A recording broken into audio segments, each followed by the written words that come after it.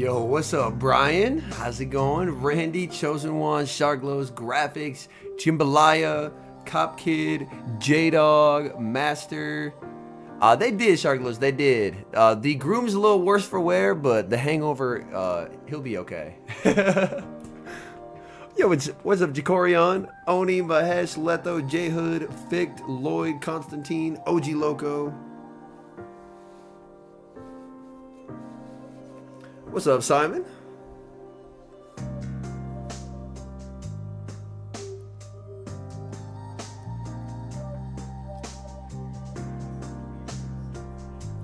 Yo, what up, Firestar? How's it going? Galantica, Ace Vex, Jazz, hello. What's up, everybody?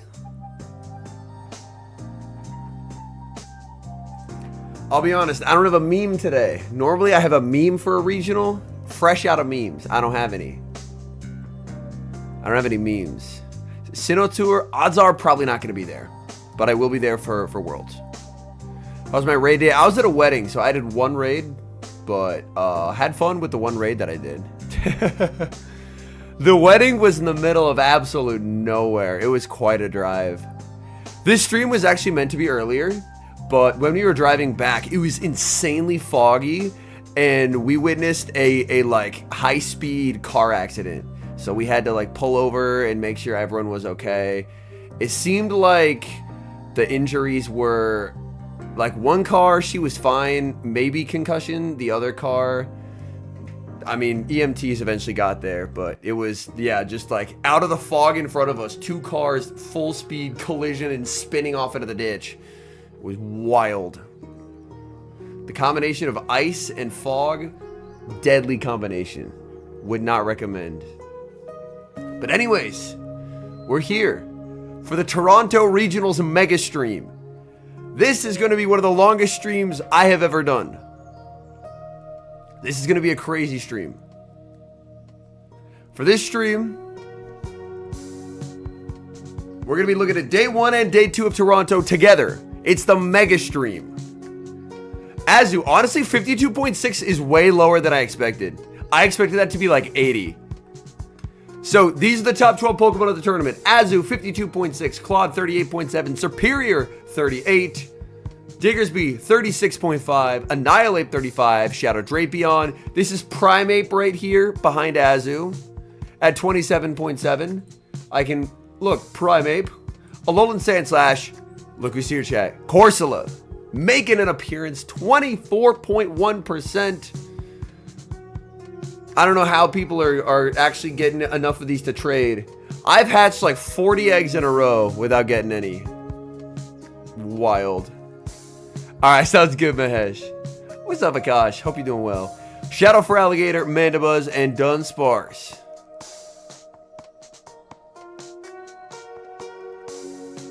Alright. First stream match of the day, Cheese Curl versus Daxo. Cheese Curl with Annihilate, Bibarel, Diggersby, Mandibuzz, Corsola, and Clodsire. Someone asks, where is Bibarel? Right here, trainer. Right here. First match of the day, and Daxu has Mandibuzz, Alolan Sandslash, Gastrodon, Azumarill, Shadow Drapion, and Primeape. This team is actually there are some checks to it, but Bibarel's energy goes absolutely everywhere. Oh my god, why does it do that? Shiny Corsola? No way. Alright, here we go. Game 1, bad lead for Cheese Curl Mandibuzz into the Azumarill. We're going to see a safe switch into Bibarel. And the Primeape was not brought. The Gastrodon was not brought, which means Daxu's running a line that's triple weak. Going for the Hyper Fang. This will inflict some very solid damage onto the Azumarill. The no-shield from the Azumarill, and Hyper Fang is able to connect. Azumarill choosing to stay in this matchup, not really having a better response available here. Could potentially go Drapion, but Drapion is going to take these moves a lot worse than Azumarill would. Play Rough is going to land. There's the switch out into the Drapion. Drapion too far behind in terms of energy. He's going to get a Surf. Oh no, Gatlin. We're going to see a no shield on the Surf. The Surf is the bait move. That does so much damage still. My goodness. As Cheese Girl, if you want to shield this, you can, but I think Daxu would probably just end up letting it go. That shield, I wouldn't be surprised to see Daxu just... this is a little tricky, though. Nah, I think I'll shield. I was thinking Bibarel was a bit lower, but Bibarel's healthy enough that I don't think you can bubble down without taking a move. And if you can't, then you definitely shield. Bibarel, it's not the tankiest thing ever, but it has very good damage output. Like, Bibarel is like in the 120 attack range. So. Send in Mandy for a Snarl down. The thing is, as bleak as the alignment looks... Oh, he's Air Slash. Interesting. Oh, a mistake from Daxu. Corsola into Mandy. There's play for Corsola here. So even though the alignment looks tough, this is playable for Cheese Girl. Especially if Cheese Girl is able to get like a catch. Like, catch a move aimed at Mandy onto Corsola, and then this is suddenly a super winnable game. Sends in the Corsola. Doesn't get a catch. Now this matchup obviously isn't great, but Power Gem adds up substantially. Power Gem adds up a lot. And that's the thing to note here, part of why Corsola is so strong. Obviously, if it gets stuck against something like Diggersby, you're just losing. Every single time. Yeah, there is just no way around it. Oh, this is a shiny Corsola? Ooh, good to know. I don't know the difference. But against Darks, it still has a ton of play, and that's very scary. Corsola is a terrifying abomination.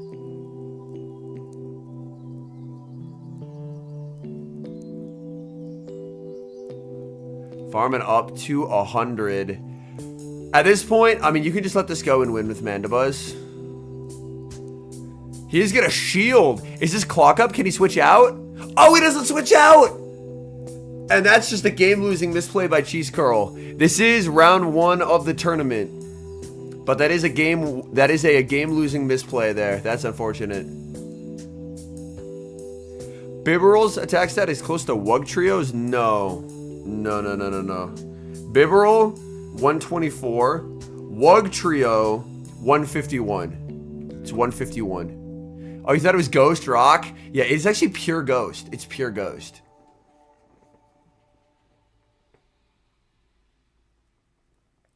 But yeah, this should just be curtains. Unfortunately, it was a very winnable game, but there was just a mistake in where he used his shield, and that cost him pretty significantly. Because Mandy's just too low, he just gets bubbled down. Alright, game 1 win for Daxu here. Any weird move sets? Not really.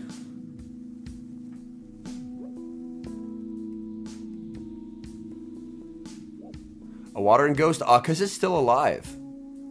It's not until Galarian Corsola that it's dead. Ooh, Annihilate into Drapion. Save switch into Azumarill. Gonna be met with the Bibarel. Yo, that's awesome instantly. That's awesome.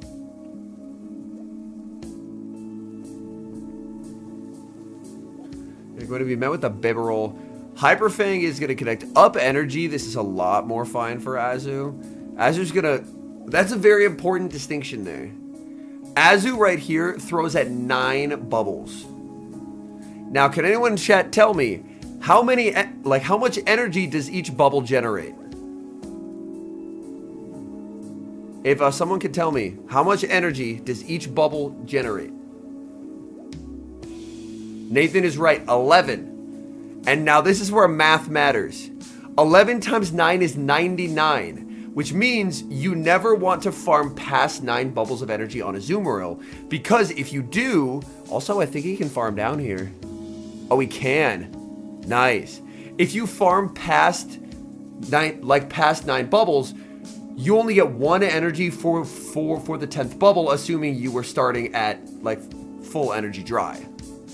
So it's just a very good thing to know that with Azumarill, like what Daxu did there is right. Like, it shows he's not capped on energy, but that's because he gets to 99. And you don't want to go over 100. Gonna fire off the Hyper Fang. This is gonna do so much damage. This is a certified Bibarel rampage right now. Oh no! That is so much damage. Sending in the Annihilate. You want to throw it at 9. Like, you can throw before 9, but you just don't want to go past 9. Oh, Ice Punch on the Annihilate. Interesting. Honestly, no, Leopard. I enjoy competing in, like, local, like, practice tournaments and whatnot, but my true passion is the casting. Yeah, he just wants the Annihilate gone, but, I mean, Annihilate's still able to provide a lot of value here. I think... Did you just Rage Fist here? He decides against Rage Fisting. But, honestly, I wouldn't have hated a Rage Fist there, because even no-shielded, it still adds up. But yeah, this is just Diggersby winning. Completely. If I could buff a Pokemon, what would it be? Ooh. Open team sheets or closed team sheets? Competitively, it's far better to have open. Me personally, because I run dumb shit, I like I like the flexibility that comes from people not knowing what you have, but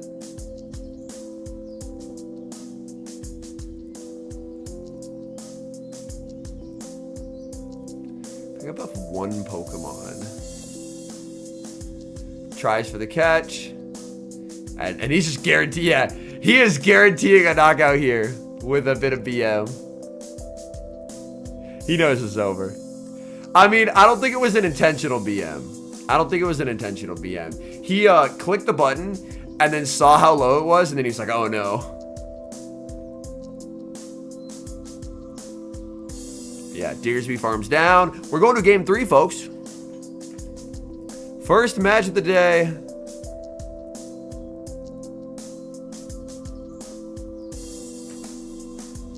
Ooh, all right. Azu into Claude. Good lead. Save switch Drapion here. I really don't like staying in with Claude. You can't stay in with Claude. Drapion is too good up energy. I did let though, yes. But yeah, Belly Bolt is very bulky. Like, giving Drapion this much energy is a big problem. It's a big problem. Because Drapion shields, and it's down a shield, but it's at full health, and it already has a move loaded. So you have to switch out. He will switch out into the Annihilate, but Annihilate is so far behind. The switch timers are misaligned. So I honestly would have preferred to see an Annihilate switch in instantly, because Annihilate can take a Crunch. Like, you see, Crunch doesn't knock out. So if you didn't put yourself in a position where you were this far behind, you could have been in a better spot. But Daxu should be able to take advantage of the desync timers and go Azu here very shortly. I'm shocked he didn't go Azu. He could have saved the Drapion. In my view, that's just a strict misplay by Daxu. That's just a strict misplay by Daxu. Yeah. He could have taken advantage of the timers, saved the Drapion with health, and that would have been just winning. That would have been just winning for him. Now, he gets the bubble down, but it's a very similar path where you get the bubble down, but you're not in a spot where you still have your Drapion. Your Drapion's gone. So I really would have preferred to see a more aggressive playstyle from Daxu to punish the mistake that Cheese Curl made.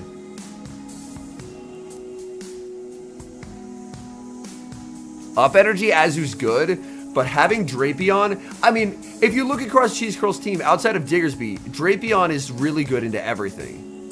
So not saving it is wild. Gonna switch into the Mandibuzz. Saves the energy. In comes Bibarel. Now this is where Bibarel is actually kind of bad.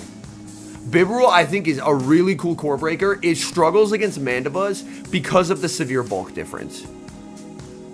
And this one struggling matchup doesn't mean Bibarel's bad, but it's just Bibarel into Mandy is uncomfortable because Mandy is a god and it's very, very bulky.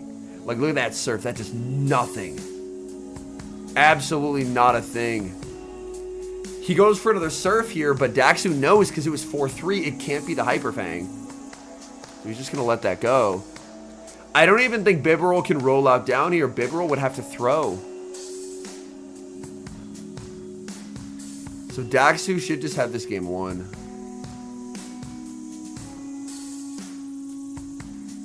There's a switch out.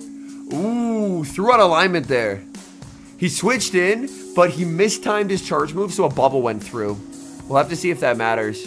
It's gonna matter, unless he gets DRE. Oh, that mattered! That mattered! Oh, that is the best example of why charge attack timing matters. That's probably low boards, Gravity. That's the best example of why charge attack timing matters. I'm gonna go back here. Look at when he throws this. Because he switches it out, switches in the Azu, clicks it here, and look at this whole bubble that comes through. An entire bubble of damage comes through. And that's the reason he lost. And that right there is why I harp so much on, if you want to get better, learning charge attack timing wins you games that you lose if you don't do it. If he had switched in and done a poison sting and a move, he would have been fine. But he switches and he just clicks it right away. And that bubble that sneaks through is the thing that prevents him from getting his second sludge bomb. It's a very minor mistake, but minor mistakes decide games, and that's why I harp on this so much. I actually already had a good Necrozma Ace Vex, so I didn't play it much. But yeah. Ooh, it looks like these next competitors are doing a lucky trade here. Jocko versus 610. Let's see if it ends up being any good. They're doing a lucky trade before their battle. Trash and trash. Actually so bad. They both got cooked on that lucky trade. That's out here looking like my lucky trades, to be honest. Alright, 610 has Claude, Quag, Corsola, Azu, Annihilate, and Drapion. Jocko Loco has Primeape, Unova, Stunfisk, Corsola, Mandibuzz, Superior, and Azumarill.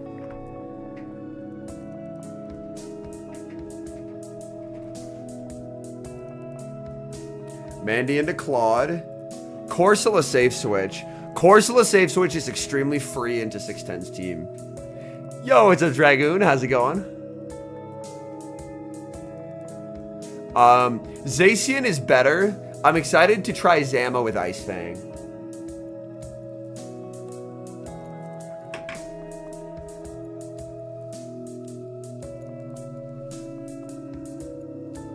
Yeah, Corsola is just an unholy abomination of bulk.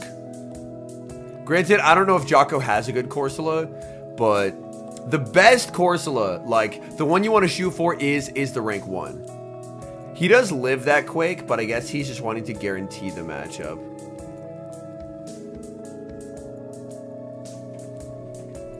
The rank 1 Corsola does things that any other Corsola cannot do, which is specifically obliterating for Alligator to a genuinely hilarious extent. Is he going to double shield here on the Corsola? No. Lets it go. Corsola gets KO'd.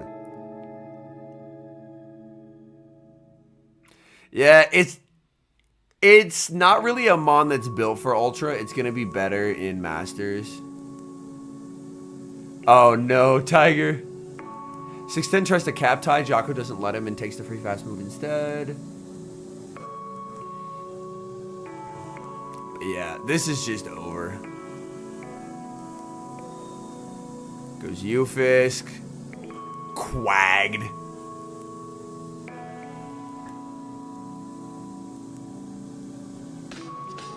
Yo, what's up, Youngsook? Like, there's things that the rank 1 Corsola can do that no other Corsola can do, but realistically, it is impractical to try and hold out for a rank 1 because it's basically never going to happen. So, if you get a high rank 1, then yeah, I'd say go for it. It's very good. But we just have to be realistic in the fact that we're not getting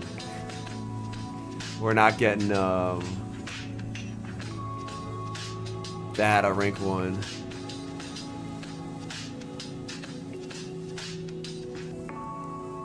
It's only 1 in 4,096 trade chance, exactly. Tries for the snipe, but Dark Pulse doesn't KO Quag here. Mandy doesn't have the damage output needed. Quag will live this deep red. Yup. Bank the move. Go Azu. GG trainer.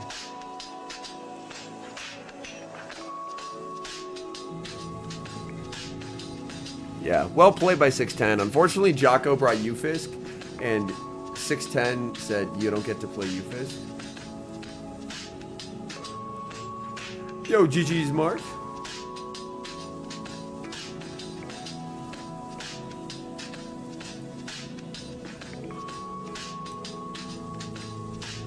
I think my headset just died.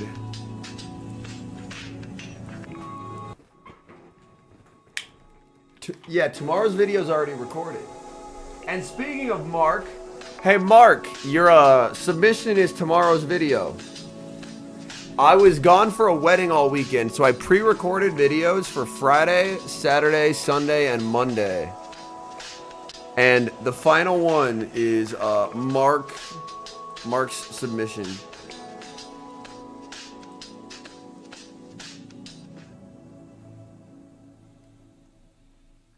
Any weird movesets? Nope. No weird movesets there. Ooh, Serpent to Quag. Goes Drapion here. I hate staying. I hate staying here. I do get quite a few, yeah. I do try and get to as many as I can, though. You have a Ufisk. I guess he's reading that it's a Ufisk bait out. But I really hate staying. I hate staying so much. Oh, he gets the debuff. 610 can make life hell. Sorry, I was stuttering there like a madman. He can make life hell for this Azu now. If you get the first crunch debuff as Drapion, Azu is suddenly in immense amounts of danger. That is what allowed me to beat Elam in that tournament. Because now 610 can shield. He has such a big pacing advantage. Watch him do 7 and a move here. Look at that. Look at that. Oh, that over farm. Switching Azu into a Switch Lock Drapion. I guess he's just going to go for just double shield bubble down. But I think he's just going to lose to the Claude then.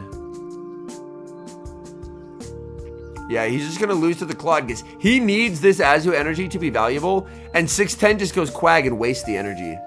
And Jocko has to throw this. So this really sucks because Jocko doesn't want to have the energy go here. But at this point, this is just a completely one game for 610.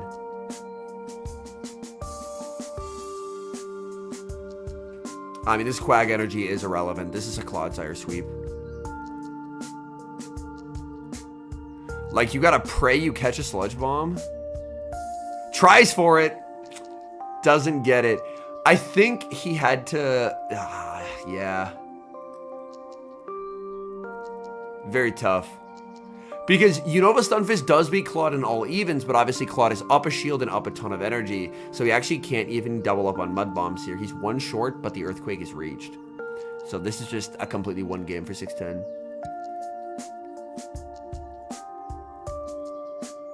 Yo, what's up, Bobbin? If you proud off Thorn and Blob in the same set, got the 23rd starting low, then proceeded to lose 7 games in a row back to reality. Hey, well, that shows you the power of the possible, man. Yeah, because even if you get 2 frenzies, they don't knock out. But yeah, GG. Yo, what up, Jamie? We are watching through day 1, homie. We're watching through day 1. Unfortunately, our good friend Jocko Loco is going to be having to move on to the loser side of the bracket, as 610's able to take him out. All right, next up, Eomero versus August Isley, who's a member of our Discord. Eomero with Gudra, Corsa. Ooh, I like Eomero's team. I think Gudra is sick. Gudra, Corsola, Diggersby, Azumarill, Primeape, and Jumpluff. Dan, unfortunately, Tyler, Dan is out. Dan, unfortunately, went 1-2, so he lost his first round, then won a round in losers, and then lost in his second round. So, unfortunately, Dan's games were not streamed. All right, August has Shadow Gator, Moltres, Annihilate, Dunsparce, Clodsire, and Superior. Yo, what's up, Zap with a 46? Holy shit, dude, appreciate you. But yeah, we have August, who I've gotten to hang out with a couple times at Go Fest prior. And Eomero is a ferocious competitor, so. Alright, ooh, Moltres into Diggersby. Yeah, it wasn't streamed, unfortunately.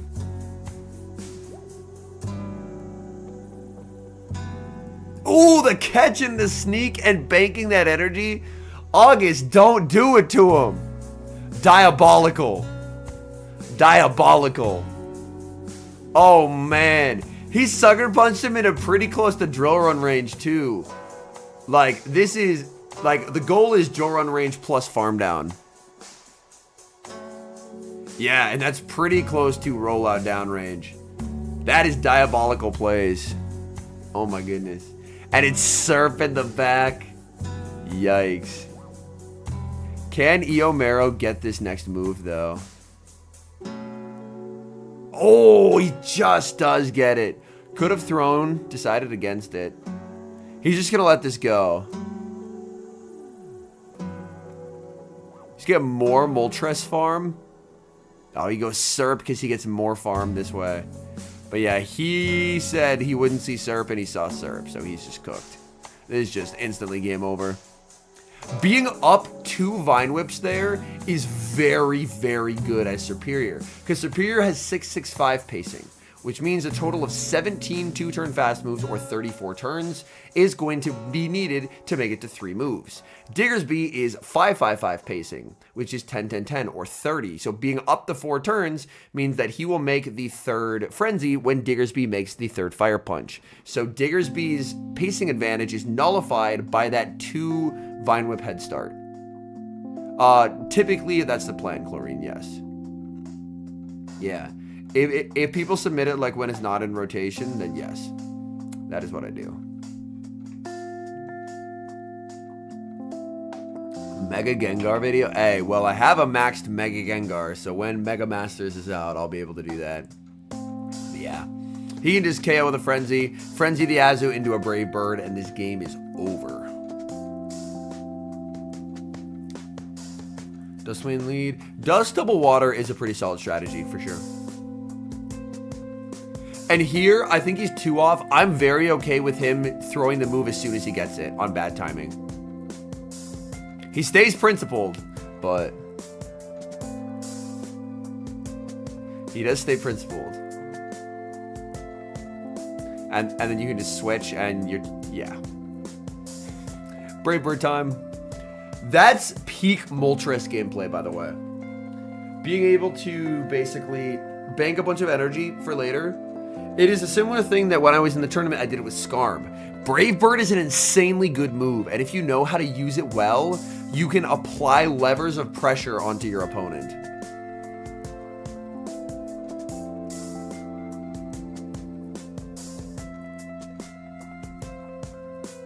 Moltres and a Primeape. Oh, this is very bad.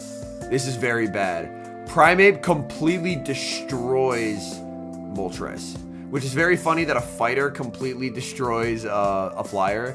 But yeah, Primeape, it is brutal. It is a terrible matchup. Like, Annihilate at the very least, you have Sucker Punch that hits for neutral, but your fast move pressure, which is what Moltres is about, is resisted here. This matchup sucks. If you're Moltres, you are very upset to be here.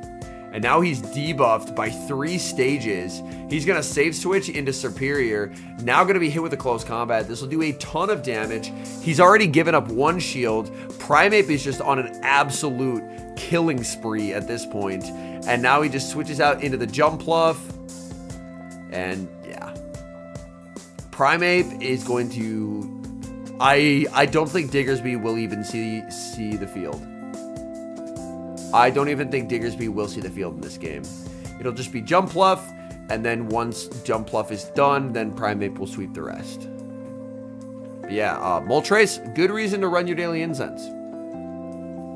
I masterballed the first Moltres that was below 1500, and I've run it ever since. It's pretty sick. I don't have an Ultra League one, but I would love an Ultra League one. Yeah, Serp not in Aerial Ace range yet. Serp is very, very bulky. So is Jump Bluff. And, of course, Aerial Ace is non-stab. So Serp does live that. He's going to switch out into the Dunsparce. In comes the Primeape. Oh, no. Oh, no. This is a close combat, chat. Any Dunsparce enjoyers, hide your eyes. The damage there. He accidentally tapped the fast move instead of the drill run, but in comes the Moltres. Moltres getting smacked with a close combat, too. And yeah, Primeape just absolutely running roughshod here. Oh my goodness. Close combat after close combat. Everything getting KO'd. Superior getting farmed down as well. And that's a triple kill for Primeape. Oh my goodness. Primeape's a beast. Primeape's a beast. Goodra into Serp. This matchup is genuinely awkward. Let's take a peek in the back. Gator Energy, very good in back, because obviously it's Corsola Diggersby. Gator Energy, very good in back. Go for the Aerial Ace here. Again, Eomero, another no shield. He's not too stressed about it.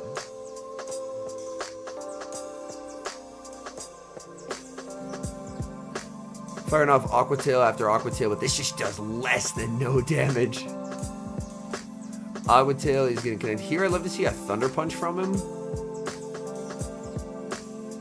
I'm pretty sure Thunder Punch does incrementally more here. So Aqua Tail is actually a fuck up by Eomero. That's a misplay. And it doesn't KO! He should have Thunder Punched. Now he's undercharging. Oh, is he undercharging to get Gator Farm?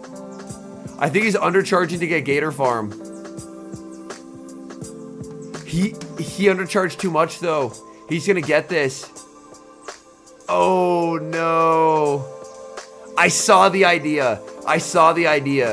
If you get Gator Farm and don't let Goodra make this move, Gator Farm eats the backline alive, but unfortunately he undercharged too much. Damn. How did Yasser do? Yasser, unfortunately, was paired against Elam round 2, and Yasser lost to Elam. So it was a really brutal draw for him, because obviously their boys and Elam's very good.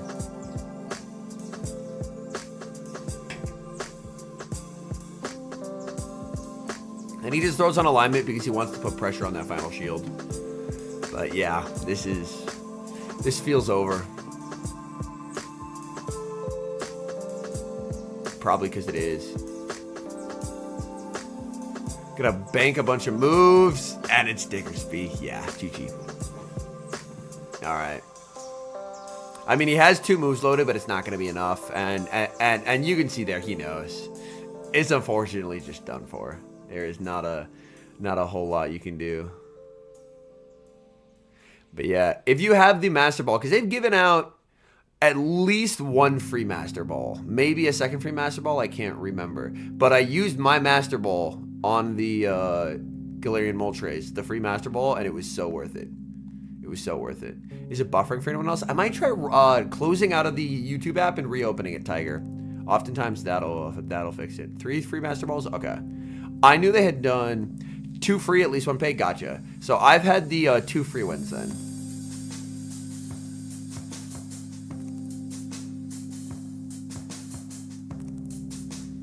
In comes the Corsola. But yeah, there's just no fast move pressure into this Diggersby, so no shielding that is good from EO. Yo, what's up, lagging? How's it going? I have not played GBL in several days, chat. Have they put out boards finally?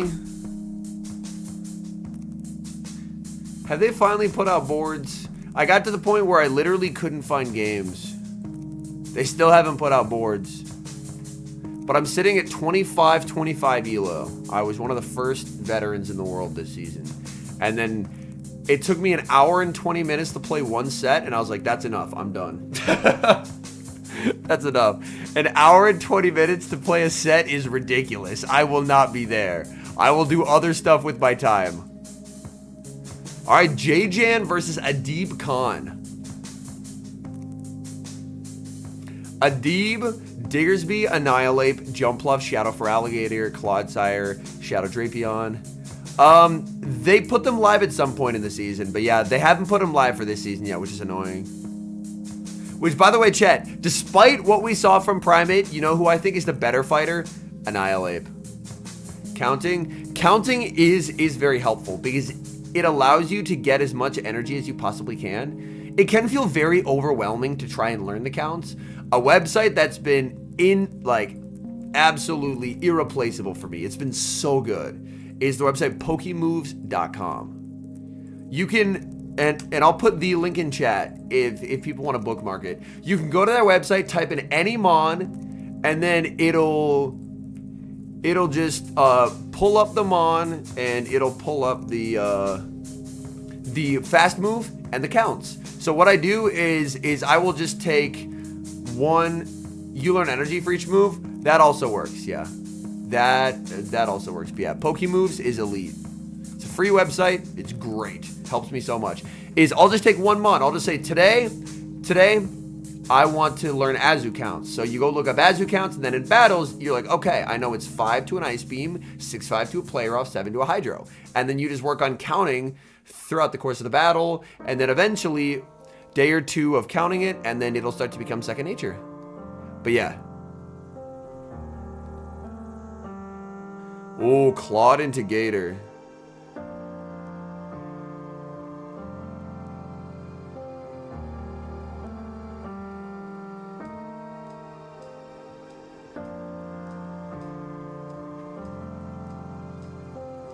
Absolutely, Tiger. Yes. Yeah, I think Annihilate's better. Spoiler alert, one of my boys, Sceptile, is in this tournament. He had a Primeape team, and I was like, alright. What is the family-friendly way to say, get that shit off your team and run Annihilate instead? I was like, Annihilate's just better. Run Annihilate. That one's also very good, Johnningham, yes. I'm specifically referring to this show 6 meta. Also, that was a sick bait by Adib to get ahead. But yeah, I am specifically referring to this show 6 meta. Annihilate's defensive typing is insane. It's so good. There's Claude here. But yeah. So I think in Go Battle League, they're both great, but this is specifically for this show 6 meta. I think Annihilate should be run. Oh, he does get the double up on Tails. That actually sucks for Adib. That's actually so bad. Because Adib's going to lose a whole Claude here.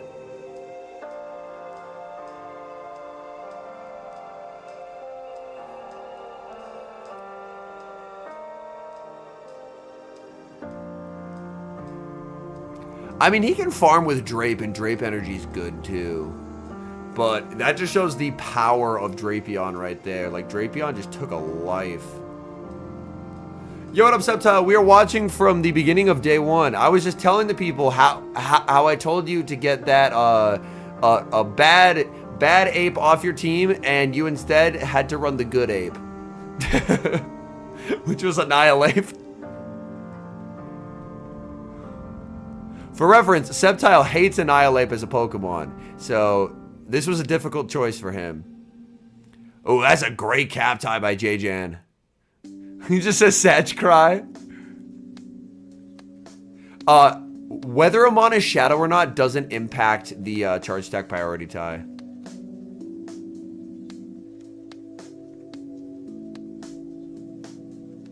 That's a good overfarm there by Adib. Question is, will it matter? No, it will not. Because Shadow Aquatail doesn't KO Primeape here. Attack boost doesn't impact CMP either. Yep, Primeape lives that. And Primeape takes game 1. Alright, well played by JJ. Oh, this is winners finals. So whoever wins this gets a spot in day 2, chat.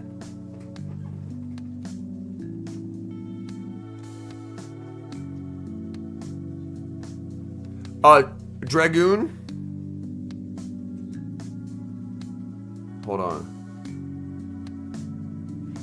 Dragoon, you have a rank 240, right? You want to know what mine is? Mine's a rank 259.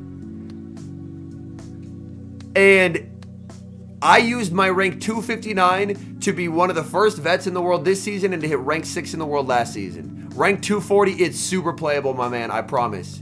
I have a worse Drapion than you, and I use it. It is super playable, I promise. It's just such a beast in the Ultra League. It's highly worth having one. Alright, ooh.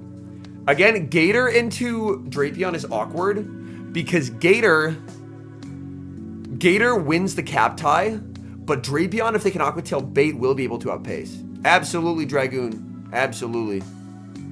Ooh, the safe switch there. Trying for like a pause and a catch. I personally run Drapion Golurk Core. You can pair Drapion with a lot of stuff though. Drapion also pairs very well with Malamar. Just because Drapion is a very good, like, there's a very common, like, Malamar Drapion Tentatine that's very, very good.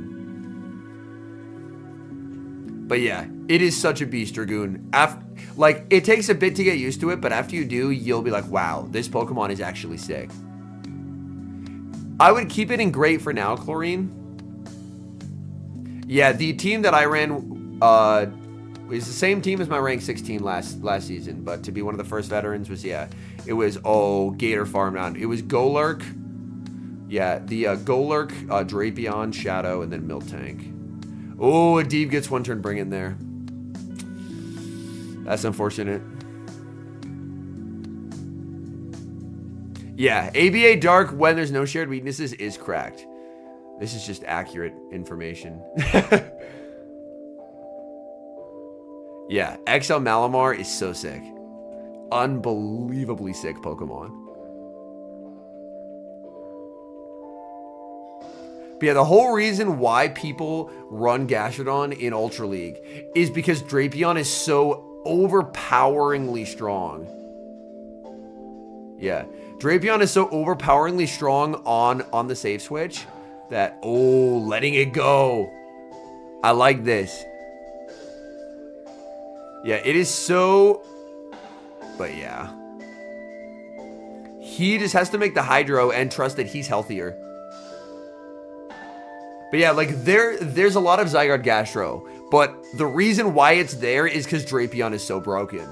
And against the non-teams, it's outrageously strong. I love every minute of it. It's terrific. Hydro KOs. Healthier, so even the one-turn bring-in didn't cost a Deeb. That's awesome. That's awesome. Let's go. I love to see when someone who is negatively impacted by lag wins anyway, so we don't have to see a dispute. All right. He has Ice Punch Ape, which we did get to see. Ooh, all right. Oh, Annihilate into Primeape. Honestly, that's a very good point, Johnny. Thank you. Honestly, low-key, having played against Bulldoze and now knowing it does no damage, I think Zygarde will be slightly better in Masters. I think I don't think it's improved in Ultra. I was very worried about it, but the fact that they made it 45-45, if you don't get the debuff, Bulldoze is actually unusable trash.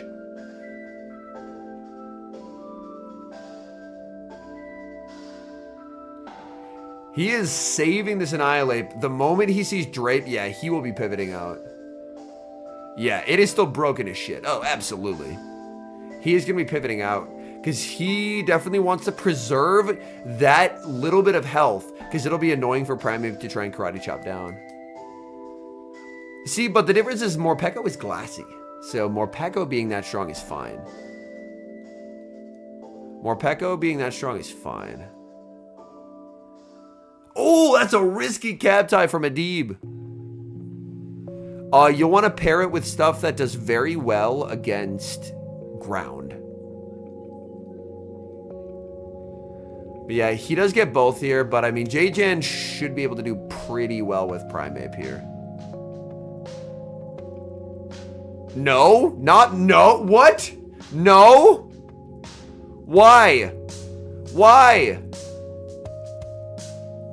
That's your good Pokemon. Why are we tanking moves? Why are we tanking moves on the thing that can't take moves? He could have tanked that on Drapion. I guess he's covering his bases, but he has to... Oh no! The Rage Fist catch onto Diggersby. Oh my goodness, he had a chance to react and still couldn't. That's devastating. Oh man. That is devastating there. He's gonna go for an undercharge on a close combat. It still KOs. He wanted the 0-turn switch out of there, but he makes the Ice Punch. And certified Annihilate moment. I don't think Annihilate's getting KO'd here. Karate Chop doesn't KO Annihilate. The goated elite rank 1 defensive typing, putting the team on his back. Oh my goodness. Wow. What a set. That was a crazy set. Oh my goodness. Yeah, that was an absolutely insane set. Alright, ooh, Colin versus Eomero. Colin with Azumarill, Primeape, Ariados, which fell off in a huge way, Shadow Drapion, Shadow Marowak, and Talon. And we've already seen Eomero's team.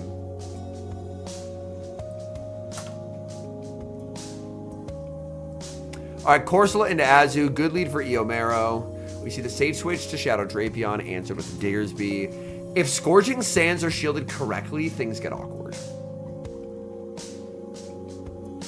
Like, things can get very, very uncomfortable.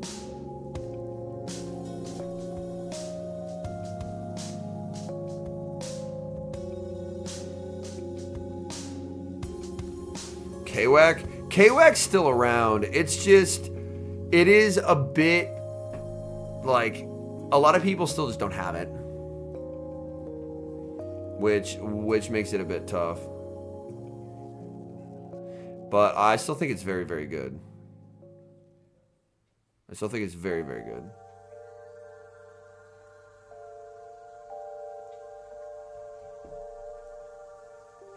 Also, yeah, Fire Punch buff moment.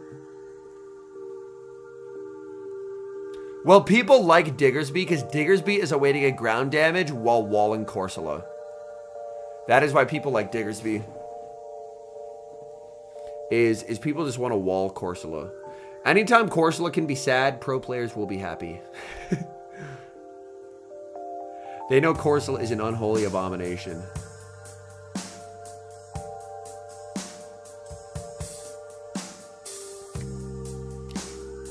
In comes the Goodra, in comes the Azumarill, answered with the Corsola. This is a strictly winning matchup for the Corsola. Yo, it's a Manar. Kwak is Shadow Marowak. I used to say Kanto Marowak, but here's the thing. Alolan Marowak is a fraud, so Kanto Marowak is just Marowak now. If I say Marowak was used in a tournament, everyone knows I mean the Kanto variant. So I'm just saying Marowak now. I'm just saying Marowak now.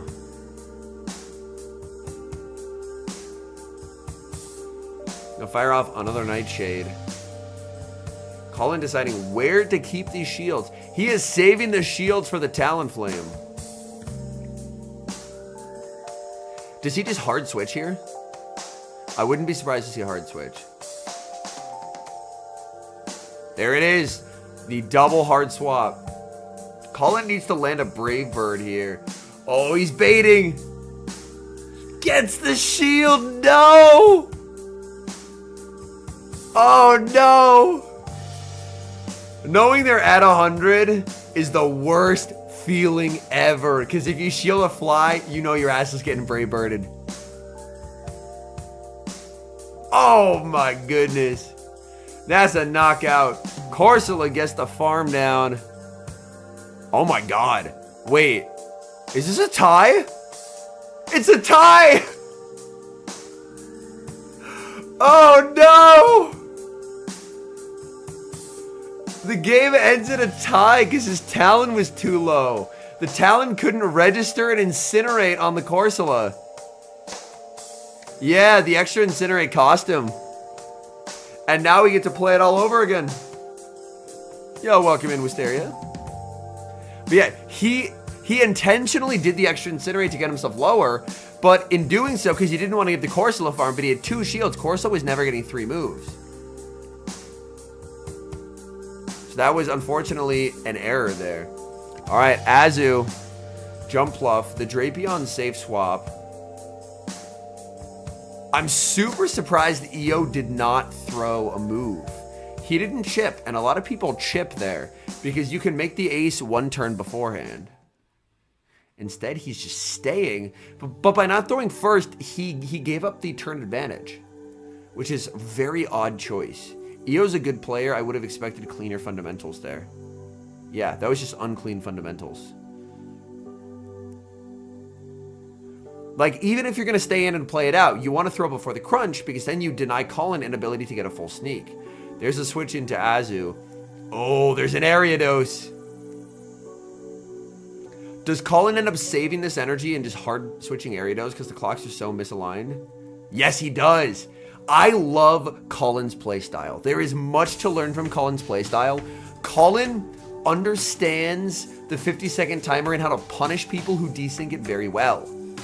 Like this, as we talked about in an earlier game, there was an opportunity for Daxu to punish a desync switch timer, and he didn't, and it almost cost him the game. But here, Colin is saying, if you're going to stay in and throw a bunch of charge moves, the clock's almost up. I can just bring in Ariados into its good matchup, and now I'm just in a very good position. Yeah, Ice Beam, he's very fine. He's going to exit this boosted. He exits this with a ton of energy, and being boosted, Lunge actually kind of threatens. There's a switch into the Gudra.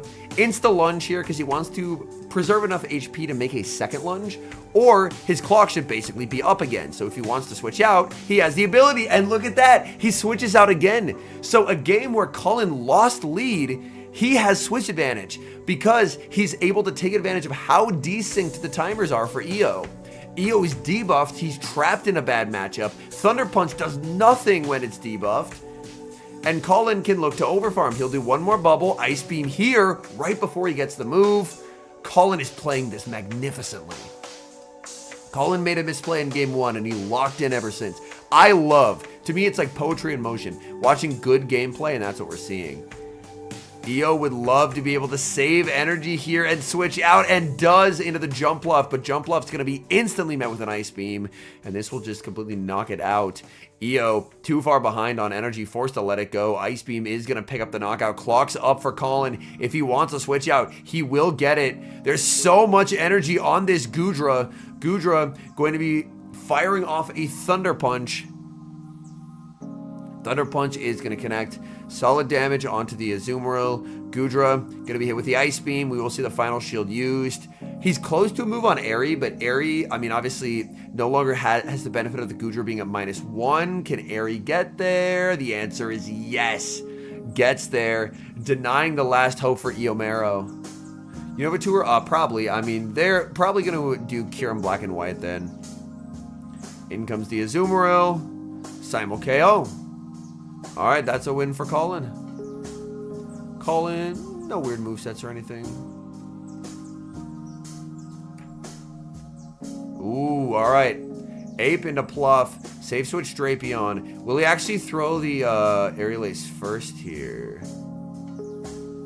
Oh. Well, he overfarmed past it, but he definitely lagged at the start. EO definitely lagged at the start, but he also didn't throw on 5. So, not, yeah. Yo, it's a Balbro, thank you. So that's a lag, but to me, that's not grounds for a rematch. Because, yeah, that is just, like, EO's not playing this the cleanest, unfortunately. Which, he is definitely good enough to know how to. It's just not executing, unfortunately. And again, his timer's up, man. So he can bank energy, just go Azu into Azu. I'm not sure, Estevan. I am honestly not sure. I only did one raid this past weekend. I was away at a wedding.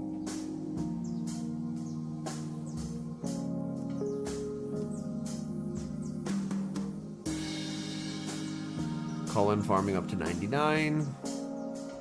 Going for the play rough. But yeah, EO's inability to have a counter switch to the Drapion because he's very worried about the Diggersby. Sorry, he doesn't bring the Diggersby because he's worried about the Primate. But that makes it just incredibly free for Cullen.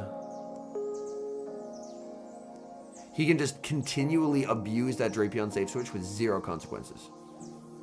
Yeah, I do also have 3 hundos, so I am pretty good on that front, luckily.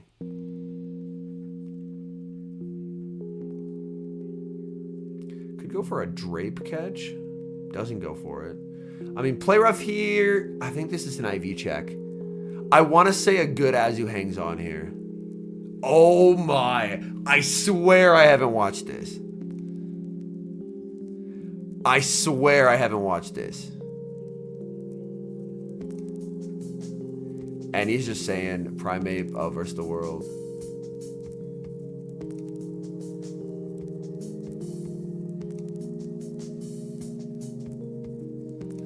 Well timed there. Obviously could have ramped up sooner, but realistically boosted double resisted karate chops are not going to be the difference maker here. But yeah, this is where Primeape is like, Primeape is a lot better into Corsola itself, so he feels more inclined to run the Marowak because he knows that he has his fighter that can deal with the ghost.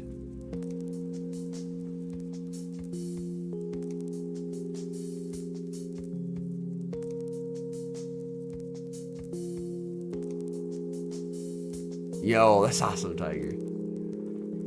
Hundo from some makeup remote issue. Ah, gotcha. In comes the Jump Bluff. Just gonna be met with the Rage Fist here.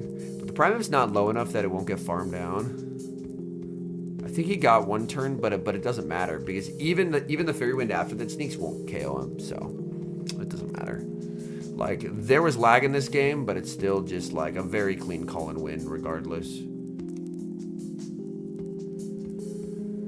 Yep, I mean, everything's low, but you can safely bring in Azu because it's 3 versus 3, and that'll force the Simul, and with Drapion alive in the back, that's a win. So, GG.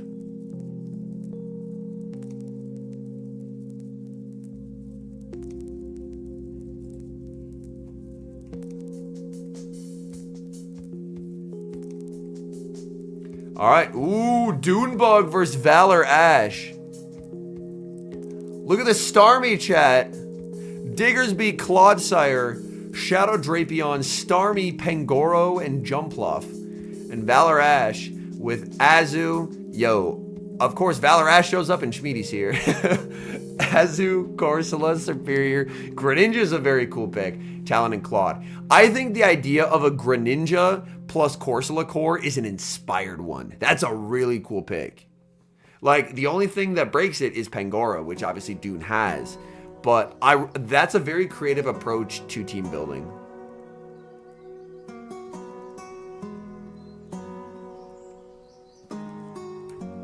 Ooh, Talon into Drapion. Always loved being the Drapion here. Oh, no. That Starmie is so useless in the back. Starmie against Greninja and Corsola, good lord. That's a travesty. It's a travesty. Honestly, as Dune, do you just do 2 stings and catch on Starmie, assuming it's useless? I would love to see that play from him. He doesn't go for... I am surprised. I'm surprised he's not just throwing it away.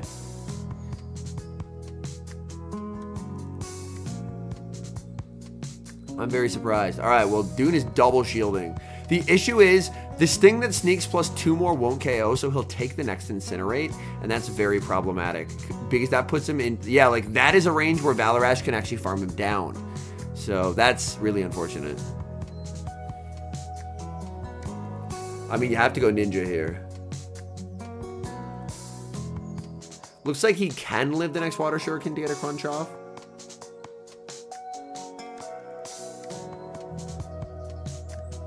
Ooh, aggressive pivot into his only check. Interesting.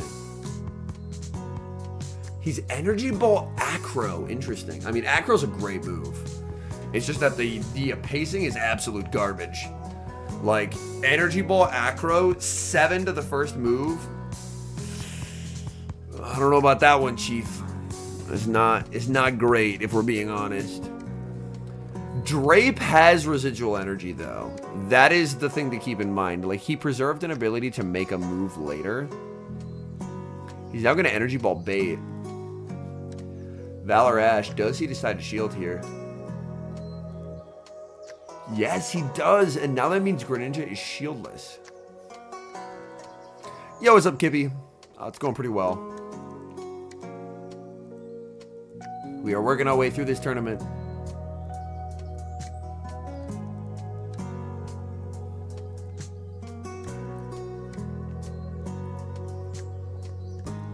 Acro is an Outrage clone. Oh, he's 4 off, so it's actually a cap tie here. Yeah. Let's go. Good stuff, good stuff. Surf gonna pick up the knockout here. Valor Ash just has to double up. Oh, wait. He didn't double up. He should have done that. He absolutely should have done that. Because he's 1 off a crunch, right?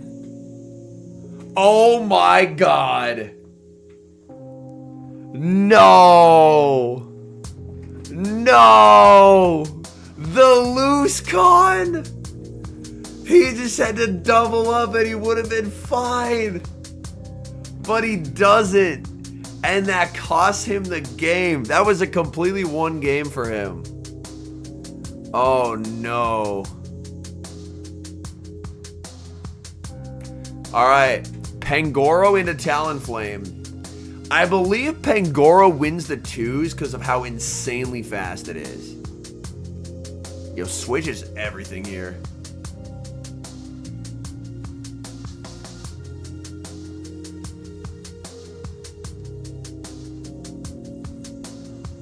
Look at that pacing. That pacing is insane.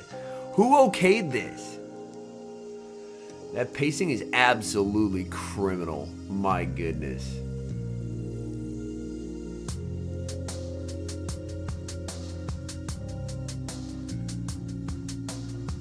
He is going to shield. Okay. Valor, does he go for... Oh, if he goes for good timing. Uh-oh. Uh-oh. Yo, thank you, AP. Now he's down a shield. Does he just do 1 then switch? Yes, that's such a good play. That's such a good play. He preserves an ability to make a Night Slash later. That's a great play. Also, Valor Ash goes for a fly. Sends in the Ninja. I mean, this is all resistant energy, but it's still going to do a lot.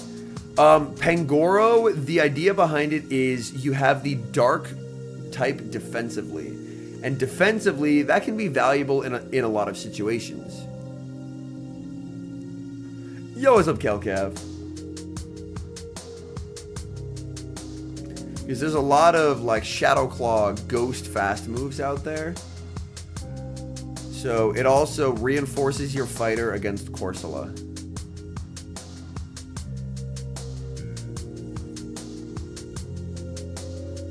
All this energy here is very valuable because again he's on the slow move set.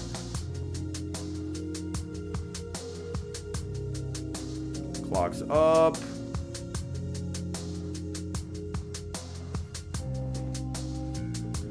I mean, you do 2 in the move. Interesting. He saves it. He saves it. But Valor Ash, I mean, Corsola's just too good. Corsola takes this. Yeah, Corsola takes this. I'm sorry. I don't believe in Jump Fluff. Pluff is not winning this end game. I don't care if you've acrobatics. Galarian Corsola is an unholy abomination unto the Lord. Look at that. Acrobatics, it's like, dude, embarrassing. Embarrassing damage right here. On the Corsola. Oh my goodness.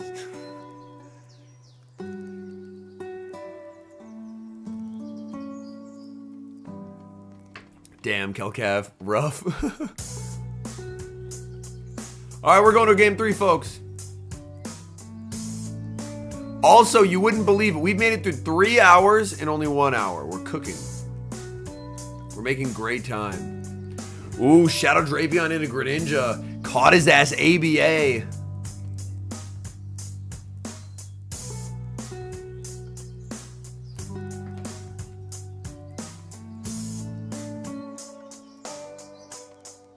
This is rough.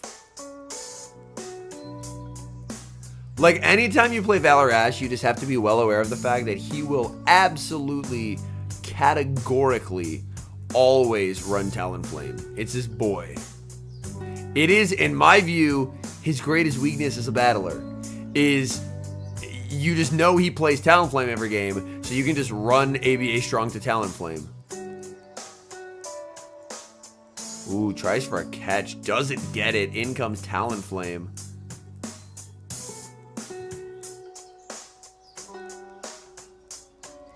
That energy on Ninja's gonna be annoying later. Like, here, you're like, oh, good, Diggersby on Corsola. But that energy is gonna suck. If you want switch, I think he's 2 off. He can shield and get there. But nah, he's just gonna let it go. Fly connects. Down goes Pluff. Yeah, Ninja's loaded as hell. Which is not great. Here comes the Diggersby. Just going for the Brave Bird. Because you want to inflict as much damage as you possibly can. But that's so much. And he just goes Corsola. Sends in Drape. But again, that Ninja energy is so tough.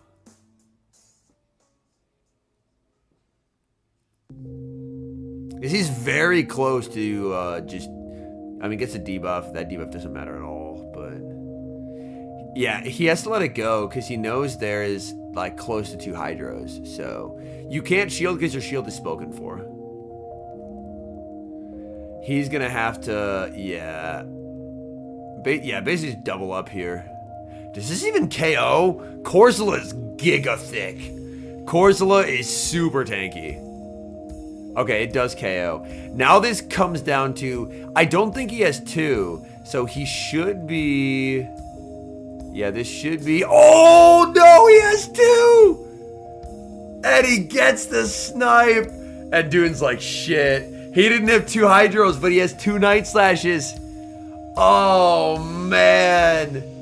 Devastating. Devastating for Dune. Valor Ash to day 2, and for Dune, his day will continue in the loser's bracket. Very well played there by Valor Ash. That was a gorgeous snipe.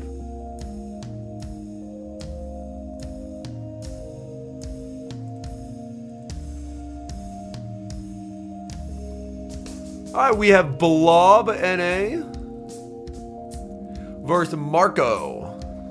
Yeah, Sizzler is sick.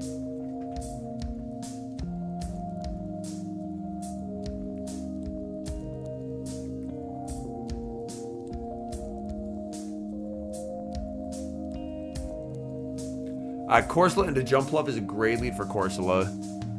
Ooh, that Diggersby has nowhere to go, though.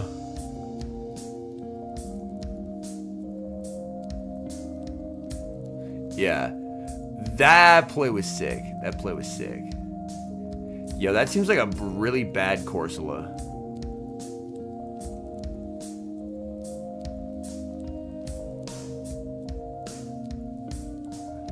Yeah, Pokesource. It means that you're a cracked battler if you're up there. But yeah, the Q times as punishment is a little rough. I don't know why we're gemming here. Nightshade does more. This is just a strict misplay. Yeah, Nightshade does more. I'm looking it up to confirm because I'm very tired after a long weekend. But Nightshade definitely does more. Course, Azu. Gem. Yeah, Power Gem does 42 damage for 50 energy. Nightshade is 47 for 45. Counter Axers was cooking. Yo, let's go. Good shit, good shit.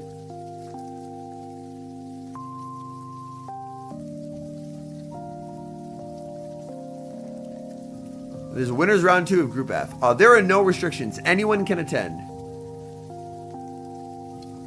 Yeah, catching the shield is unfortunate, so this might be a newer battler. This might be a newer battler. Spoiled that Valor-Ash was going to run Talon. If you've seen him in any regional, that's all he runs. That's all he runs. I swear, the first regional, he doesn't run Talon. He's winning. Because no one will know what to play against him. No one will know what to play against him. They'll be like, oh, he could be running anything.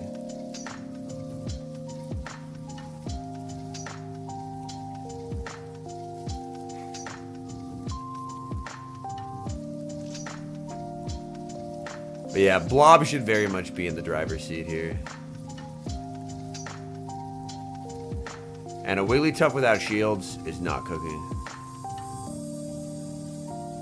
Wild thing to say about someone currently undefeated? Well, here's the thing. He's a very good battler, but if you know the tendencies of someone, it can make them a little predictable, and that's not great. Like, this isn't to detract from him as a battler. He's a very good battler, but the fact that he brings talent to every game, if he meets an opponent who just keys in on that, he's going to be in trouble.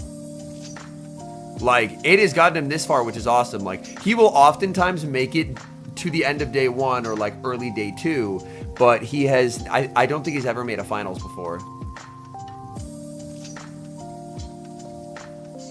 And it's pure like speculation on mine that's one of the reasons why he struggles later on. But it's something that I've heard mentioned a couple times. It's something I've heard mentioned a couple times where the like top of the top players just run really strong into Talon, and he keeps bringing Talon. All right, game 1 to Blob. Blob, by the way, Lyle Jeff's brother. So y'all know Lyle Jeffs the third. That's his brother right there, Blob. Yeah, he's just running back, exact same team. He's like, this team is not losing. Just land an energy ball and then just look to send in Azu. Because he built a line that is like Corsola's his Azu check. So you just go Azu here always after 1 Fairy Wind. Yep. Like, anyone from anywhere can attend the tournament. Yes, Rusty. Like, there are a bunch of Europeans who flew over to compete. Iomero, I believe, is from Mexico. So yeah, anyone can compete.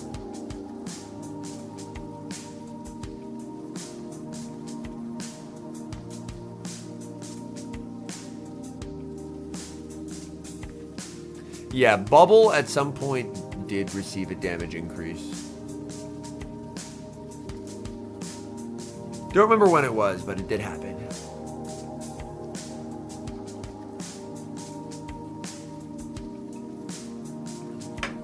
Because Azu was good, and then they nerfed Bubble, and then Azu was kind of bad, but then they brought it back. A lot of teams 6x weak to Air Slash Scarm. My man. He gets it. He gets it. Sim Season is Scarm buff? Oh, that would have been December of last year, so a full year ago. Yeah, that would have been a full year ago. Don't shield this Icy Wind, bro. Alright, thank you. Actually expecting to see one with all your praise.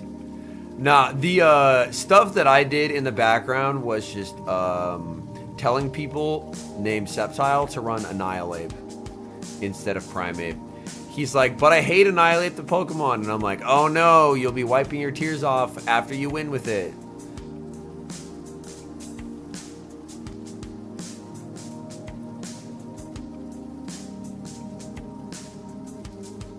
But yeah, I do think, like,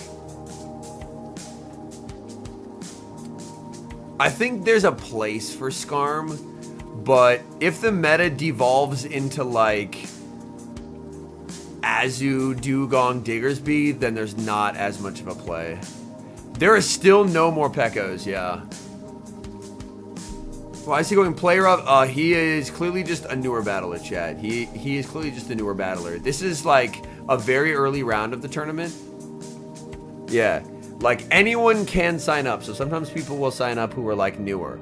Although a newer battler having a Corsola is crazy. So I guess he is probably just, like, a big grinder normally, but just doesn't play PvP as much. Which happens.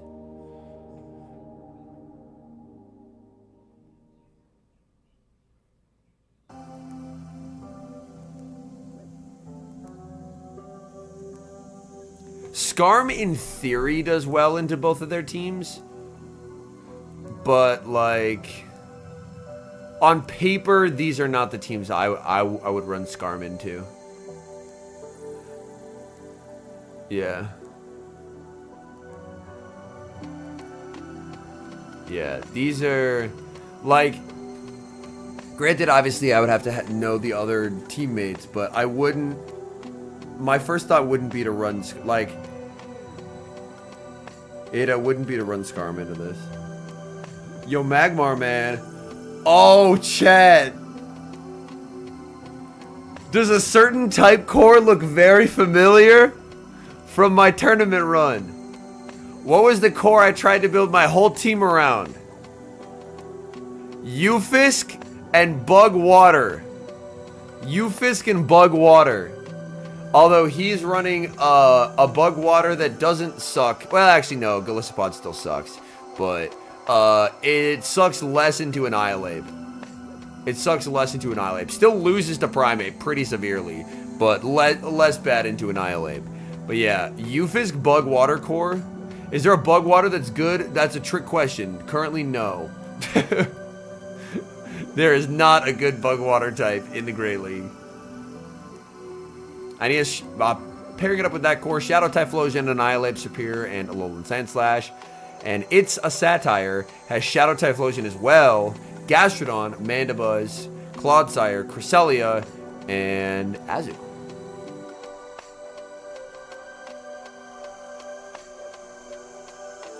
But yeah, on paper, Ufisk Bug Water core is insane.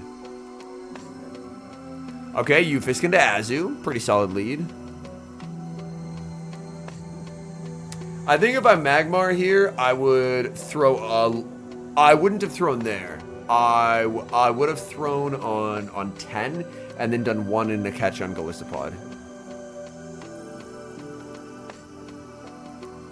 Well, he got the 1 in the catch on Golisopod. I would have overfarmed more to force it to be only 1 time when he could throw, but it still works out. Yo, what's up, Tara? And that's just a winning catch. Yeah. X-Scissor Liquidation, and this is the easiest shield of Magmar Man's career right here.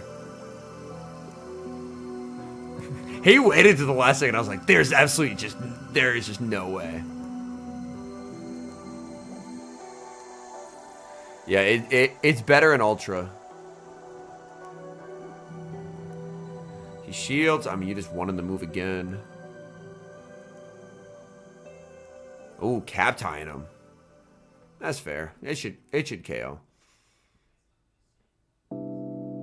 Let's it go. But yeah. Oh, it did it! Yo, Golisopod is actually awful. What the hell did I just witness? That's the worst shit I've seen in my whole life. How did that liquidation not kill? Nah, I'm so sorry. I'm here to slander Golisopod. That is trash. How did a liquidation not KO there? That is embarrassing damage. Oh my lord. That is actually so bad. But yeah, this game is aggressively over. Serp very cleanly claps up Cress.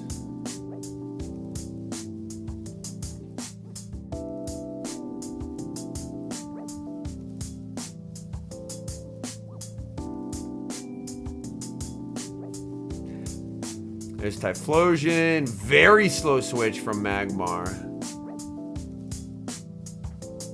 It's still going to work out because he had residual energy, but that was a very slow switch. Next Go Rocket event, I believe January. Because there's a Shadow Raid Day on the calendar. Nothing but hate from the...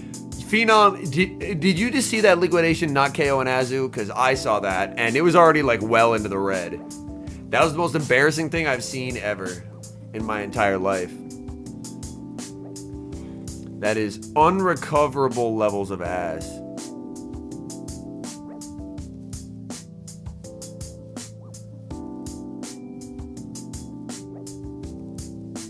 Yeah. That was negative fucking damage. Frenzy lands. Yeah, just farm him down. Game 1 win for Magmar. I like the idea though.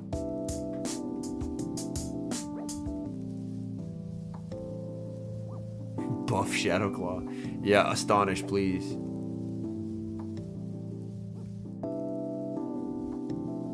Alright. Pod into Azu. Let's see this matchup.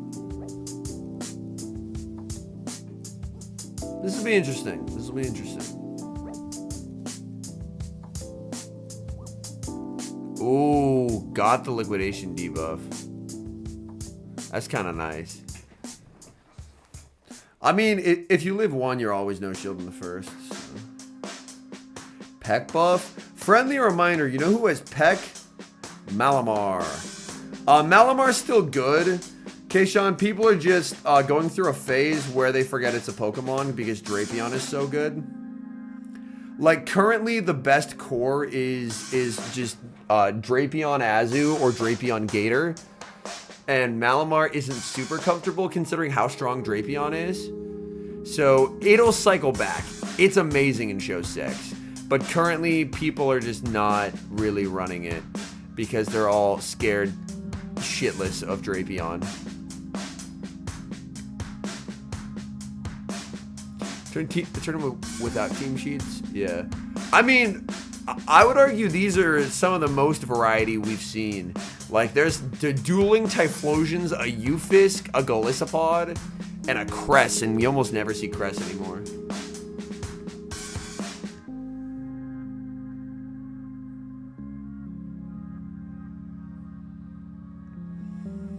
But I think team sheets make sense in the long run. Has your opinion changed on Ape? I still liked the meta before it came out. I think Primeape is very cool, but Annihilape is like, you have to be very careful when making steel types good because they're like, steel is an insane defensive typing, so if you have even a pseudo-competent dual typing, then it goes wicked. It goes absolutely insane.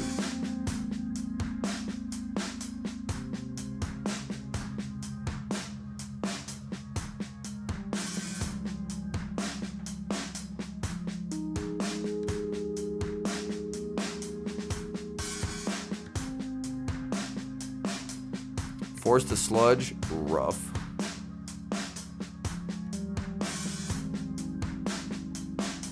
Euphis, in comes Typhlosion, into approximately 8,000 consecutive Mud Bombs.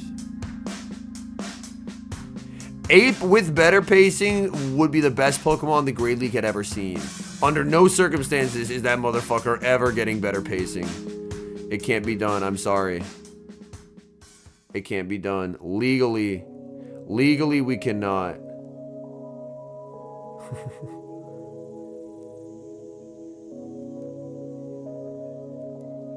Shadow, no. Bad. No. Under no circumstances are we giving Ape better pacing. Oh, this will be a great matchup.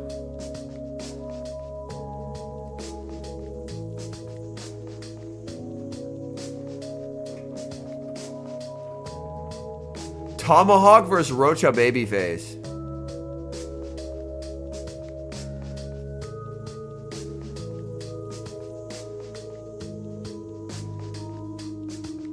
Ooh, Tomahawk with a nice cheeky little catch. Catching on a Drapion.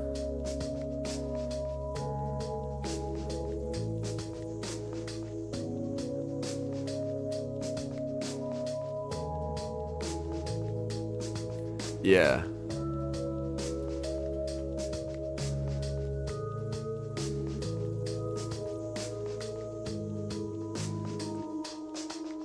Finally, 2 people you know. Let's go. Karate chop and eyelid. No. Absolutely not.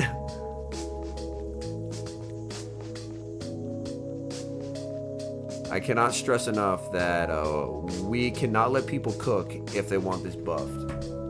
We can't do it. Can't learn karate chop? Thank God. Comes Corsola. Gonna go for the fly. Sidewave? No, I'm taking all of you out of the kitchen. None of y'all are allowed to cook anymore. Ooh, aggressive switch Corsola. Yeah. We will personally employ Kayshawn to jail all of you. I don't know what he does for a living, but we're deputizing him.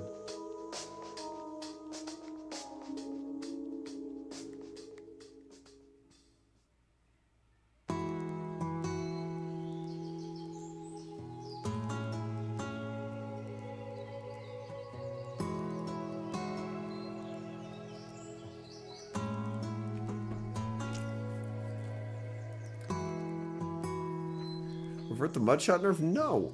Mudshot is fine. Mudshot is fine. Buff fire spin for a 4th time. Yeah, we'll just keep at it. We'll just keep at it. Nah. I'm actually gonna be... for my own mental health and well-being, I am no longer gonna be reading the chat.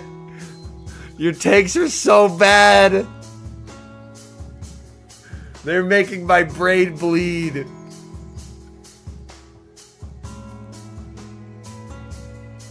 And Rocha, I think, doesn't have it. He's 1 off. Yeah, so Fareed wins. That's awesome, Jeeks. Yeah. Well played by Mr. Tomahawk, UK.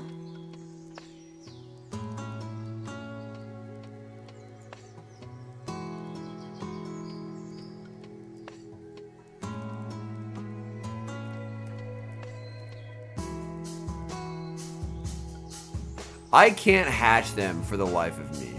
It's very frustrating. I have like 3 total Corsola. I hatch an insane amount. You just catch on, yeah. Like, Azu has no counter on Rocha's team.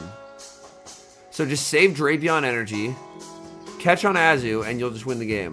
Thank you. Thank you, Fareed. All right, GG. We're done. You want to know how to... Chat, if you guys want my honest opinion on how to win in this meta, you lead Drapion literally every game. If you lead into Azu, you bank 2 crunches of energy, switch in your own Azu, and you just win.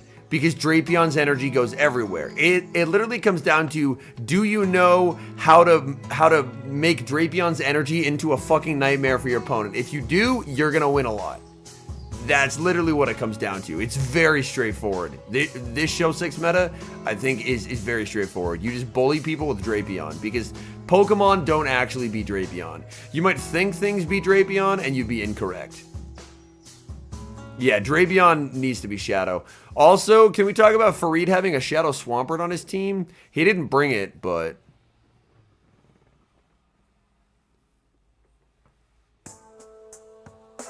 I mean, the Mud Slappers beat it, but people aren't using the Mud Slappers right now.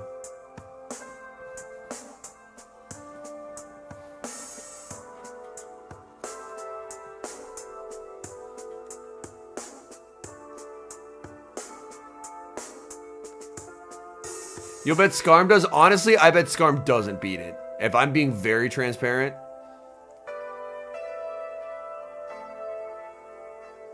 Oh, he gets the CC. That's nice. Fine, I'll go look it up. Yay! We're making Kayshawn use PV Poke today.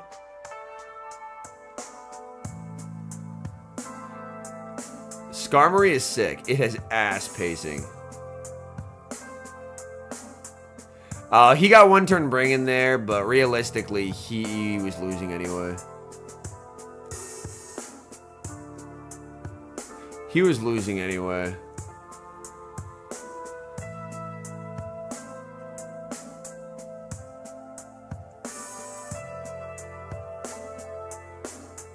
Shit, Scarv only with 0. Yeah. Disrespecting the GOAT Drapion is crazy. We might see a match under review, yeah. Question is it given a rematch? Like, he had a lot of energy on Corsola, but... Alright, they were like, yeah, Fareed's winning that anyway.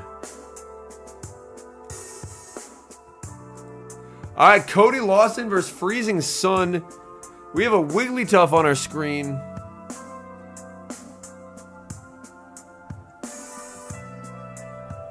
And that's the crazy thing. Mandy don't even beat Drapion. We've only seen one K-Wack. Ooh, Diggersby into Wigglytuff.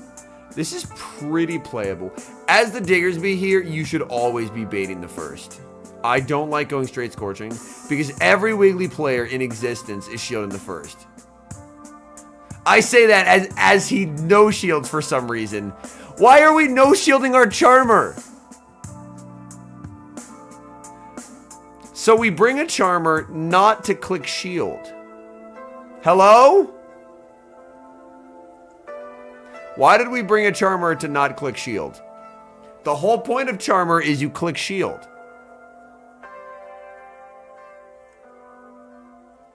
Absol's lost too. I think it's going to take a good player using it, Kayshawn, and just cooking everyone with it. And then people will start using it. People are too afraid because it's frail. Like, people are, like, everyone knows its insane sweeping potential, but if it's down energy, it loses to everything, and that's why people are worried. Like, down energy Morpeko is actually the most ass Pokemon there is. So you have to be very careful to not put yourself in a position to be down energy.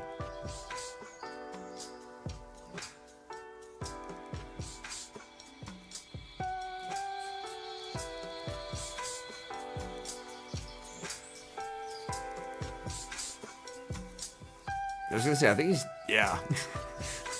He's like, oh no! Guess who has to still click Hydro Cannon? Me. What? He just didn't throw it! Hello? What?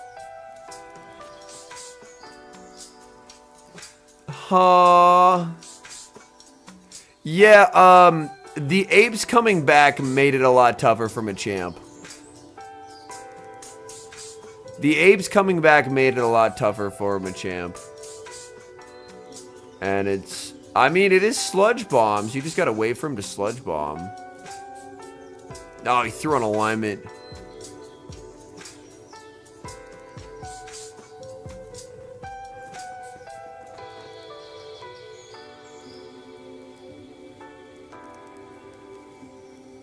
You want to see a man get punished in real time for throwing on alignment? Right here. He threw on alignment. And now he gets outpaced by the turn that he gave Cody for no reason. Brother. Brother.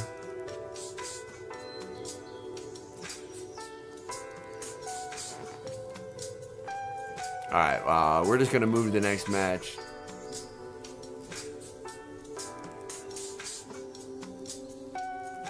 Don't give people free turns, or I will drive to your house and fight you. Ooh, Crescent to Corsola? That lead is painful.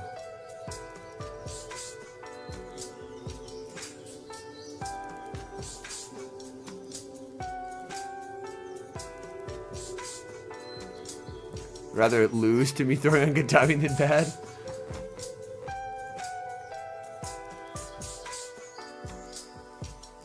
Gator vs. Gator.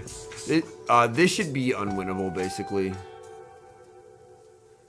This should be unwinnable. Yeah. This should just be a 2-0 at this point.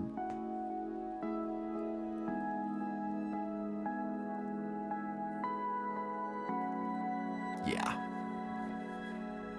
Keisha just says Tua is ass. Tua turned the ball over.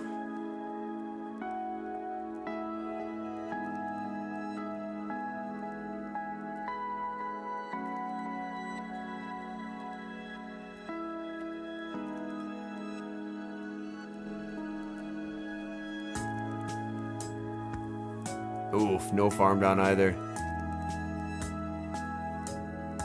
When is Corviknight? I don't know, man. Corviknight is the... When you start the app, Corviknight pops up. That's all the info we have. Corviknight. Wow. I don't know when it is, but we know it's coming sometime this season. Psycho Cut damage increase, I will not be there.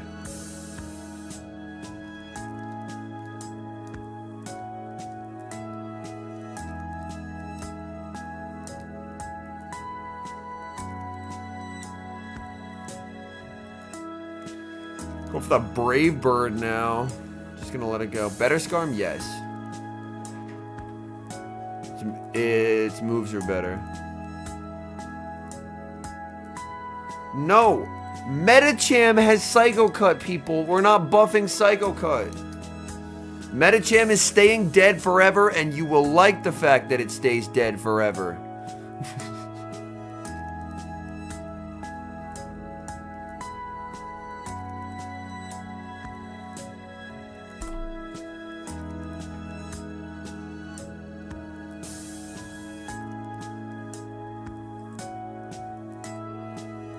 Yo, we have SS Thorn. Its accent disagrees. Its accent has a blind spot when it comes to that Pokemon. J-Jan versus Thorn. What is wrong with Medi? Medi is absurdly difficult to obtain. A competitive meta where Medicham is the best Pokemon is an objectively failing one because of Niantic's terrible decision making when it came to the introduction of the XL Candy system. It's way better than it ever has been, but a new player arriving to the game being like, wow, I just watched a regional, I want to play. And if the best Mons are Lickitung Medicham, they can't fucking play. That's why getting all these XL Mons, except for Azu, like all the other XL Mons, have been told to fuck off, and it's awesome. We need to continually work at making the Great League as XL free as possible to make it easier for people to get the game. Yeah, that's why. I have nothing against Medicham the Pokemon. It's just, it was a pain in the fucking ass to try and get one. Yeah, so it is just out of an ease of trying to make it easier for people to actually play the game. Yeah, and then in came Corsola. Luckily, Corsola is very good. You don't have to have it to win, which is good, but it is very strong. I think XL should exist, but it should be way easier to get the stuff. Keep the cost the same, but make it way easier to... Like, they made it with Megas, where if there's an event for something, you can get the XLs very easily. But the thing that sucks is there's not always an event. So for people who want XLs for something, like... Let's say you want Azu XLs. When was the last time there was like a Meryl event?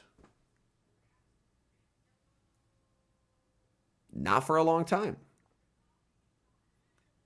And so even though they have these things where if there's events, you can get it, they don't continually have Metamons rotating in events. So it just makes it difficult. And granted, that was just an example, but it's like... They don't do a great job at like cycling through meta-relevant Mons. Hatch Day last year.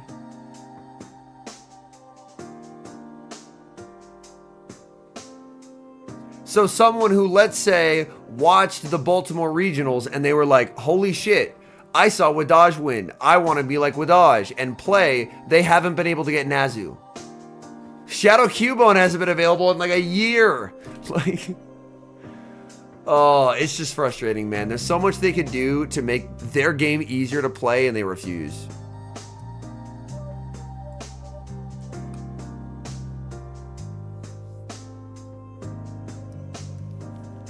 Yeah, Shadow Scorpy as well.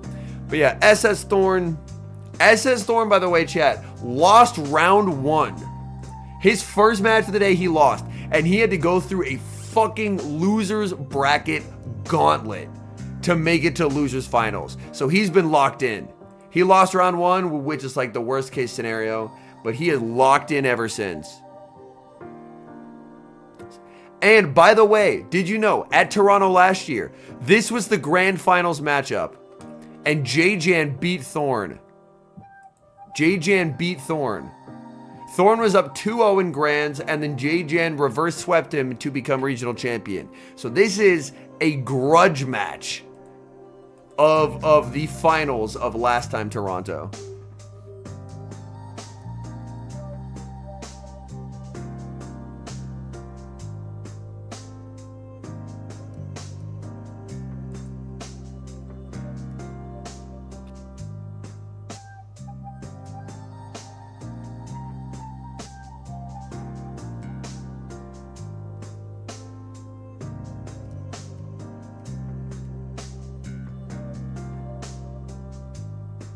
Okay, Azu into Primeape. Primeape does win the 2 shield here. He's going to bank a move, send in for Alligator. Colin is using Ariados Blue, yes. And Colin, I believe, already made day 2. Rank 8 Azu? Yo, that's awesome. In comes the Corsola just to burn energy. I don't think Thorn has a great Corsola. His Corsola's okay. Yeah, that is not a high rank Corsola.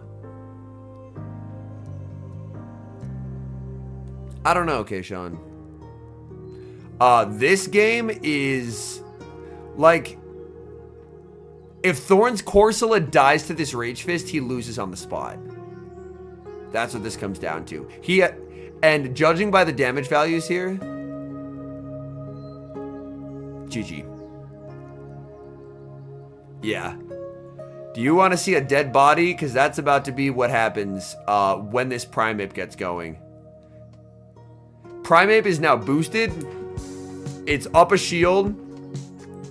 Yeah, we are about to see a homicide. A blue bunny rabbit. It's going to be cooked. It's going to be cooked. That's a pretty solid one. I think it's always worth trading for more, but that's a pretty solid one. But look at the energy, man. It's just insane. It's utterly absurd. Who okayed this?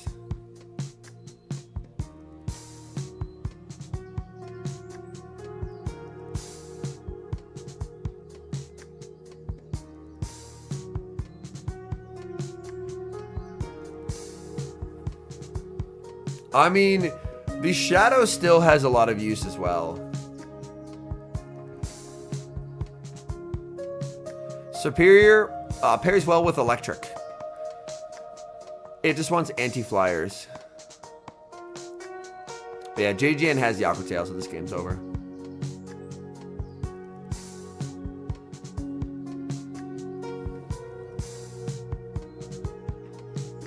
Yeah, banking of a move by JGN was a really good play.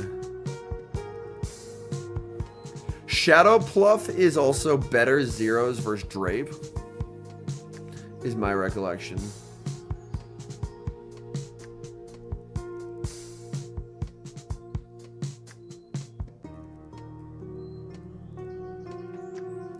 All right, Primeape into Marowak.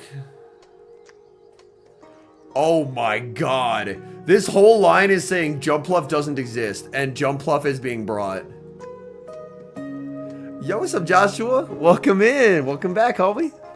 Missed 2 years worth of content in Metamons. Yeah, a lot has changed, but... Oh, he just goes straight CC. Thorn calls the bait. This just one-shots. Bang. Goodbye. But now in comes Pluff. He gets one turn bring in, which is not great, but he ran his stuff that loses to Jumpluff, and Thorn brought Jumpluff, so...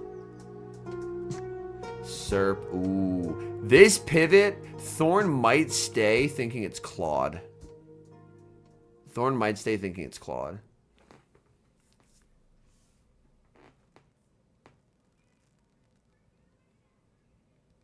Primeape beats Azu. It does it by just ramping up with Rage Fists.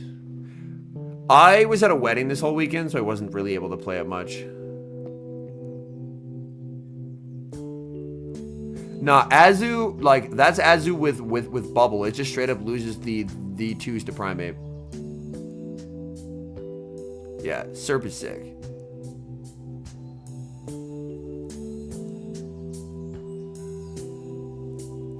There's Drape. So he was actually expecting that it was going to be the Diggersby. That's why he stayed. But, I mean, it's not Diggersby, but Drapion, up a shield and up energy. Again, it just beats everything. I can't stress enough. It beats everything. You might think you have a Pokemon that beats Drapion. You're lying to yourself. You don't have it.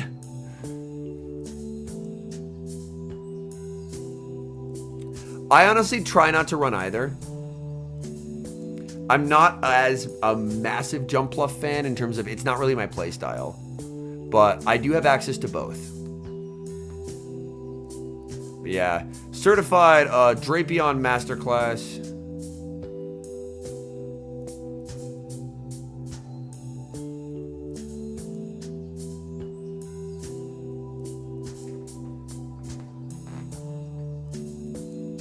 You just know the bonds for it? That's fair. That's fair.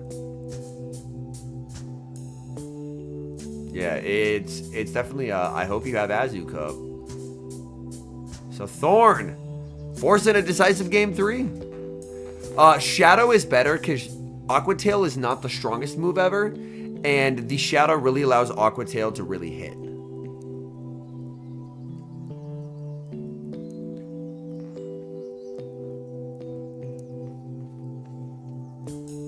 Interesting. He has a good lead and he switched out. Hold on. I'm going to rewind this for a sec. That's a really interesting strategic choice there. I'm stuttering again. That's how you know I'm tired of shit. This is a lead where Thorn can stay in, win 2s, and farm down. But he doesn't want that. Instead, he's saying that versus any lead, I'm safe switching Primeape. Regular Drapion, in my view, just run the Shadow. I was at a wedding all weekend. I'm very tired. And then we had to do an insane amount of driving back. And then I mentioned it at the start. But as we were driving back in the fog, we saw a massive, well, not really massive, but like a high-speed car crash. Yeah, Marowak wins the 2s, just straight farming it down, Pirate King. In the 2s, you can shield the first, throw a Bone Club, they'll shield the second, and farm down. Oh no, chat!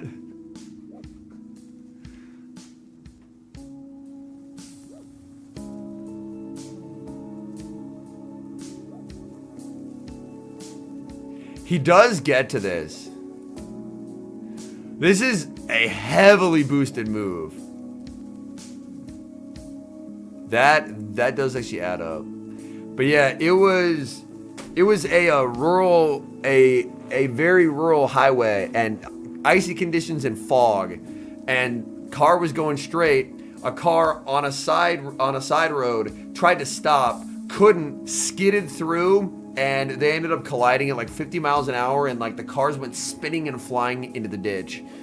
So we pulled over because we were behind them and tried to make sure people were okay in the various automobiles, and then called police and whatnot, and they obviously took a while to get there because it's the middle of nowhere. But yeah, Thorn is winning this game. He's good.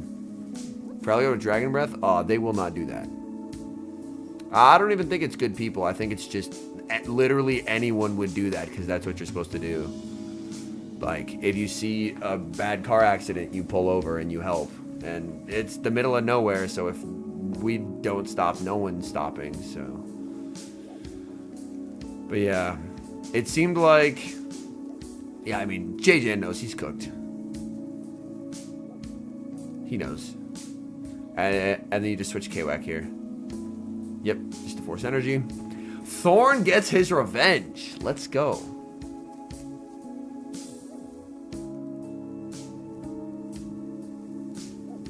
A Marowak KOing a Superior.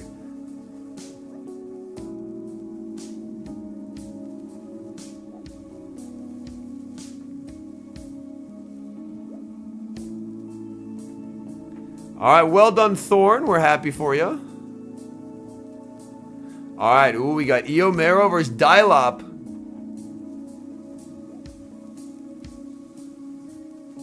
Yo, Emolga!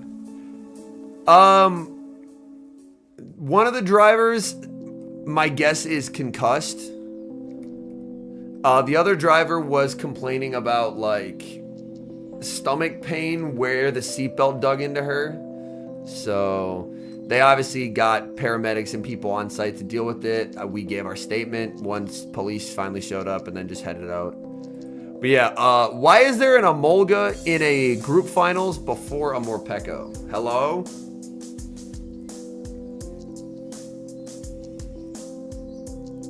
We need a Dragon Tail buff? No, we do not. No, we do not. Absolutely the fuck not.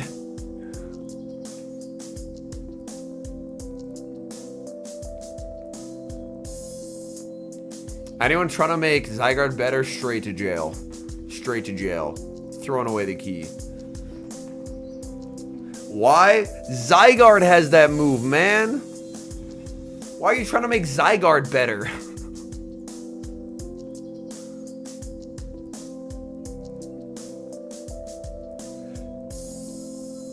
Bring Frostlass back. Nah, Greninja's too glassy for Masters.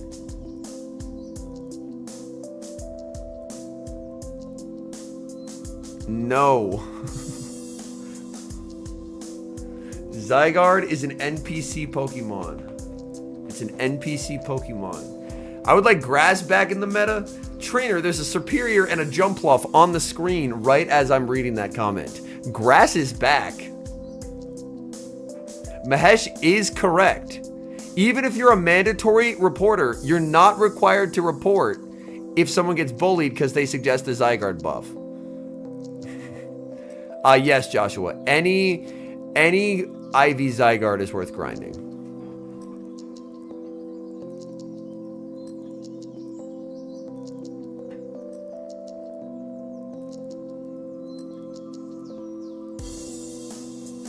Yeah, gonna fire off Sludge here. EB won't knock out, but it will get the clock very, very low.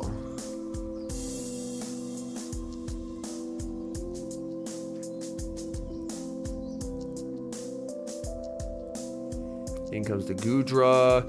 EO doing a lot of dancing back and forth here. In comes Gator. And we just got a Gator Masterclass loading. Gator about to cook. It is still only up to 3 cells per day, yes. And if you do a route and you don't get a cell that day, then just move on to a different route. Zygarde won't get its legacy moves. Or if they do, they'll make it PvE focused. My avatar shirt? Let me look at what my avatar shirt is, and then I can answer it. But yeah, this is an all too common Gator Masterclass. Yeah, like Shadow Force. My shirt was from hitting Legend in a previous season.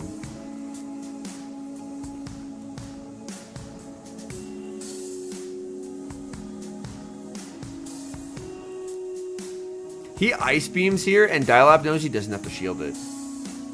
He just goes Syrup, yeah. ATN, the people who would say no to that, don't speak that language, so they're safe. He's safe.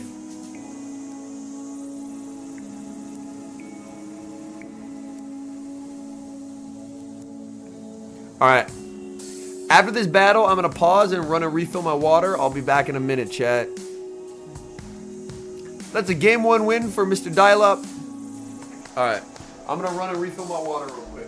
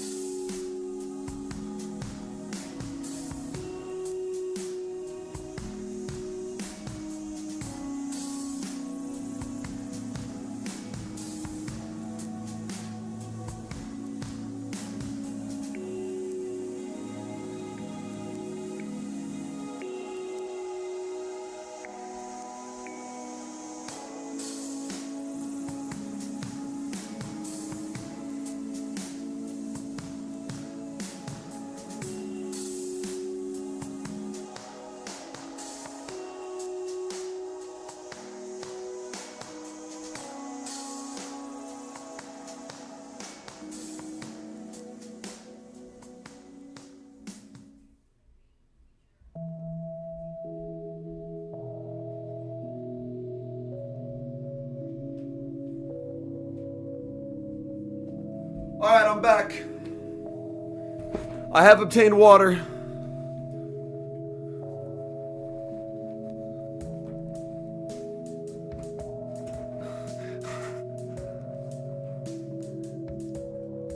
Ooh, Serp Gudra again. Uncomfortable. Yo, the Emolga's back there. Hold on. Actual Emolga gameplay? He brought it.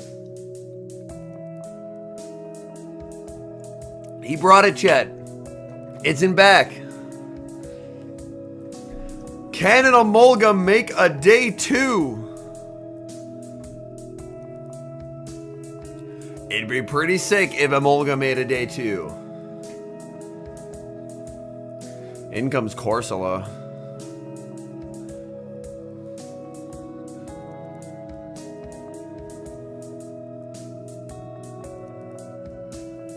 Corsola's just such a damage sponge, man. Look at that. It just eats 2 frenzy plants like it's nothing. Absolutely terrifying behavior. Doesn't get the ace. No DRE for him. Gets denied. Oh my goodness. 9-tick fixture game, man. So bad. Actually so bad. And that mattered. That mattered. This is just going to be a redo. This is going to be a redo. Yeah, that mattered.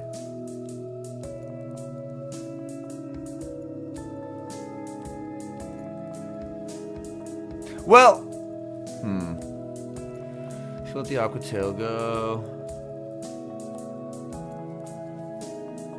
Gonna shield it. Like, he obviously had to take damage that he wouldn't have had to take, but we'll have to see how the game ends up playing out.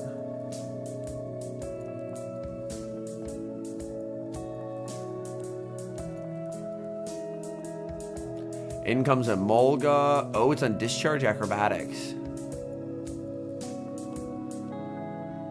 Emolga's just so frail. It can't take a hit. To save its life, it cannot take a hit. Oh, he caught the discharge. No. Oh, that's devastating. That is devastating, man. Holy. That discharge catch is miserable.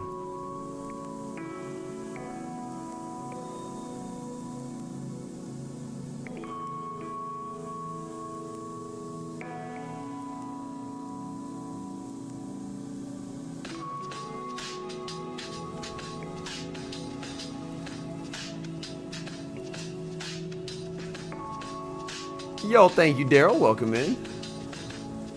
We are trying to watch an Emolga cook, but unfortunately, Emolga is not doing the greatest. I actually think they're not going to give him a rematch. For the express reason that this Aqua Tail is an insane amount of overkill, and that Aqua Tail basically does the damage of, like... Because Claude is dry here, right? Yeah, Claude's dry. Aqua Tail does more damage than a Nightshade. So, if the Nightshade never landed earlier, he could have Aqua Tailed and just Dragon Breath down. Well, the difference was that he had to take a Nightshade he wouldn't have had to take. But it doesn't end up mattering, because an Aqua Tail would have done more than a Nightshade would have. Yo, Daryl with 5 gifties. I appreciate that, homie. That's very generous of you, man. I am making an O's list. I will add that. Thank you so much, homie. Appreciate you. Making an O's list on jumping jacks. We are doing our best to speed run through these games.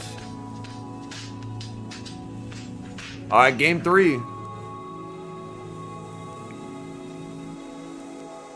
Yeah, gifting to Cheeks, Mahesh, CJ, Ondog, and Encaligon. Let's go. Appreciate that, Daryl. Alright, Aqua Tail being traded with Scorching Sands. An early shield from Gudra. Will we see the attack drop? It's a 30% chance, and no. Save switch into Superior. Gonna respond with the Jumpluff. Jumpluff pretty far behind in terms of energy. So this will be an interesting one.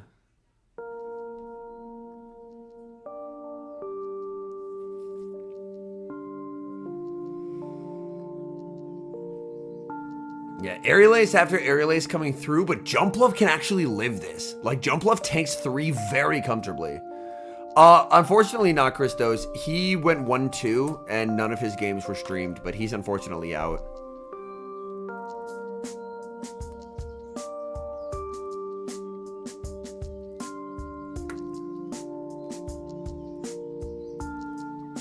Firing off the Aerial Ace. He's going to let it go, but yeah. Diggersby. And I love that pivot out by EO. Once he knows the whole line, he can just pivot into the Goodra, and Goodra's insanely neutral.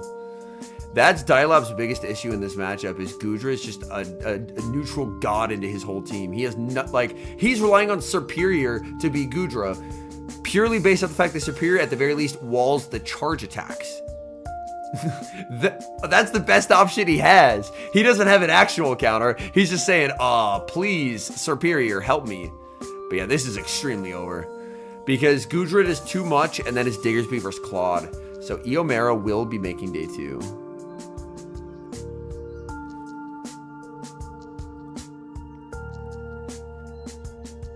Yeah, I love Goodra. Goodra's great.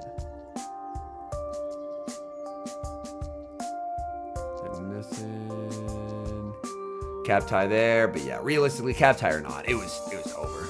Very much so. Shields, but yeah, we're done. Obviously, he hasn't seen the opposing Diggersby yet, but once he does, he'll be like, oh, so close yet so far. Yeah, and there's a shake of the head. He's like, I'm cooked. Nothing I can do. Nothing I can do. Unfortunate there.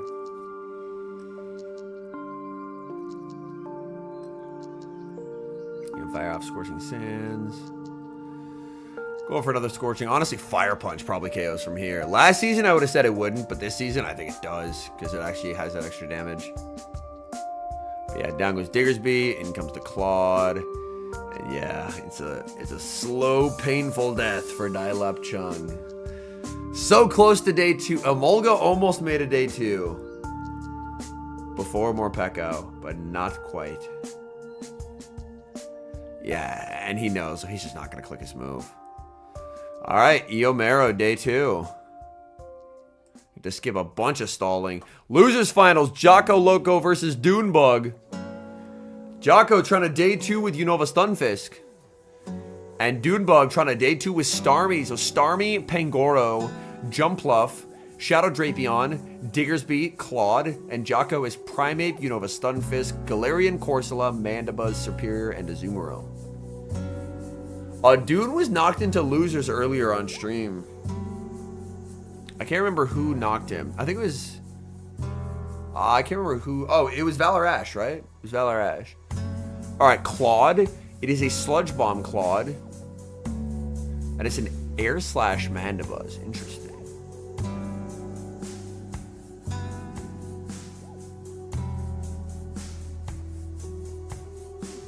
So this matchup will be here for a while, folks. They'll be playing this one out for a minute. But taking a look at the back, he has the Drapion. Drapion is just a must-bring. It's so good in every matchup. There is Ufisk back there. Ufisk is one of the only things that can actually deal with it. But Drapion is just such a god. It's so strong.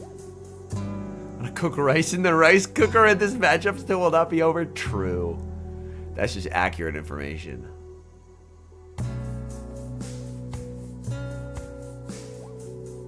Yeah, an important thing when thinking about potential move buffs is you have to examine what all learns it, because you aren't just buffing one mon, you're buffing all the mons that have the move. So it is an important thing to double check.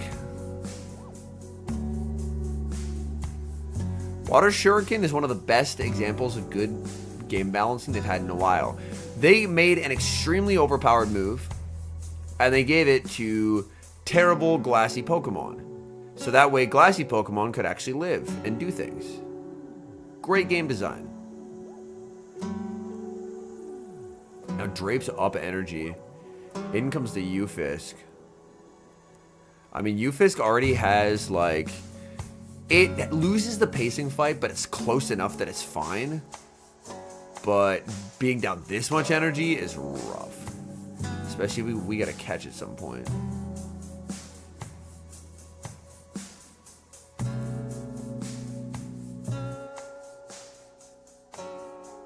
But yeah, Jump is gonna go insane now. Jump is gonna go absolutely ridiculous. Ah, yeah, it's an unfortunate cap tie. But he just knows that Drape is good, so he's just continuing to put an insane amount of pressure on. The shield from Dune, yeah, he knows.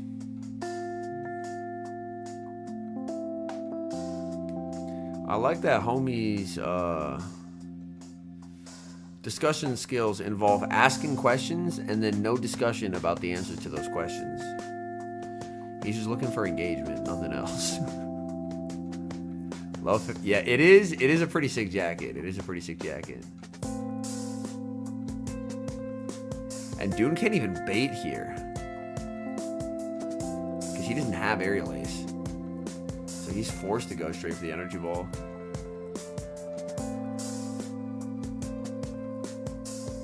He's able to pick up the knockout here. I think he's actually fine. Dune, yeah.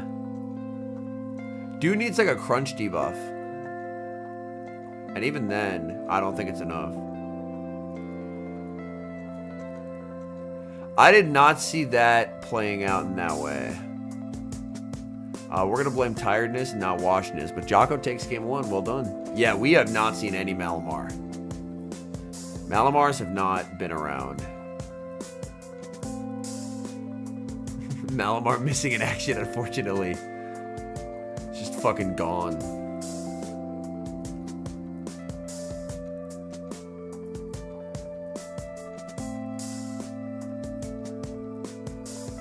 Yo, what's up, Shadow Flame? Ooh, Clawed into Primate. This matchup is unfun. Vet, let's go, Pokesource. Congrats.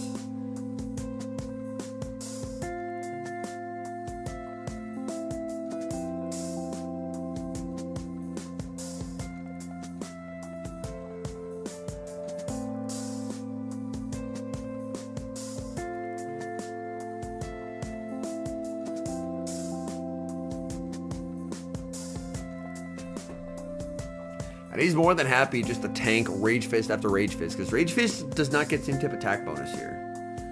So you need a lot of Rage Fist to add up. He goes for the CC. It does do more here. The close combat does do more. Dune gets the shield call right, which is really good for Dune.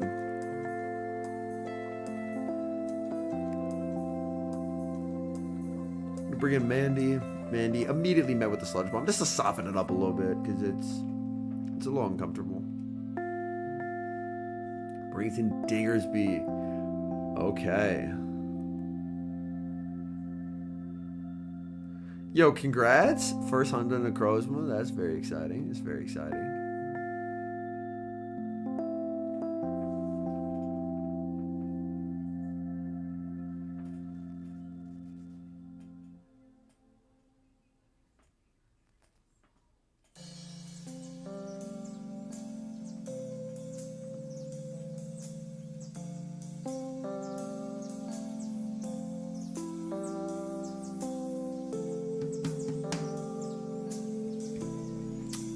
One's in person and one's not in person.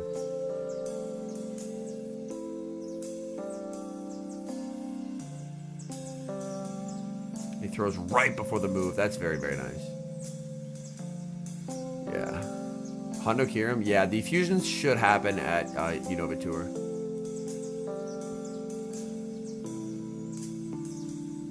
I normally go to the like Johto Tour, Sinnoh Tour, whatever. I'm not going to be at Unova Tour.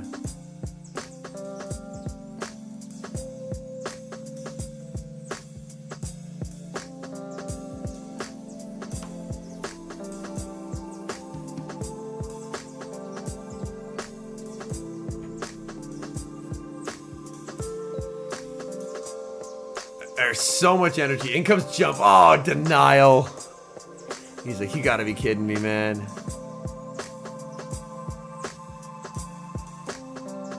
Yeah. Who needs fast moves? Who needs fast moves? Dude's just gonna let it go. The best use of jump bluff the world's ever seen. Letting it die.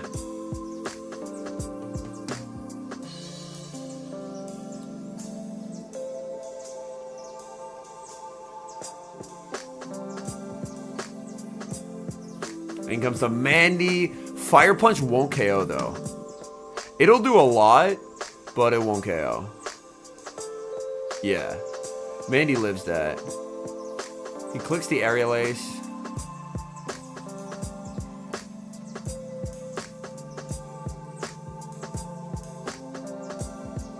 Oh, gets farmed down. Yikes.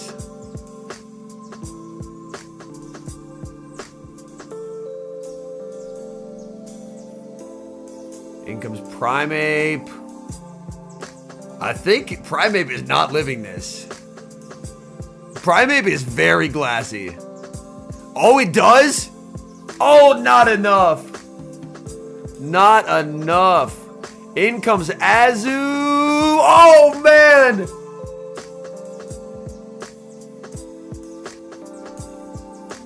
Hold on.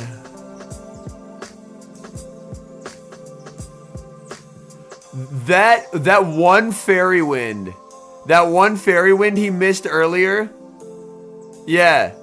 Do you remember when he was denied one singular fairy wind earlier in the match? Look at that health bar. What are the odds that's one fairy wind of damage, chat? Yeah. Yeah, alright. It looks like they are immediately... Oh, he brought the Starmie out! He brought the Starmie out! Well, Nick, there's a thing called if you lagged earlier and then the lag was because you lost and the lag caused you to lose, then yeah, you would bring that up. The dude lived on 1 HP and earlier in the match he was denied a fairy wind that would have turned it from a loss into a tie, and a tie would have been a rematch. So yes. Like, I'm all for, like, if you lose, take it to the chin, but if you lag and that causes you to lose, you should advocate for yourself.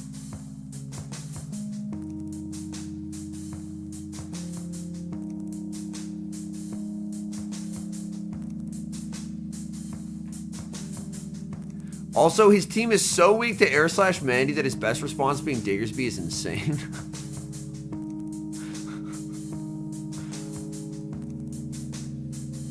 It's just absolutely mind-blowing there. Wake me up when Mandy vs. Bunny plays out. Yo, chat, we are already most of the way through day one. We've been cooking. We're putting in so much work.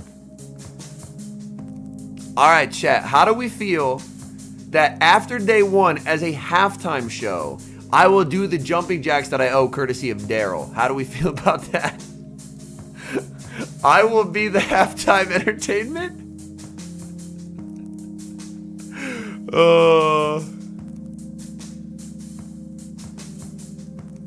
And I'll be doing the jumping jacks that I owe.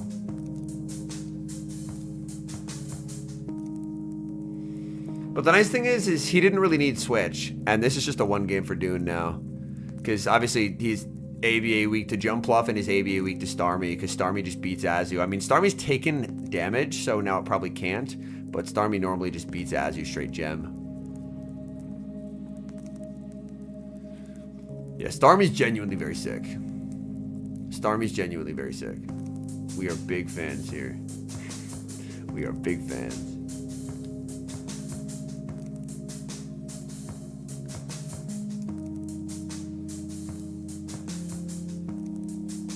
He just does this and then just goes jump and then just says, all right, bud, nice energy. Get it, a doctor. Yep, look at those fairy winds. Actual visible damage on those fairy winds. Actual visible damage on the fairy winds.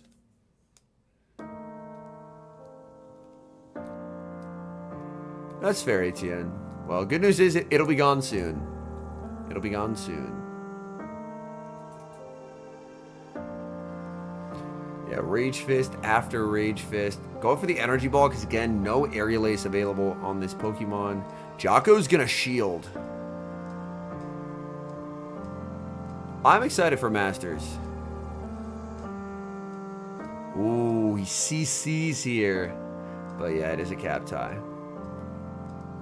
He was hoping to sneak a cheeky CC past the shield, but it's not to be.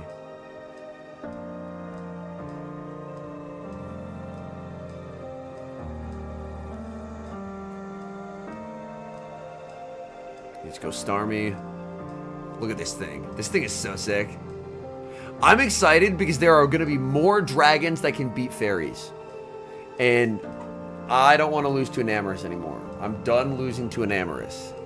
I went to a support group, and instead of accepting my fate, I've decided to murder an Amorous with various fangs. It's my new plan. Is that an Amorous must die. Ooh, Serpent of Claw. Great lead for Dune. Oh, he's ABA weak.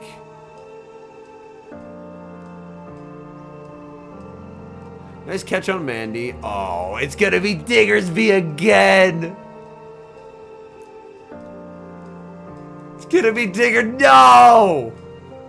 Chat, sue me if you want to. I'm fast forwarding this shit. Sue me if you want to. Sue me if you want. Lock me up. Lock me up. All right. Wow, look at that. 50 seconds of Diggersby Mandibuzz gameplay was passed. We lost so much value. He snipes with a Frenzy to force a shield. So he's doing what he can to like desync timers and whatnot, but it's still just uncomfortable. And he got one turn switching out, so it's not a cap tie.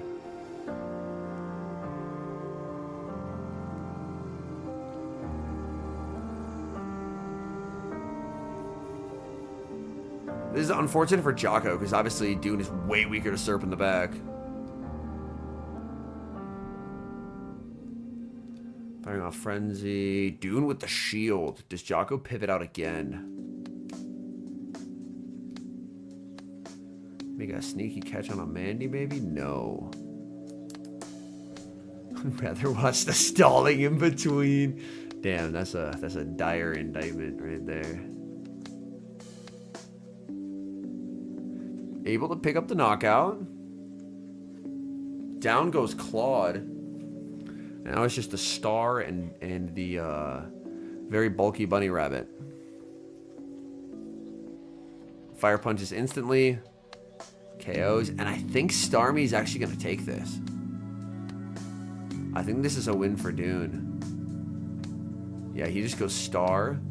Jocko needed to switch instantly there and didn't. And now the Star's always going to have residual energy. But look at the Psywaves. Dude, Psywave absolutely claps this thing. It's crazy. Neutral Psywaves go insane. Alright, Play Rough is going to land. Accidentally went over 100. Yeah, gems add up too. Oh, he doesn't get the snipe. Wait, he had a move the whole time? What? I thought he was dry. Dang, the moment he saw Starmie, he should have switched in and Dark Pulsed. Oh, I didn't realize he had energy. Because I fast forwarded. Damn, that was actually winnable for Jocko.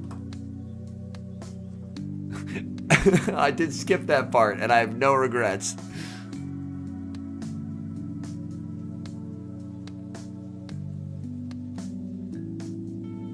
But yeah, if he just switched Mandy and instantly, he can make a Dark Pulse, and that does like an insurmountable amount of damage.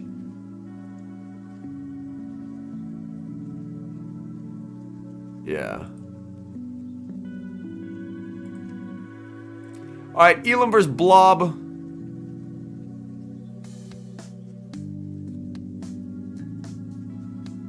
Yo, what's up, Mahan?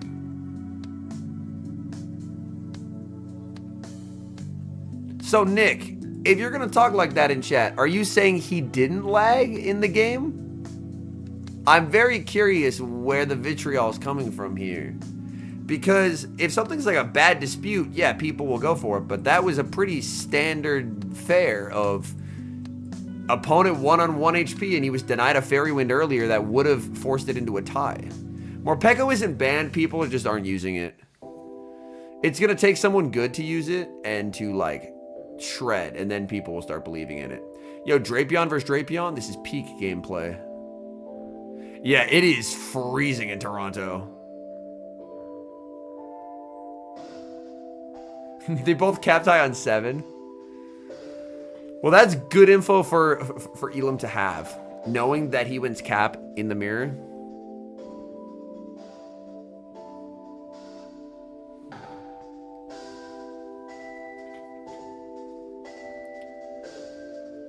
Like, tries for the catch and Elam just reads it and doesn't let that happen.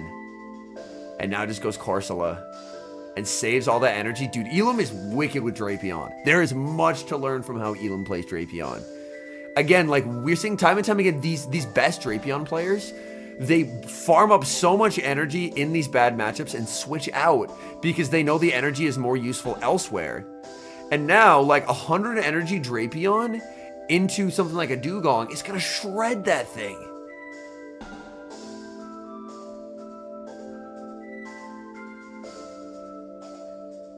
Yeah, Corsola is very scary.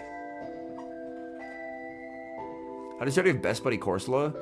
Probably did a bunch of trades for it, and then you can get, like, I think, what is it, like 30 Buddy Hearts a day? It's an interesting snipe by Blob. Yeah, it was an unfortunate misplay there for sure.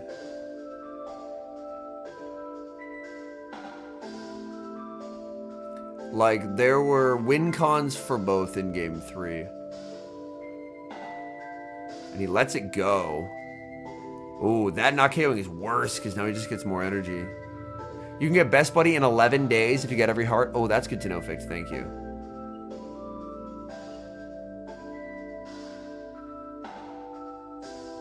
Alright, he has a guaranteed win condition here because he's 2 off and he lives in Ice Shard. So throw the crunch, do 2, switch Azu, and the game's over. Ooh, I don't love that because now perma debuffs will be applied. I mean, he should still win, but it complicates. Oh, there were 2 crunch debuffs there.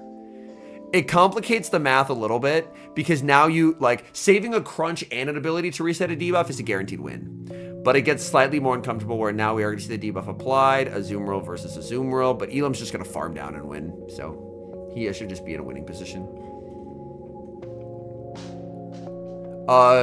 Dugong is allowed. It's just not played much. People prefer Alolan Sandslash. Because Alolan Sandslash has better pacing. Oh, in Fantasy Cup, gotcha.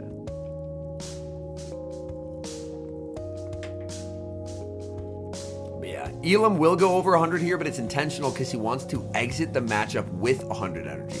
So it's a rare moment where going over 100 is fine because his goal is I just need to leave with my energy full. Because if I leave with my energy full, I can make 2 play roughs. And he's just much too healthy for Blob to do anything about it. Like, Blob's shielding, but he's just, yeah. There's, unfortunately, just not a way forward in this game for him.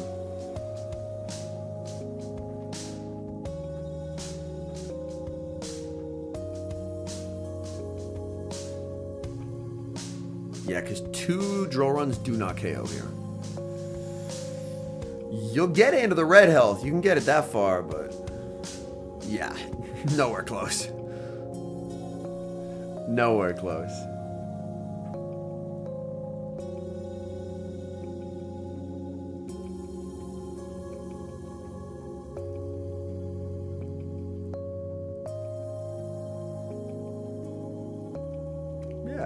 Nice little game 1 win for Elam.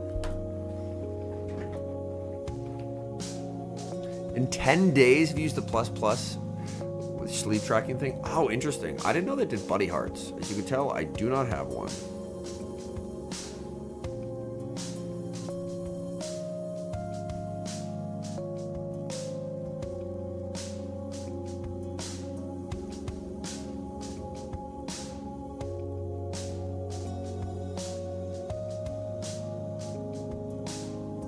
Oh, it's an extra under the bonus section? Gotcha. Okay. Alright, I'm gonna go investigate the lunch situation. So I will be back in a second.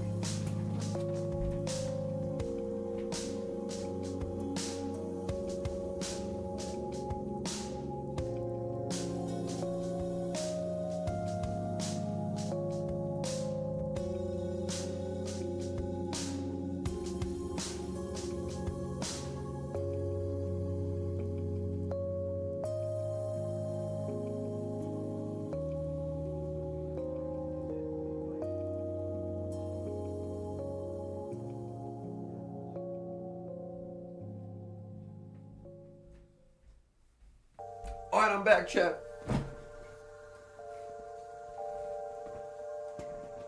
Are the bonuses random? I don't know. Yo, Drapion versus Drapion again. Oh my goodness. Oh boy, Switch matters a lot though. Switch matters a lot. Honestly, for Getting Vet, a lot of it is just continuing to work at improving things.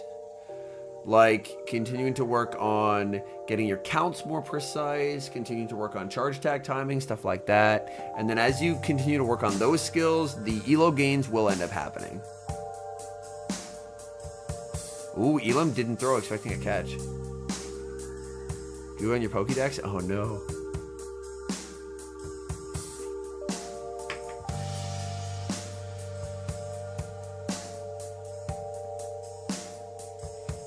Firing off the Aqua Tail. Blob is shielding. Oh no! The simul catch attempt onto the Azus. That's so bad for Elam.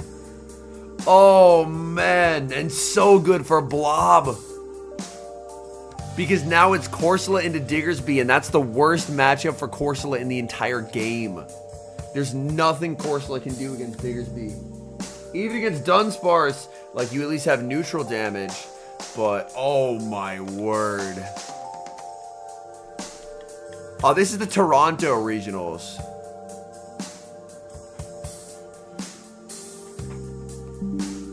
No, Yugi, you are locked in using the exact... you are locked in to use the exact stuff that you did.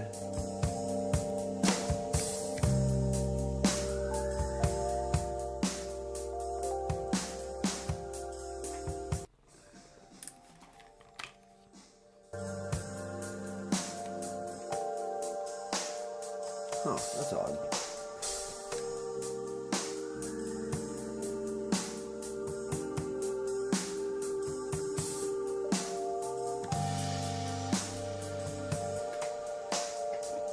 The IVs are not made public, no, but they are registered.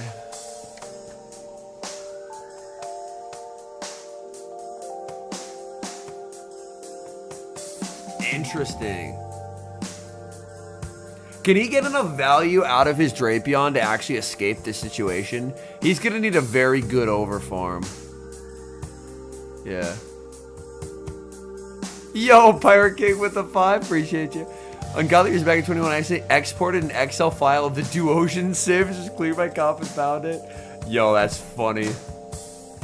Can an Aqua Tail landing on a Diggersby do enough to win this game? Oh boy. If he doesn't shield, he loses. If he shields, I think there's a pretty good shot he wins.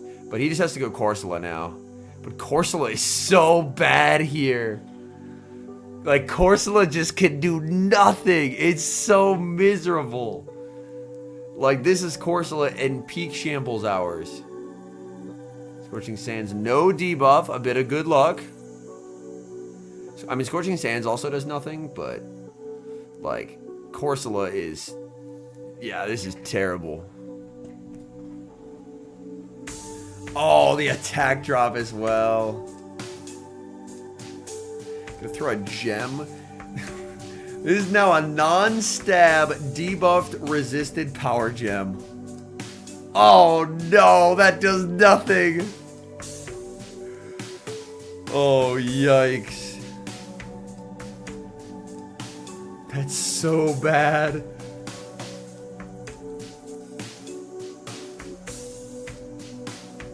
Wait. Timer win? Hello? Timer win. Oh my god, timer win. Timer win. Wait. Timer win? Oh no!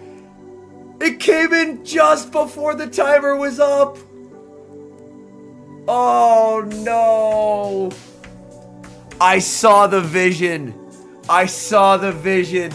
He tried to time his ass out, but it brought in the Mon when the clock was on 1. So Blob could still hit the charge move. That was almost an insane win con to find. I think if he just stays in with Corsola and forces the charge move, he just wins though, which is unfortunate. Because the charge move would take time off the clock. So I think if he just stayed in with Corsola and made the Diggersby throw, he would have auto won. But yeah, actual timer game.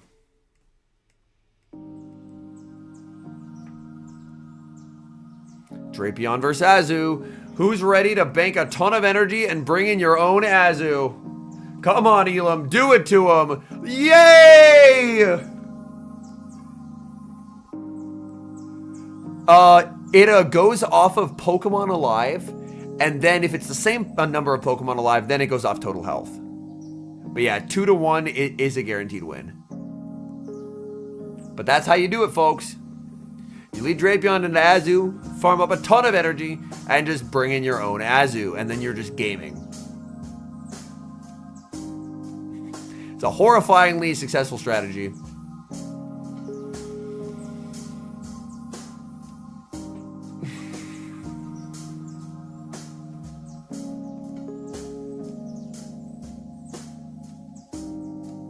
Oh, that is correct. Yeah, it is percentage of health. It's not total health. Like, you being a Blissey doesn't impact it, because we all know Blissey has an insane amount of HP. Yeah. Being a Blissey has... Yeah, it is total percentage of health between the Mons. He shields. Interesting. He shields to lose cap. He forgot how much energy Elam had. Elam had 8 billion. And see, that's just a really bad shield. Yeah. It is total percent. And now this is just a superior masterclass.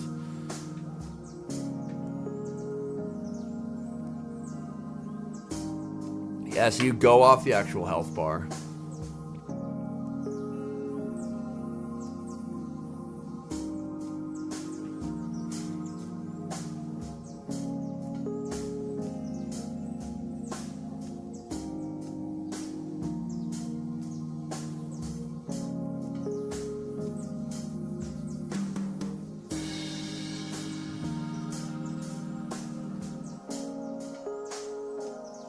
In comes Diggersby, but yeah, Diggersby's getting shredded by Frenzy Plant momentarily.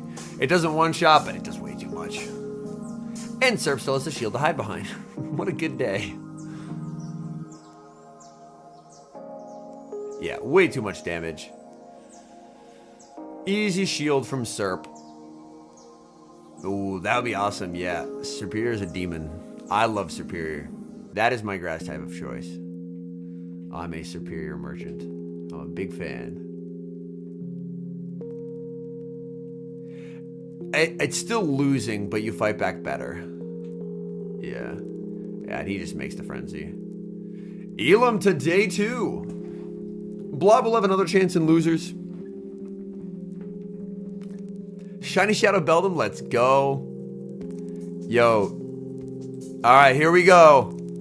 Our boy, Discord member, faction teammate, Sceptile Ice 25, fresh off a 5th place finish. A 5th place finish at Baltimore. He's back. Fun fact, as you look at his team chat, you may notice there is an Annihilate here. He originally had Primeape, and I was like, dude, I know you hate Annihilate, but it's better. And then he scrimmed with it, and he's like, you're right, it's better. So he hates Annihilate, but it is on his team because I told him to bring it. So Hopefully he does well. And then we have Athy, who has Toxapex, Gastrodon, Wigglytuff, Annihilate, Talonflame, and Diggersby. And Sceptile has his favorite Pokemon in the world, Annihilate, Shadow Feraligatr, Diggersby, Claude, Jumpluff, and the Shadow Drapion.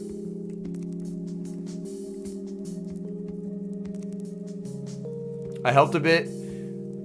Influencing team change after being ballooned. Nice.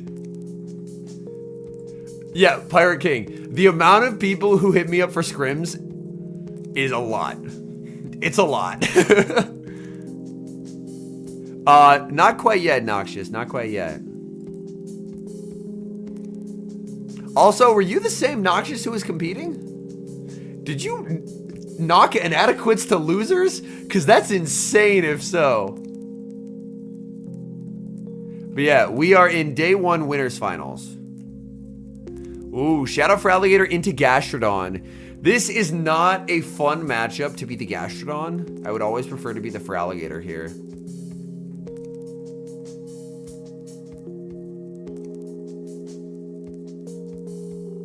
Yeah, exactly. Like, people know that I am a safe person to ask for scrims because they know my ass is not competing. And I can still give them hell. That was you? Yo, that is very cool. That's very cool.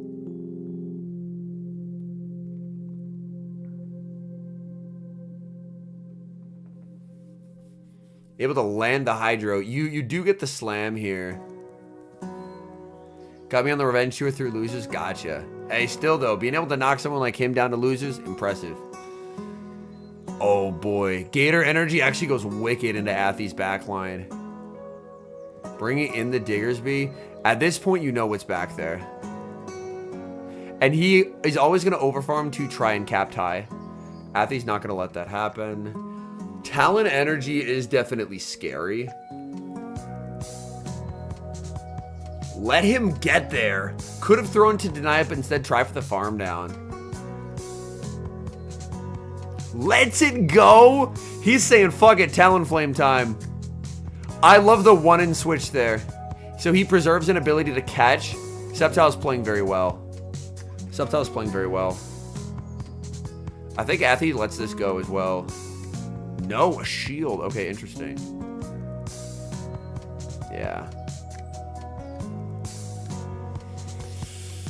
This could actually be tough. This could actually be tough. Because I think Athy can get a fly plus a Brave Bird, and that'll KO. And Gator's never making a move, so Gator's just a catch. Because a stock Brave Bird doesn't KO, but after some Incinerates, it will. I mean, maybe he can get a Sands debuff. But this is looking tough. He needs a catch to pull it off. He needs a catch.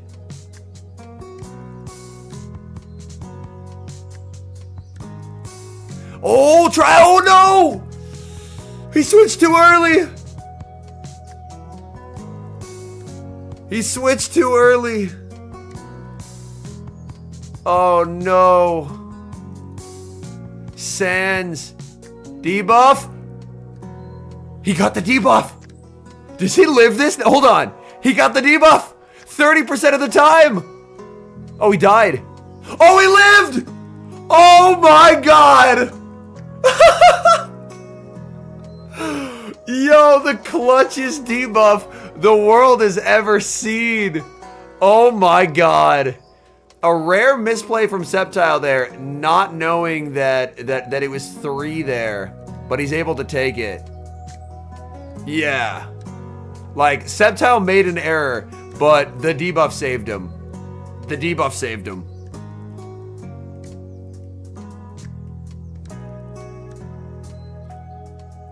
Ooh, Gastro into Drape. The safe switch Gator, watch. He's going to throw the Hydro instantly. Look at that. That's a good player right there. That's a good... Yeah, for sure. He was probably so locked in that by the time he clicked it, alignment throw. Don't love that. By the time he clicked it, he probably hadn't registered the fact that the debuff had happened because obviously it KOs. But Like, I've definitely been there where, like, I'm clicking a move and then a debuff condition happens, and then by the time I've registered it, I've already pressed the move, and I'm like, oh, you've got to be kidding me. Oh, he didn't throw the Shadow Claw there. He wants farm. He wants farm. I like it. Yo, what's up, Smudgy? Hope you and yours are having a wonderful December.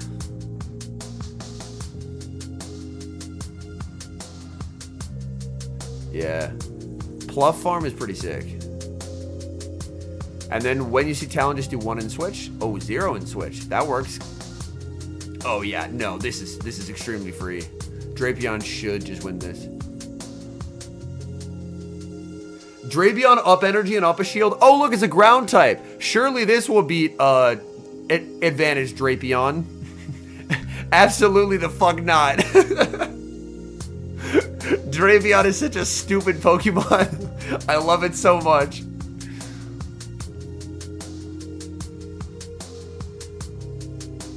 I can now admit that Fareed, aka Tomahawk, almost brought a Starmie team, but I Drapioned him so much in practice that he didn't bring Starmie anymore. I was just playing I was playing Drapion Azu every single game, and it just wasn't beatable. It just wasn't. It's just factual. It just wasn't beatable. I mean, Sep should be in the driver's seat here fully, because he doesn't die to this Incinerate, which means he gets it, because Incinerate is slow. You're a villain? No, I just find weaknesses in teams before people lock them in. That team was not getting past any Drapion, and he has the move, so GG trainer. Yeah. Alright, Sceptile Ice, our boy. To day 2. Let's go, Sceptile Ice. We love Sceptile in this household. We love the fact that I low-key bullied him into running Annihilate, but it's better, so it's okay.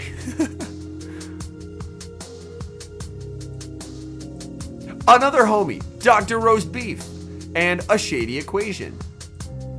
These are actually both homies of mine. That's the unfortunate thing about meeting so many people, is you end up having a lot of times when your friends are battling and you're like, oh shit. All right, we have Quag and a Drape, Azu safe switch, unanswered by Roast Beef. Dr. Roast Beef, by the way, he hit rank 1 in the world last season. Sceptile also hit rank 1 in the world this season. All right, just chip and go Claude. Interesting.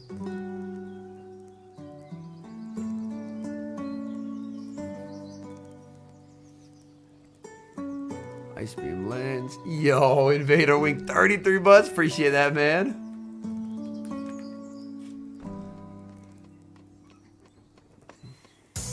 Yeah, Sep also did. We got some demons. No DRE for Shady.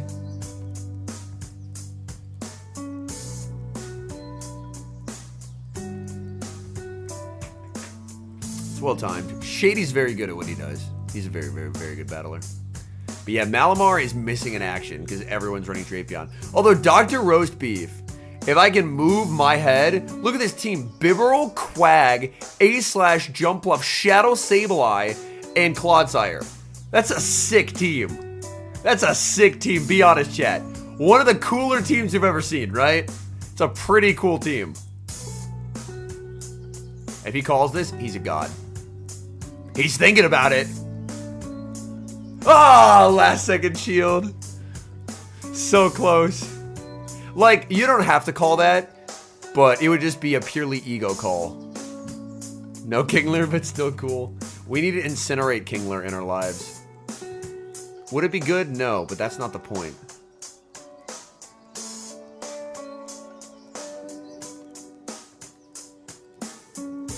Incinerate Kingler would, in fact, be very funny.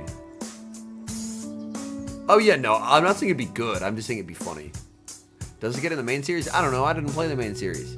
I'm very open about this. My first Pokemon game was Go.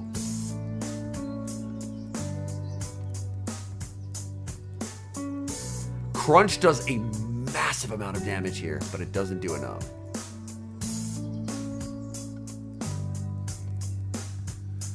Dan is unfortunately out, as when Dan went 1-2. So he lost round 1, won round 2, and then lost round 3. So he's out.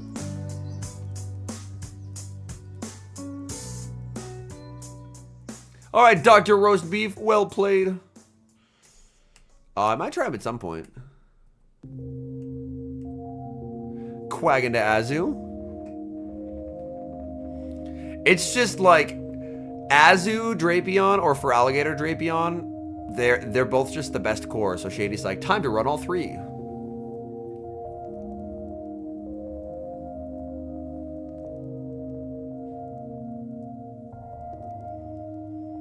Honestly, I wouldn't have the time to at the moment, but it's something, if my workload ever diminished, I'd be interested in the future for sure.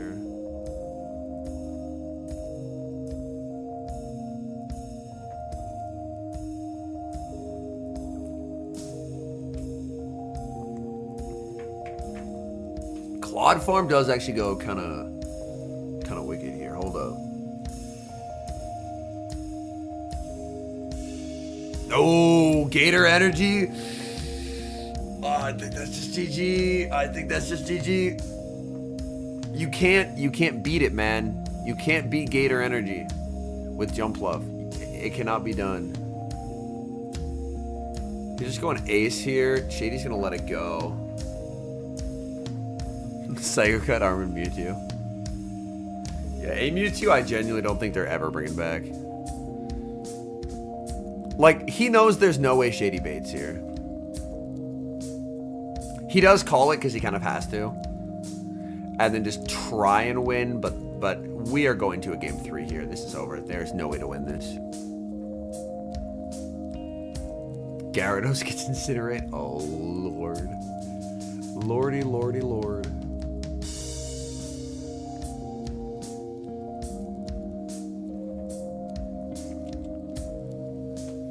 Okay, I'll be honest. I'm a little surprised Shady shielded that. Like, I know he has energy, but the more shields that are down, the worse it is for your Drapion. Why did you shield that? You could have just had Drapion with 2 shields and an unlosable position. Oh, because he does get there. I honestly didn't think he was getting there. Yo, Gengar Life. Good to see you, my friend. Hope you're doing well. I'll be honest. A little tired. Didn't realize he was getting there. In comes the Azu. Well done. Never has to reveal the Drapion. Alright, we're going to game 3, folks. Yo, what up, Tamagotcha? Good to see you, homie. Yo, we got the Bibberel into Azu. Safe switch Drapion. Oh, we are actually gaming. Holy shit. Let's go. Bibberel in a decisive game 3. Let's go. Let's go. That's hype. That's hype. That's what I'm talking about. That's what I'm talking about.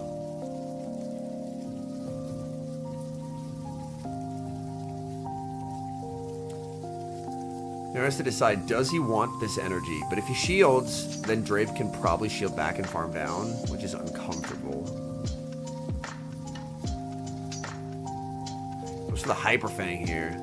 Yeah, Shady's super happy. Yeah, I think it is our second Bibberel sighting.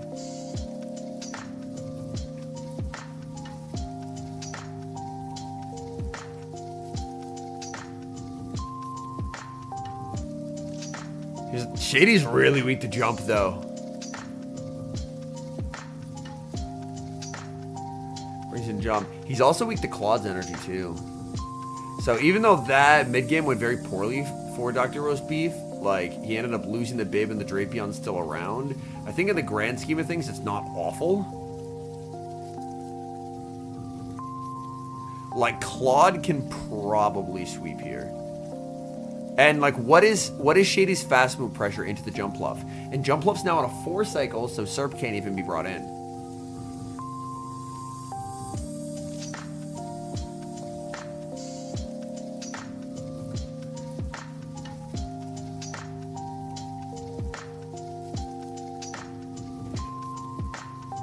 do you just stay as the jump left to force Azu energy? Like, switching is the obvious play, but do you just stay to force the energy?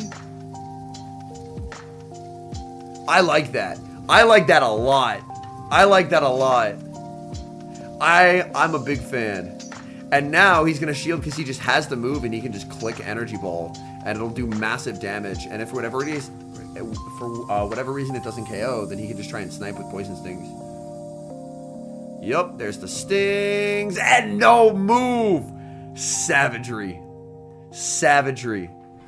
And that's a Dr. Roast Beef to day 2. Very well done. Very well done. That was very nicely played. That was very nicely played.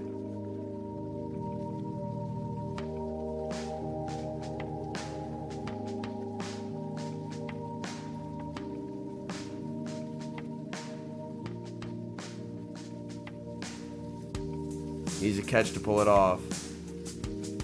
And he waits until he sees the fast move. Smart man. All right, Dr. Roast Beef to day number 2.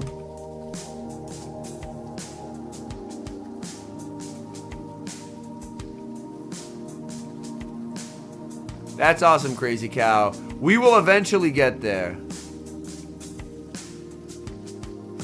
Why did everyone just say that? Septile's my boy. Septile's my boy. Yo, this is a great matchup. Rocha Babyface versus Inadequates. This is a rematch from Worlds. They played in Worlds Top 8. Rocha, and they're actually both streamers. The finalist interview? Alright. Will do. He said you don't believe in him? Oh, that's so funny. That's so funny. Alright, Primeape, Corsola, Azumarill, Alolan Sand/, Diggersby, Jumpluff, and what did Martine have?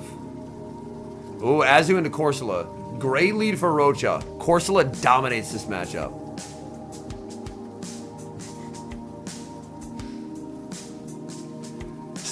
Yeah. He originally had Golurk on his team of 6. And then decided against it. I got cooked in that interview. How so? I guess I'll have to watch it. Septile's my boy, chat. We talk shit. We talk shit.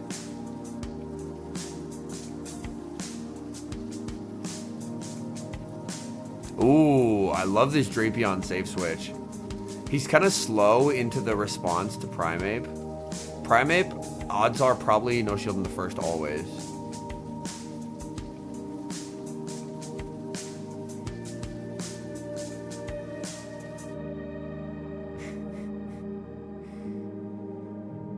Yeah, he's a homie. He's a homie.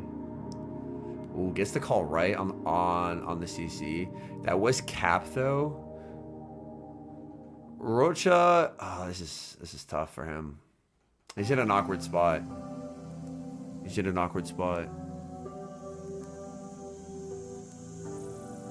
you owe him $5. All right, perfect. I was gonna grab my wallet. But hold on.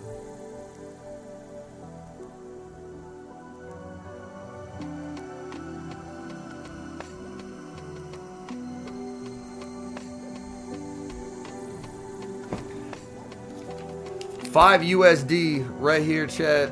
Look at it. $5 US.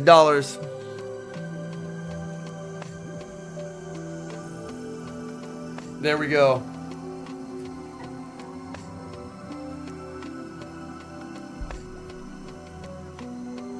In comes the Talonflame, answered with the Corsola. Corsola is so scary, man.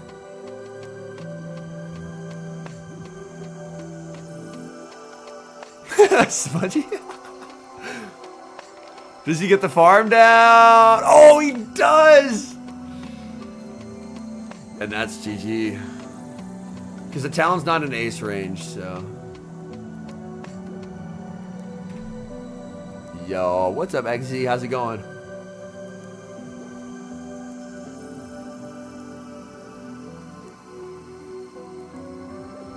Alright, Martine, Talonflame Gaming, taking game number 1. Well done, Martine. And he is the Bibberel as well, chat. He is the Bibberel as well.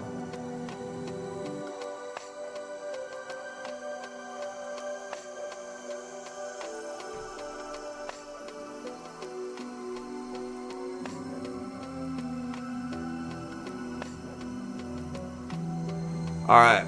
Going back a little bit. Alright, Primeape, Ariados. Ariados is an interesting choice. A lot of people have moved on past it as in this particular format. But it seems like the Europeans, like Colin and Adequins, were big believers. And I guess it does solidly enough into the Azu Drapion core that's been very problematic for a lot of people this weekend, so I guess it makes sense. Gonna go for the Trailblaze here. Trailblaze connects. Solid damage. Issue is this is now a +1 Rage Fist, so this might force Martine to shield. Shield 3 and a lunge. I guess honestly might even Trailblaze there. I don't think a lunge does anything for you here. Okay, he does lunge. I think Trailblazing might have been the better play. Because then he would exit the matchup more boosted. So I think a slight... I don't want to say a slight inaccuracy. Martine's better than me, but... After one of his day 1 matches, he wished that he didn't bring it. Gotcha.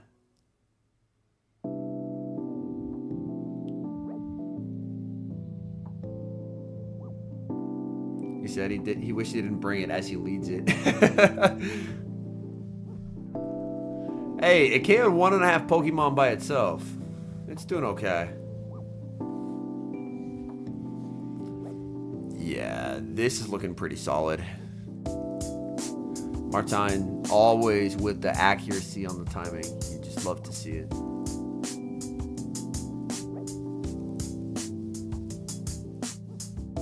In comes Bibberel.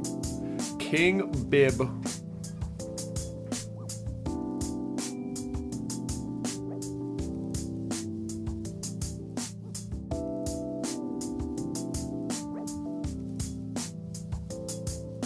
Yeah, I was tagged in multiple Discords saying I was catching strays on stream, so we'll have to see. We'll have to see.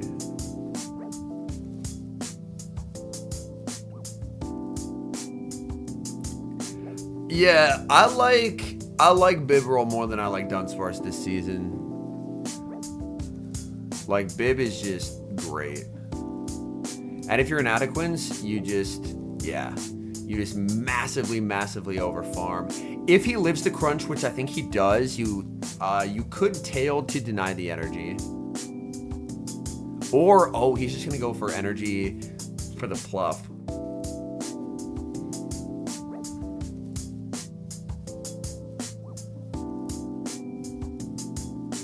But I mean, Ace doesn't KO Shadow Drapion here. So Rocha knows he kind of has to just let it go. And can he get the sting down before the double up? He does, so Inadequate wins. All right, GG. Well played, well played. Yeah, not gonna get there.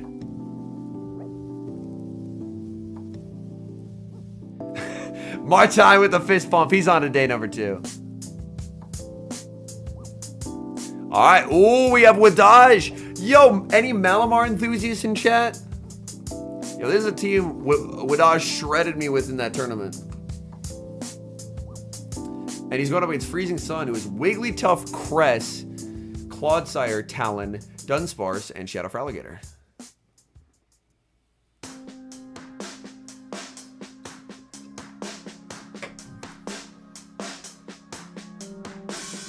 Ooh, Digger's being a Talon. Not a great start for Wadaj running Aviate a Talon and is met with it. Malamar enthusiast checking in. A Bibberel, I mean, it's slightly favorable for the Bibberel, yeah. It's not like an amazing matchup, but yeah, it's fine.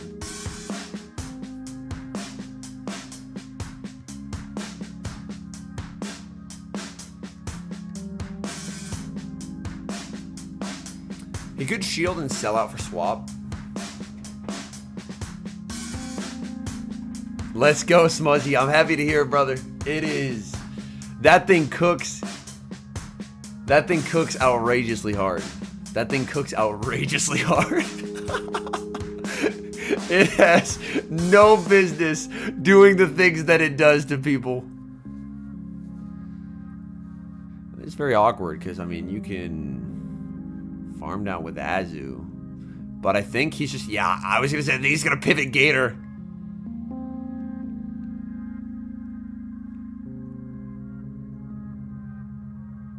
UL Malamar works very well with poisons.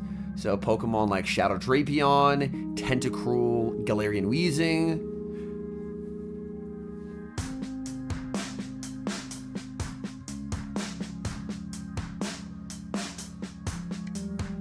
Yeah. Its pacing is always unbelievable. One turn fast moves feel great to use. Like, yeah, it's overall just a great Pokemon.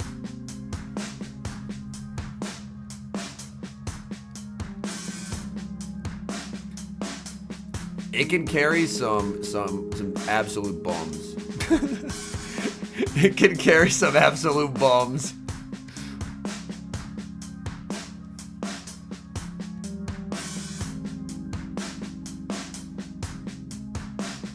Oh, yeah, Crest. That's over. That's over. Future Sight Crest as well.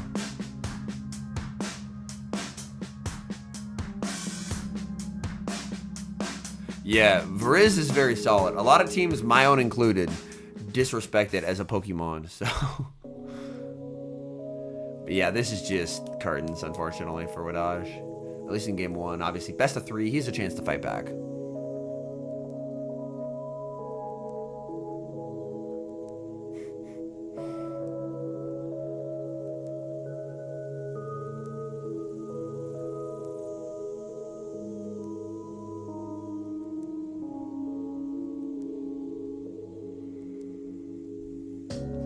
Fire off the player off here. So we'll do some solid damage. Clock's up so he can go for a snipe here. Or, he didn't have a move. Never mind. He can't go for a snipe. He gets a catch, but I'm pretty sure there's a move available on the Talonflame. Yeah. Thank you. Appreciate that. Yeah, Drapion does need a lot of XLs. Does need a lot of XLs. Had to come in and go like nice. That's awesome. Swords in the wild, yeah, that'd be a little crazy. Ariados typically wins the 2s, unless you have a very bad Ariados.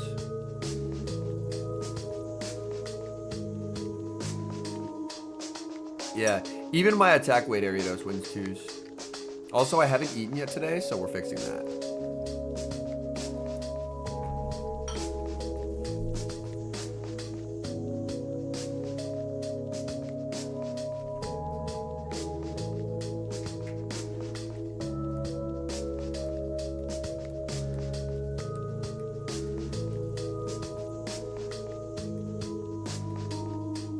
Alright, Diggersby into Wigglytuff. These backlines look pretty solid for Wadaj. What am I having? It is just like a macaroni. So there's like pasta and cheese sauce. It is food that is edible while on stream. Ooh, Gator switching. Punished by the Serpent. That sets up Mallet into Claude.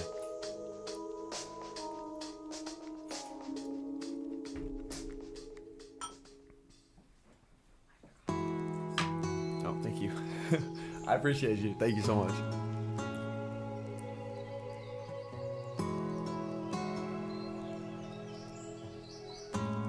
Yo, what's up, Michael? Moving countries? Well, man, I hope the move has been going well for you. I know that can always be a very stressful time, so hope you're getting settled in well. Serp, yep, just firing off Ace here. And Mala's gonna... Like, keeping switch is big because Mala can cook Claude. I mean, he'll go for Claude farm here, as he should. but he can just pivot back into Diggersby, and that forces back out, and that gets him the alignment he wants, so he just wins. Yeah, GG, game over. Very well played. Rain or snow, awesome. Yeah, I was away myself. I mean, it was only temporarily, but I had a wedding this weekend, so I was gone for quite a few days.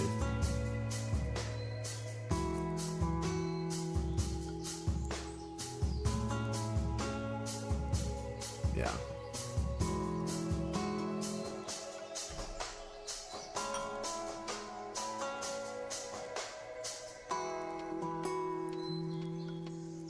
Berserker? Yo, that's a fun pick. Alright, show us Malamar cooking Claude for 400. He can sludge bomb, but yeah, he knows. It doesn't matter. You can just win it with...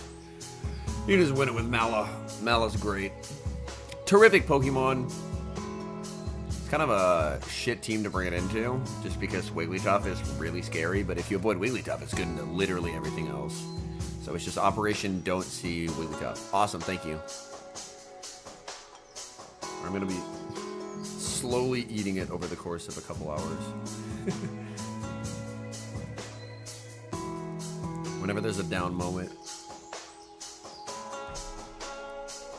I can sneak a bite.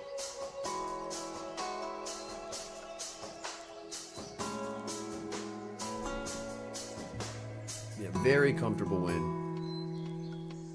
And we're going to game 3.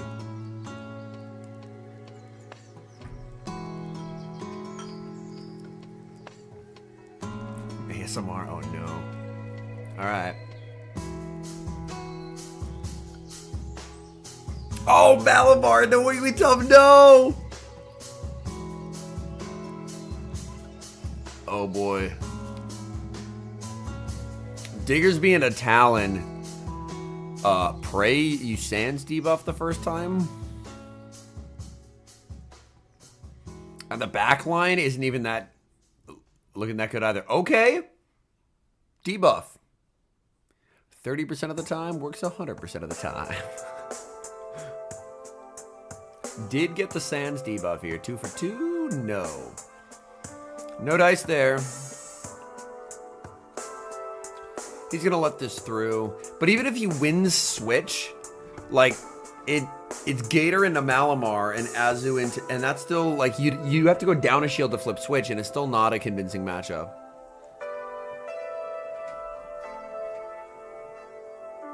So I think he's in a bit of trouble here.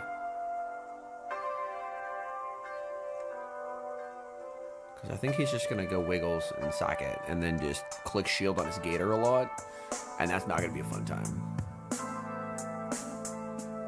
Actually, he's a lot of energy. If he lives this... Hold on. If he lives this next charm, he's actually in a good spot. I don't think he does. Oh my god, he does? He gets the Sans? Oh, he clicked the wrong move! No! He clicked the wrong move! He had the Sans, but he clicked Fire Punch. And now there's a Wigglytuff that has health. Oh no. Shadow Perugly, holy spice. Oh my goodness. Oh, that hurts.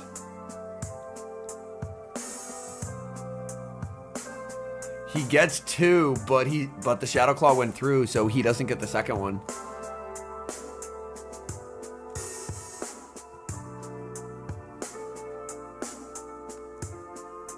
I think if he just clicked Sans, he was just winning.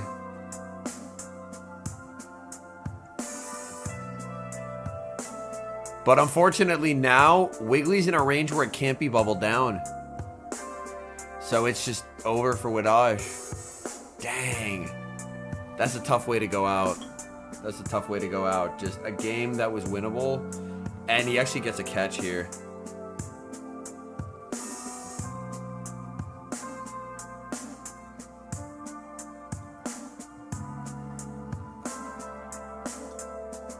I didn't think he'd live it, and then I was like, wait, if he lives it, he's 2 off.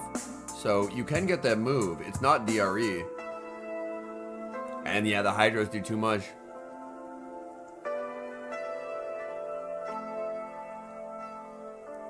Yeah, unfortunate for Wadaj, man. Unfortunate.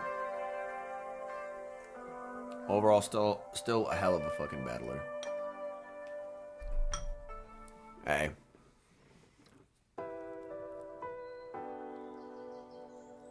Okay. Yo, Lyle versus Arrow? Dueling Corsolas.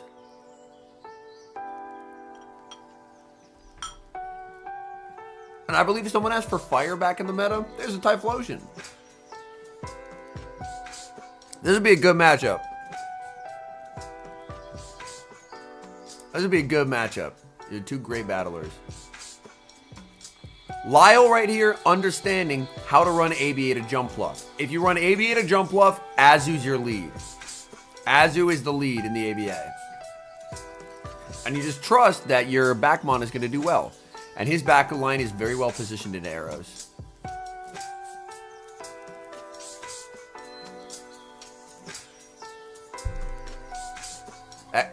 XL is required for Malamar, yes. Because ideally you want it as bulky as possible. So that way it can just take a lot of hits.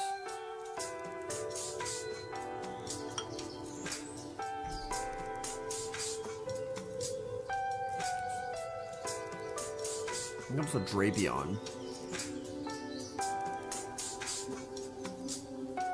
Yo boy. Hello Typhlosion. Typhlosion is so cool. I love Typhlosion. Great Pokemon all around. He has to click Thunder Punch here. Oh, interesting. He didn't want to force the shield. Instead, he's going to shield once and farm down. So he just wants to exit with the energy rather than forcing the shield. So he's just going to force the shield at a later point.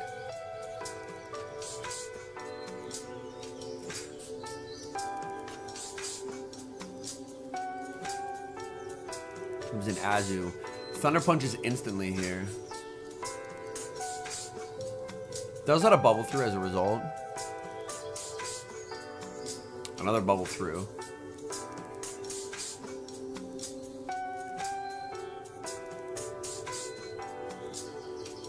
Ideally, for Malamar and Ultra League, you want as high rank as possible. Yeah, you want as high rank as possible. Like my Malamar, like I'm pretty open, like I share my IVs. But my Ultra League Malamar is a rank 11. It's a 5, 13, 15.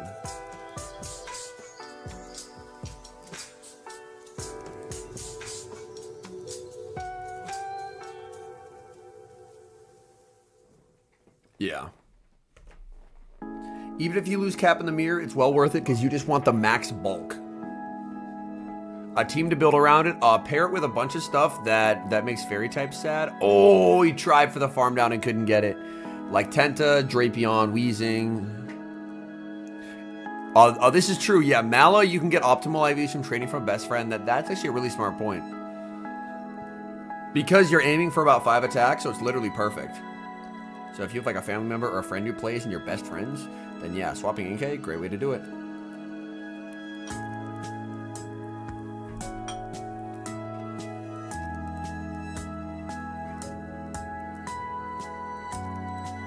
Steelix, Thunderfang, Malamar, Veriz. Ooh, that's a cool team. That's a cool team. Yearly vet? Heck yeah, that's awesome.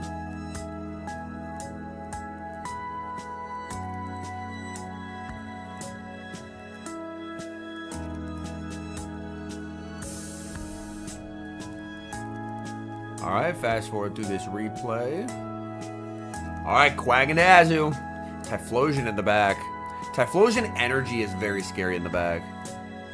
You have a rank 11 for Ultra Destroyed on XLs? Yo, that's awesome. Yo, we have the same Malamar then. Yeah, it is such a beast. Anytime there is like a Pokemon that appears a bunch in videos as like a supporting cast member, that's how you know it's just an unholy monster. Yeah, there was, I think it was the Psychic Spectacular event where they had Inkay spawns, and there was one day where it was windy and there was Inkay everywhere. So I had the tier 3 Psychic Mega up and I was running around like a madman.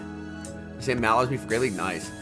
Alright, chat, I have a confession. I have 4 Great League Malamars. Chat, will you still love me after you learn that I have 4 Great League Malamars?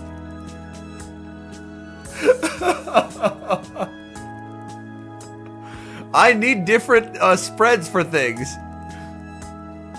I need different spreads for things. You're sending me to Brazil? Why Brazil?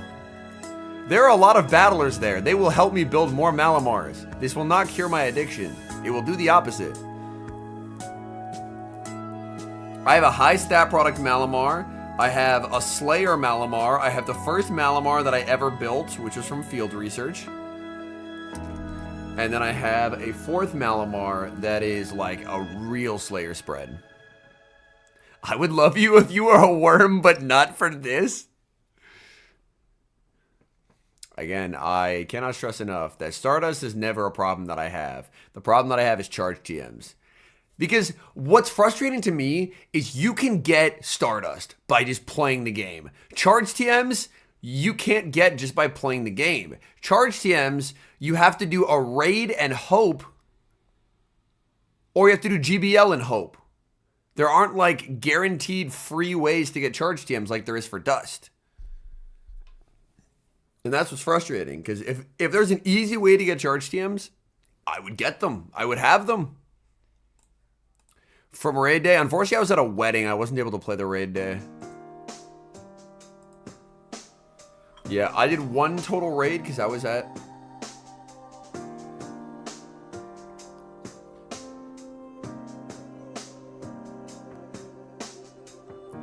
I mean, 3 stars is guaranteed. It's a rank 1. Holy... Yeah, country nerd. Yo, nice catch. It is genuinely... Oh my goodness. It's such a beast. It is really hard to like... I still don't think he wins, but that was a sick catch. Just don't play PvP. Lol, easy peasy. I've got like 100 of them. Alright. If, oh, wait. He doesn't get the catch, but Jumpluff doesn't die to this. Jumpluff doesn't die to this, man. 100%. I'm calling my shot. I'm calling my shot. It doesn't die to this. Yup. Oh, he had another move. He had another move. Oh, man. Lyle. I knew Pluff was too tanky.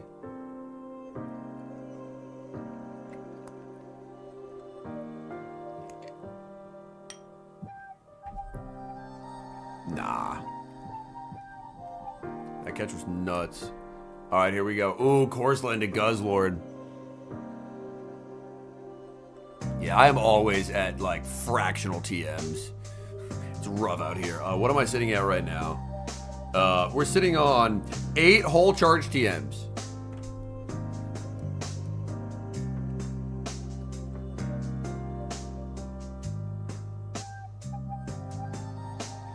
I mean, he was able to get the Guzzlord lower, but the issue is Guzzlord, its HP stat is insane. So you're never farming it down with resisted fast moves.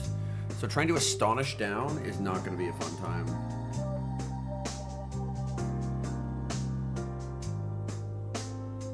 Do we end up seeing a pivot out here? Oh, gets a debuff.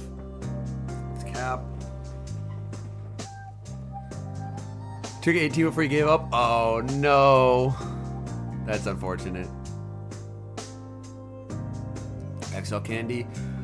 If there's an event for a certain mon that you want to get candy for, genuinely, the best thing you can do is those tier 3 megas. Tier 3 megas, like having your mega leveled up to tier 3, that boost, that like candy XL boost is insane.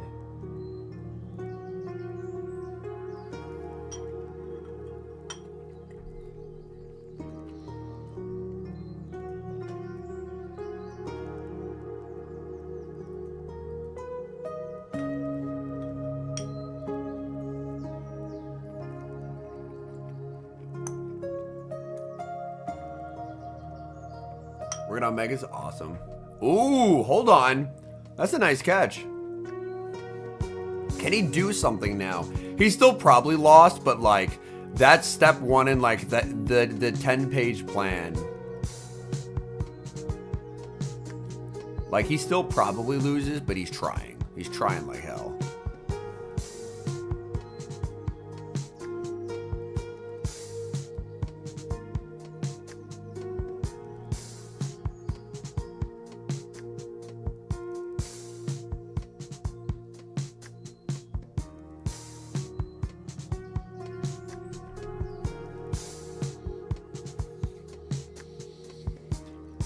This is going to be close.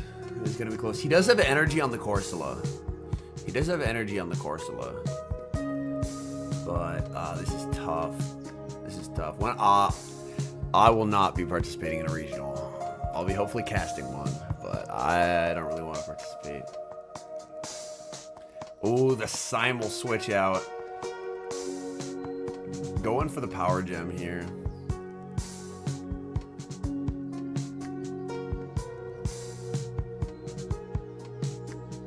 And he gets a Nightshade. But he knows it's just a Nightshade. He knows it's just a Nightshade. And that doesn't KO. And now Azu has to bubble down.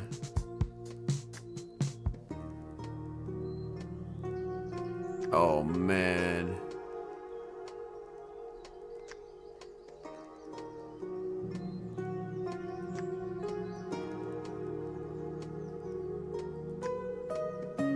But he snipes with Gator. He snipes with Gator. All right, Arrow takes it.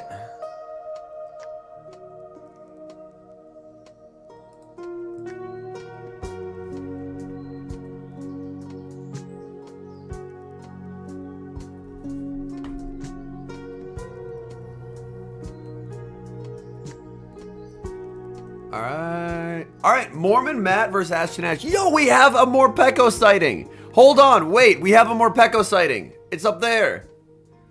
Actual Morpeko sighting. We love Mormon Matt. All right, Diggersby, Morpeko, Annihilate, Shadow Jumpluff, Shadow Drapion, Shadow for Alligator. Morpeko into Jumpluff. This is a tough matchup for Morpeko, genuinely. Like, this is why Jumpluff is a sick flyer.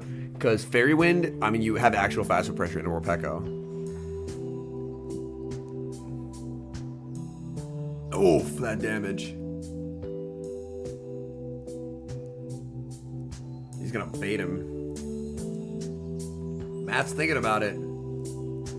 Calls the bait! Oh my. Now we're gaming. Going for a +1 Psychic Fangs. I think this will actually knock out. He's saying no. It does! It KOs! Comes Diggersby. Pivots for Alligator. I mean, this is not a great matchup.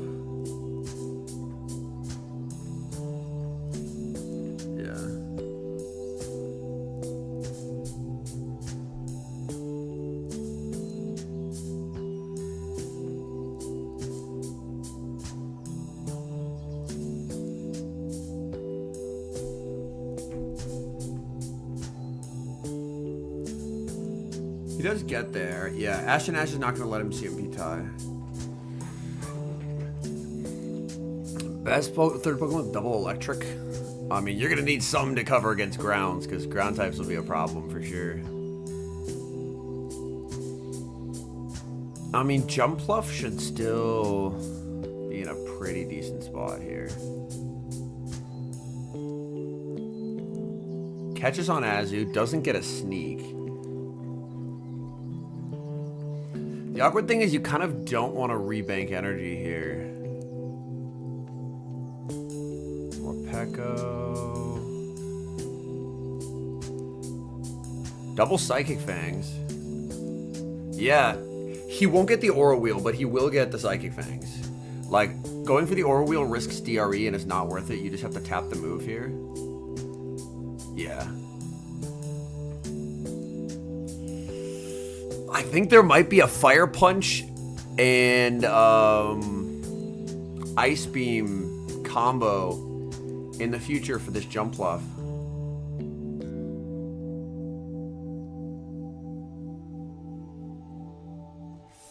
This will be tough. There is still Gator around, of course, but... Oh, he's Aerial Ace Acrobatics. Oh. That didn't KO. Needs a catch. Doesn't get it. And that's game.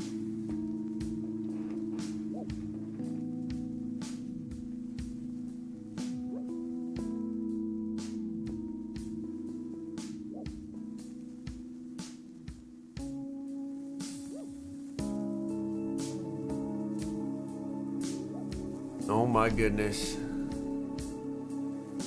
Yeah. Because it's impossibly low. It's impossibly low. But it has a move. It has a move. Oh man, what a game. What a game. I'm sad because I want Morpeko to win, but that was a good game. That was a good game. Oh my goodness.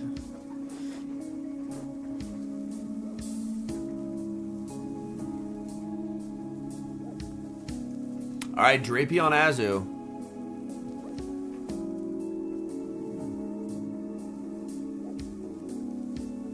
Nah, it barely had any left. Ice Beam? Yeah, I feel like you're fine taking this. You're just hard pivot Gator. I mean, what's he gonna respond with? Is that gonna crunch here? Crunch then Gator?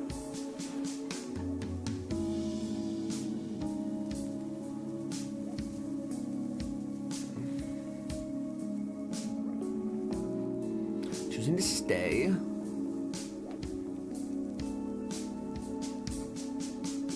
The issue is whoever has the jump bluff energy advantage, things are gonna get uncomfortable. Oh, he's going for Gator Farm. He's going for Gator Farm. Oh my. He's doing it.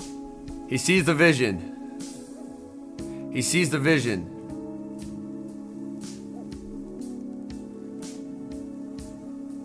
He just goes ace here because he just wants the damage.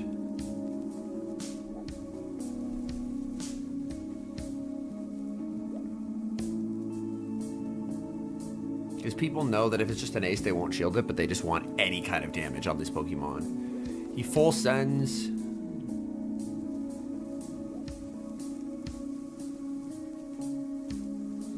The issue is you don't really have anything you can catch on.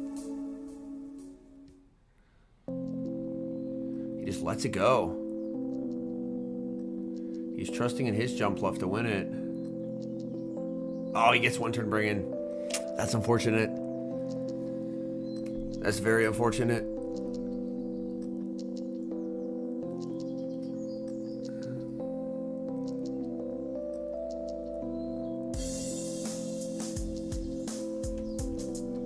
Yeah, I've been happy to see a lot of Bibarel.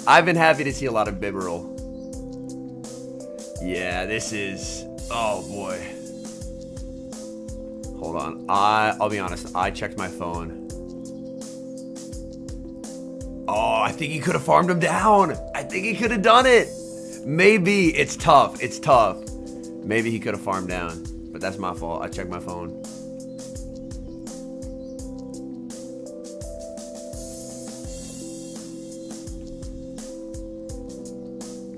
Here comes the pluff. Oh, but I guess the issue is he doesn't have Energy Ball, does he? So he doesn't have that, like, damage output you would want. Goes Acro, just to guarantee a knockout.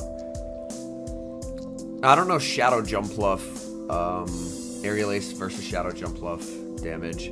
But yeah, this is just winning for Ashton Ash. He just said, I don't know if you guys caught that. He just said something to the effect of, I didn't read the team sheet. I didn't know you had acrobatics. That's so funny. Ashton Ash there. Hey, yeah. Yeah, right here. Hold on, here we go.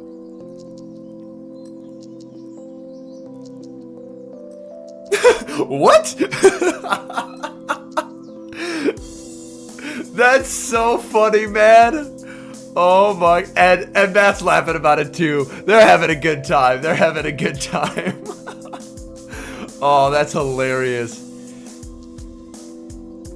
Hey, it shows that even in open team sheets, you can still have surprise moves because people just won't read them.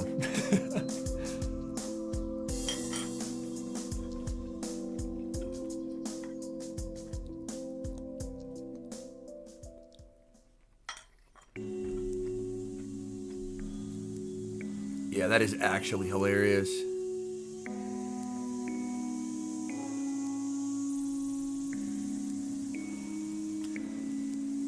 I'm happy to hear it, the real deal. I'm happy to hear it. That thing's a beast, man.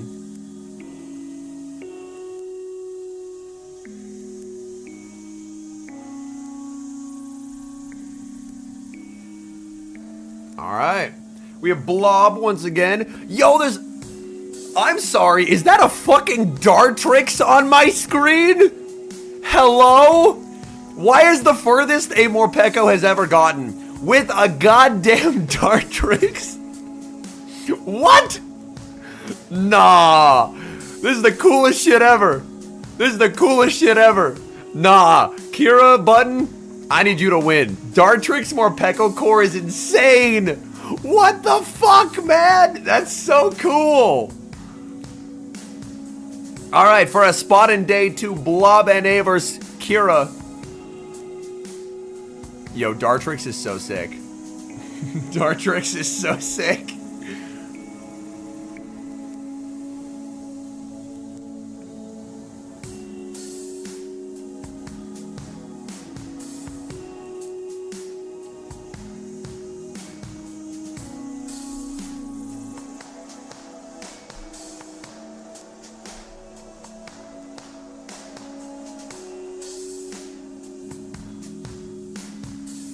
Dark Aura Wheel time. This, I believe, just Okos.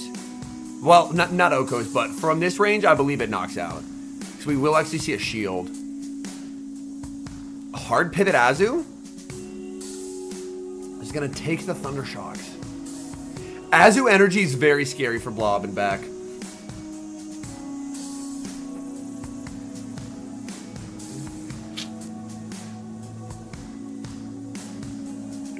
Yo, thank you, Capix. Appreciate that. We, like, when Pokemon Go was first added to the competitive scene, we had closed team sheets and competitors asked for open team sheets. Because with open team sheets, it gave you a little bit more... Oh, just saving it for the Azu. I like this. It gave you a little bit more knowledge as to what was headed your way, which is kind of nice. Leaves with a CC. Just save the CC and swap. Yeah.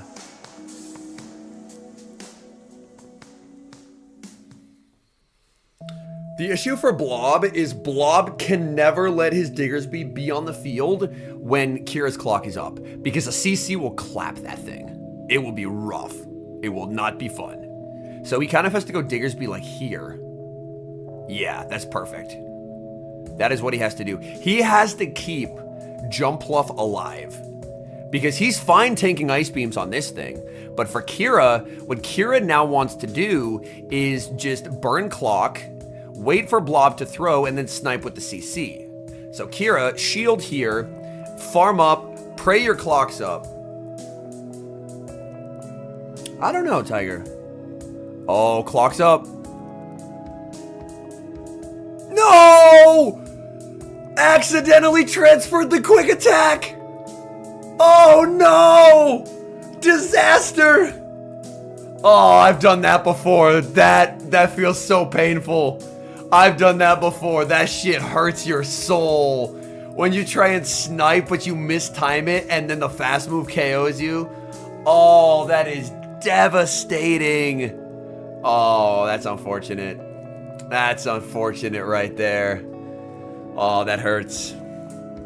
It was still going to be a tough road, because the Azumarill was pretty low, but that's a tough one. All right.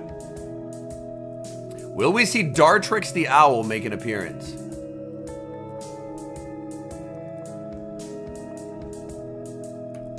All Alright, Drapion into Azu. Except Blob can't... Oh, hold on.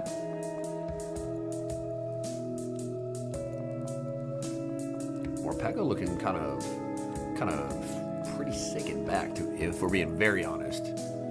Can we set up some, like, Morpeko gaming?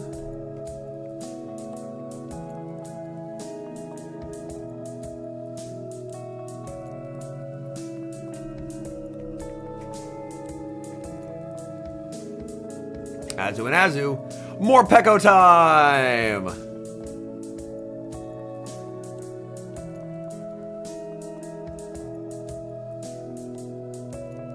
When Morpeko is the topic of conversation. I just like Morpeko. Morpeko's a good boy.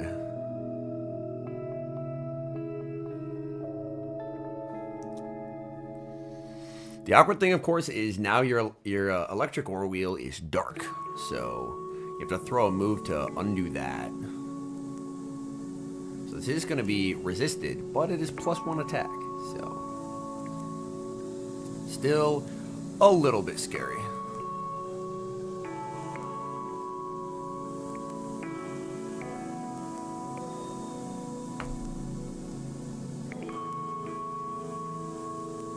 We do see a shield. There's a lot of Drapion energy though. Drapion, ooh, wow, not even throwing, just looking to store a ton of energy. Morpeko is gonna grab a shield. Kira wants out. Switches into the Drapion. But behind this much energy, this is tough.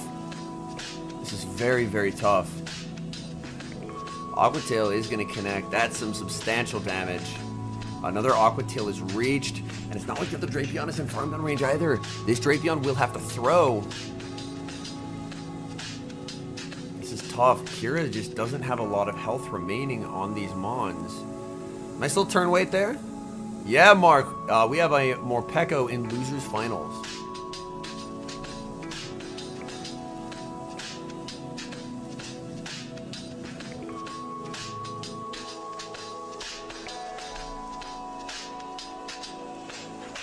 Firing off a crunch here. I hate how well Jumpluff tanks that crunch.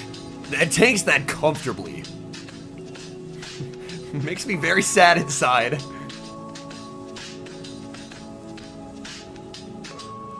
Good energy awareness there by Blob. There's a little bit of energy. I think only one Thundershock on the Morpeko. And it's not enough, yeah. Too much residual. No Morpeko Dartrix day 2.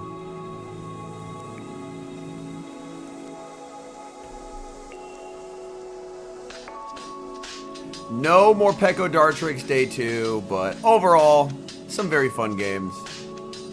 You are allowed to take notes while playing, yes.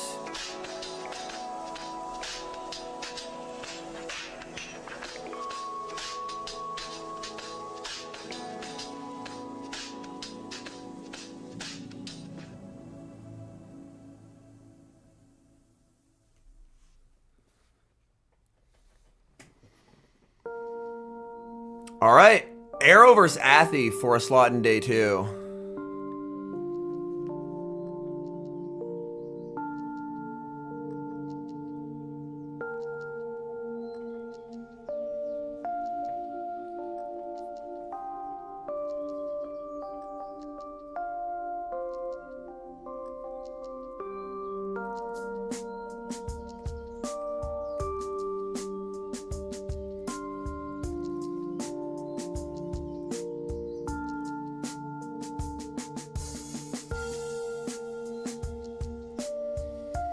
All right, Quag versus Ape.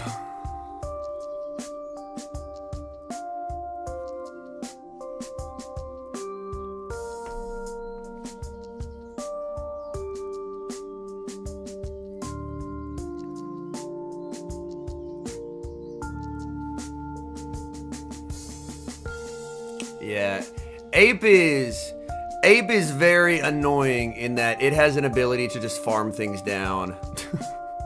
Like, it gets boosted, it has to go down shields, but it can just get those shields back. So, it is unfortunate for sure. in comes the Pluff, but look at these Rage Fists, man. They add up a lot. Oh god, he gets more. Did he get the CC too? Oh. Oh no. Heavily boosted close combat. Does do more than a Rage Fist. So that's why he went for it. And that's like... He's just praying for a sweep here. But that's a tough ask. I think the issue is you need 3 Thunder Punches here and you just take too much damage.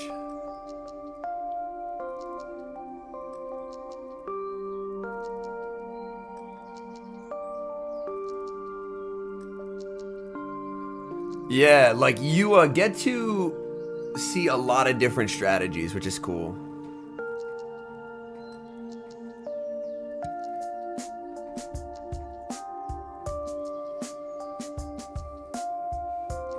Like, people try different things, which is nice. Yeah, Typhlosion's biggest issue is that one Thunder Punch does not KO.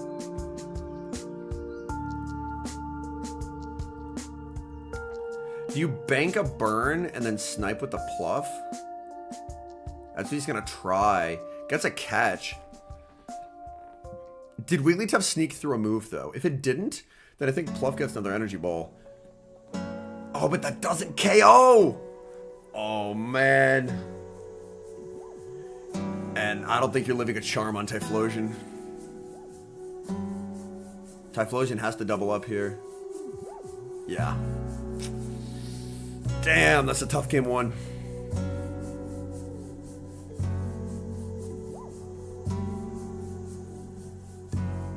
I see them tapping. Clearly they're locked in. Can we get games, please? Arrow shaking his head. He don't like it. Corsola into Wigglytuff. No. Quag answered with Annihilate again.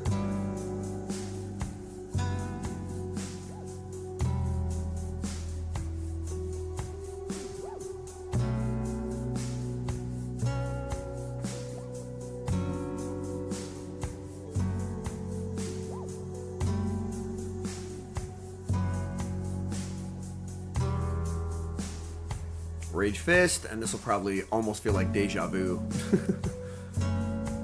Although, no, he's ABA strong. He'll just let it go. Wait, what? Why would you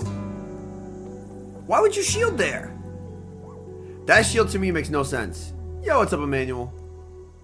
Why would you shield there? He has Diggersby in the back, right? He has Diggersby in the back.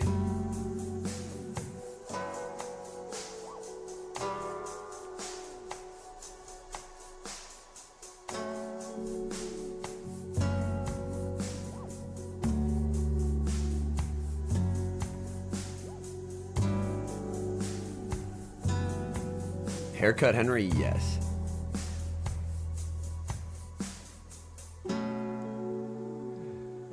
Yay for Jumpluff getting Icy Winded. He does get to desync timers a lot by doing this, so that's good. But does Wiggles just let this go? Because it doesn't die? Yeah.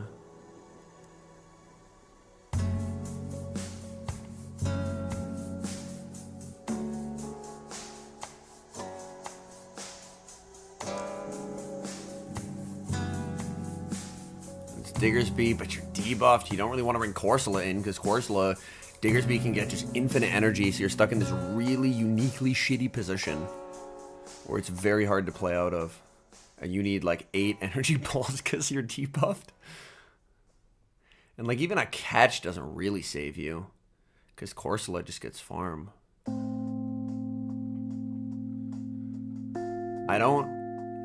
Maybe I'm just too tired to see it, but I don't really see a path forward in this game.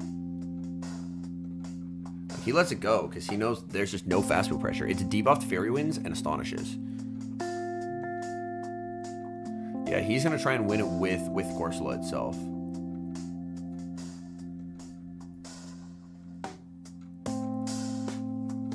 But I don't think Corsola's pulling this out. Yeah. He calls the bait. He's trying. He's trying. He's trying.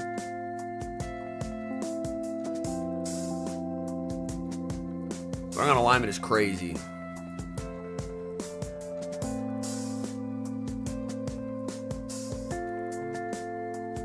He just goes wiggles, charms him down. Yeah. Rough for Arrow.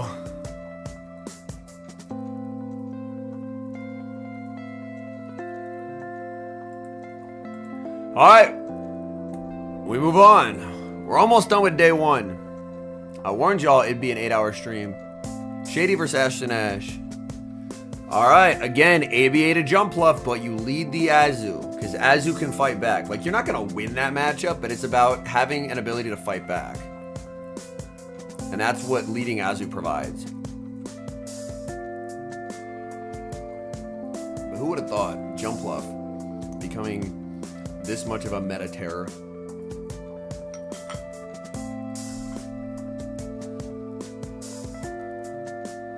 Yo, thank you, Freddy. Appreciate that. He's keeping the bluff healthy.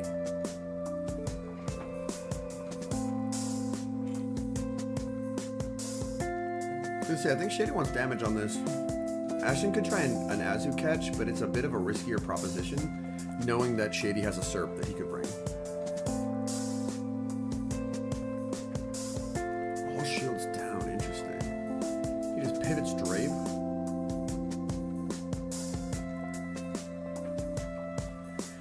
I think Jump won Porto Alegre some years back. But it definitely didn't see this level of success. This level of success is wild.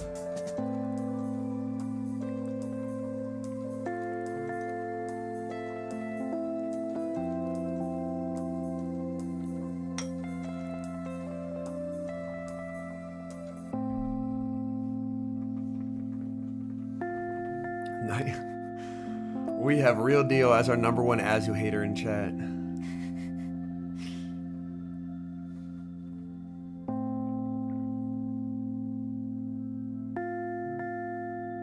In comes Serp.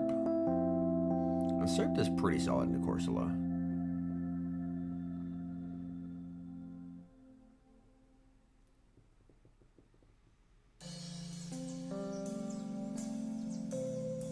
Back in comes the jump fluff, but you need a lot of aerial aces, man.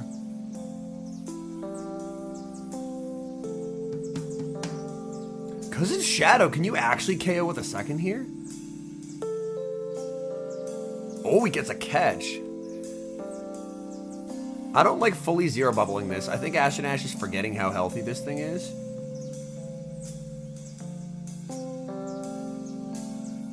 Yeah, I don't love fully zero bubbling there. Yeah, he must have misremembered how healthy the Azu was, which is fair.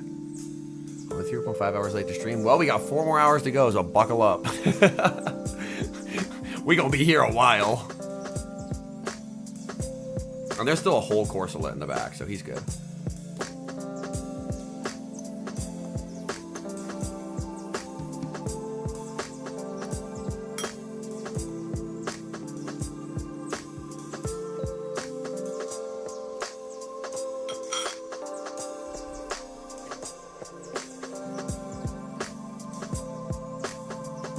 And he's just, yeah, he knows. He's just gonna let himself get farmed down. No, I've been live, so we haven't watched day 2 yet. This is a spoiler-free zone. We haven't watched day 2 yet. I think this is like the final match of day 1, and then we'll be going to day 2. Ooh, Drape into jump. Not as comfortable as you might like, to be honest.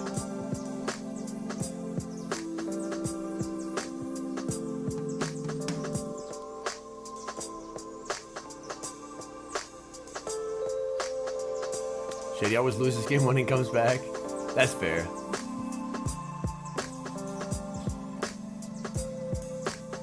Yeah, game 1, Shady made the mistake of not running Drapion double water, and he will never, ever make that mistake again. Drapion double water is a lifestyle.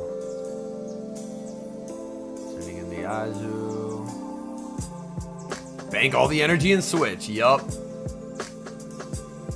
That's how to play Drapion. They try and get you to use your energy inefficiently, just say no.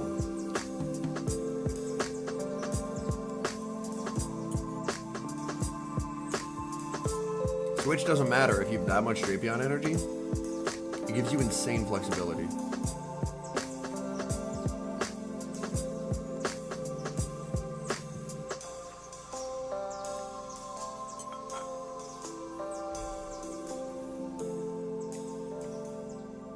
Aura Wheel does boost your attack, yes, by 1 stage.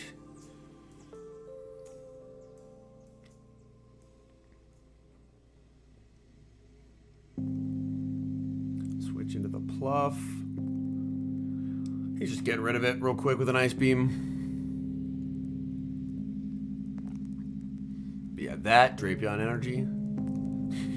I mean, there's a Corsola back there. That Corsola is cooked.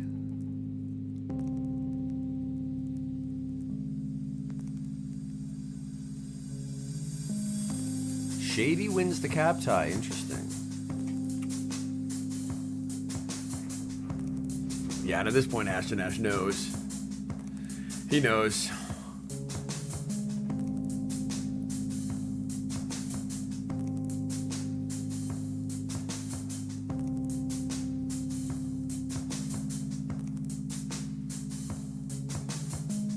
Clock wasn't up, couldn't save it. Hello, Corsola.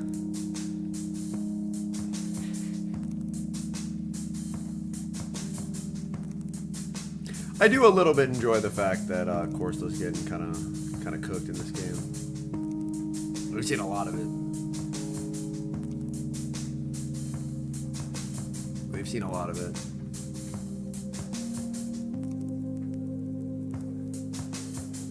Yeah, and he just knows. All right, we're going to game 3, folks.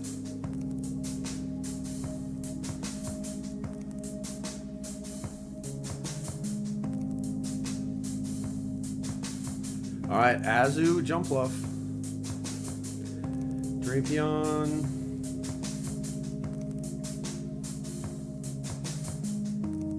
A lot of people just build shitty ones because your ability to get a good IV one is purely luck-based. Oh, this is the end of day 1. Sure thing, Goosey, yeah. The end of day 1, so we're halfway done.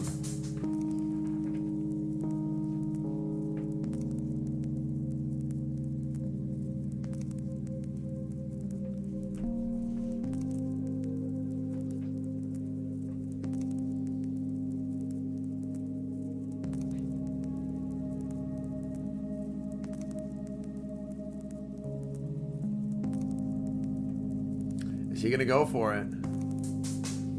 He is. He's making the moves.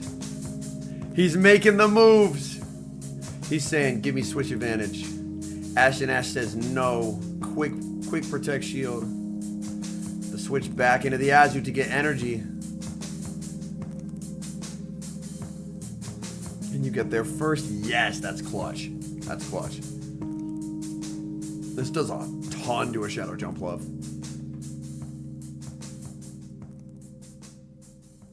I still think it's going to be tough. But... nah, I mean... Anytime I see Corsola in the zeros, I assume Corsola is about to take a life. That's just default. This is the last battle of day 1. So I was pretty accurate with my 8-hour estimate, was I not? Pretty accurate.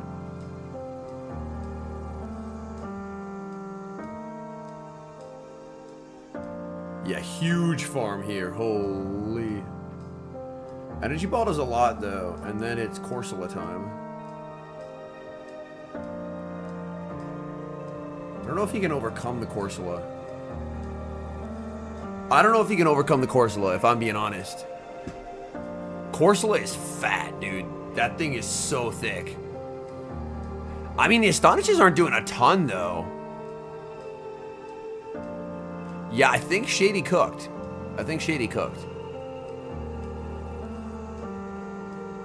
A/Slash actually going wicked.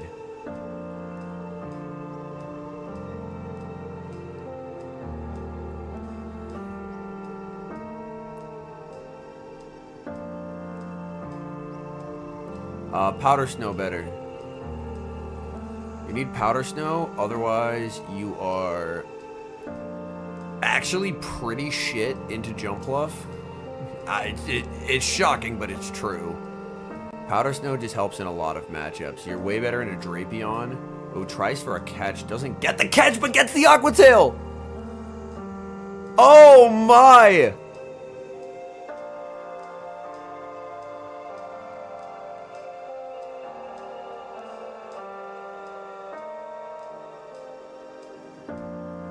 And he gets there. Oh man. A photo finish. Yo, what up, Anthony? A photo finish there to the end. Oh my word. And that's the end of day one. That's the end of day one, folks. Alright. I gotta switch to day two. Day two is still technically live.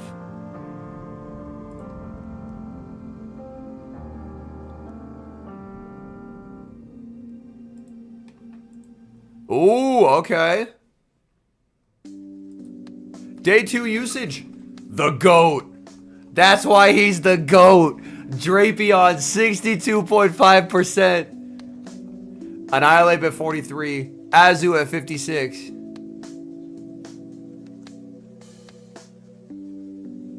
Corsola at number 7. Tied with Talonflame. And then Gator, Primeape, Shadow Kwak, and Alolan Sandslash. So that was all day one. Now we move to day two. Where would you be on leaderboards? If they were out, probably top 15 worldwide.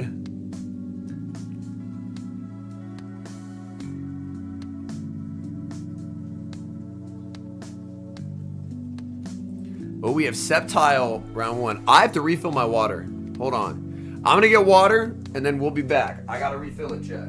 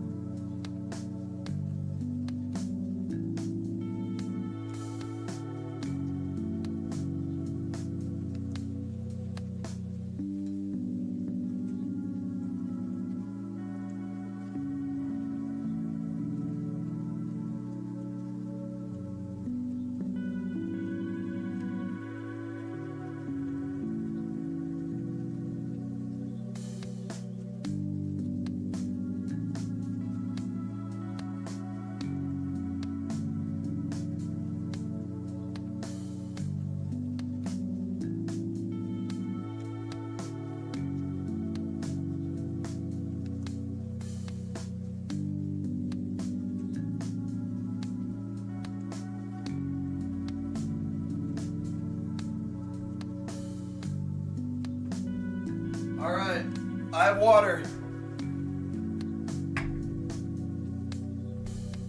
I have water. I'll be back in a second, chat.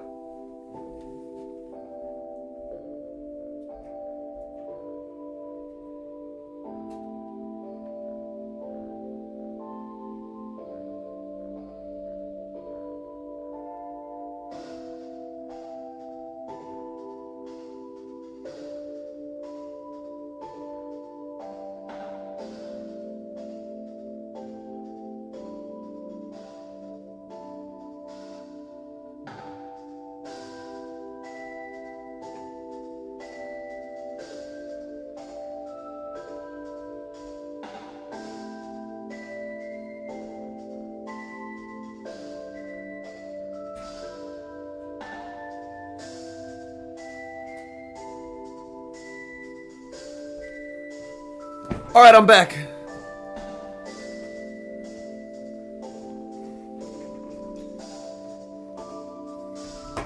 All right, I'm back, chat.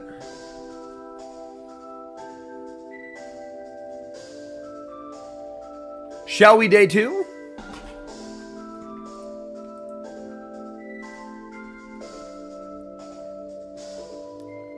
All right, we have a Deeb versus Sceptile.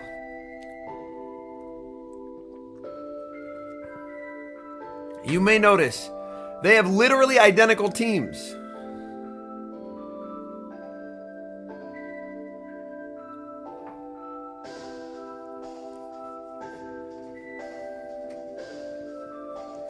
Let's go, Bosch. But Adib is running Ice Punch on Annihilate, and Sceptile has Stone Edge on Claude compared to Sludge Bomb. Alright, good lead, but a Shadow Drapion safe switch here. You can live this, but it does a lot. We will see an early shield put up. Get a bait here. Adib calls it. Oh, that's actually not good. That's actually not good. Yo, what's up, Ruffian? It was actually a gift, so I'm not sure. Oh, makes another here. And this is actually, despite the good lead, not looking great. It's actually not a great situation to be in. Because, oh boy, when for Alligator and the pivot out, Claude is useless. And Gator's just going to sweep you. So maybe, like, it's tough, but Adib put him in a really bad spot by successfully calling that bait. You're going to start spamming out Aqua Tails. But yeah, Adib looks locked the fuck in. Holy. Go for the Scorching. Yeah, this is so bad. This is so bad.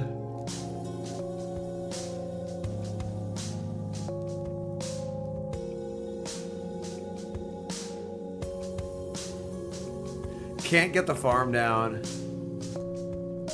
And he's just, yeah, he's like, oh, I can't believe it. I can't believe it. He just lets it go, but he knows it's over.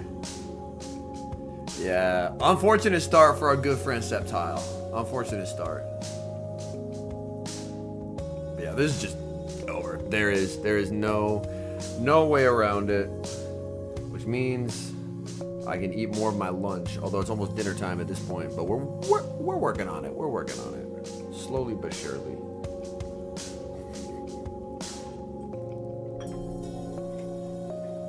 Also, I helped Sceptile with a bit of recon last night, and we learned that his ape should win cap over Adib's. If that comes up, then it'll be helpful intel. But that was intel that I was able to figure out. Because Adib lost cap to J-Jan's Gator with his ape. And the whole point of Slayer Apes is you're trying to cap tie Gator, and there's no way J-Jan's running like a 15-8-7 Gator. He should be running an optimized Gator. And if that's the case, then Adib is running a optimized ape, which means it loses cap to Sceptiles, because Sceptile's running a very high attack ape. I skipped too far. Okay. Drapion into Jump Fluff. Right off the bat, team comp wise, looks amazing for Sceptile. Looks very, very good.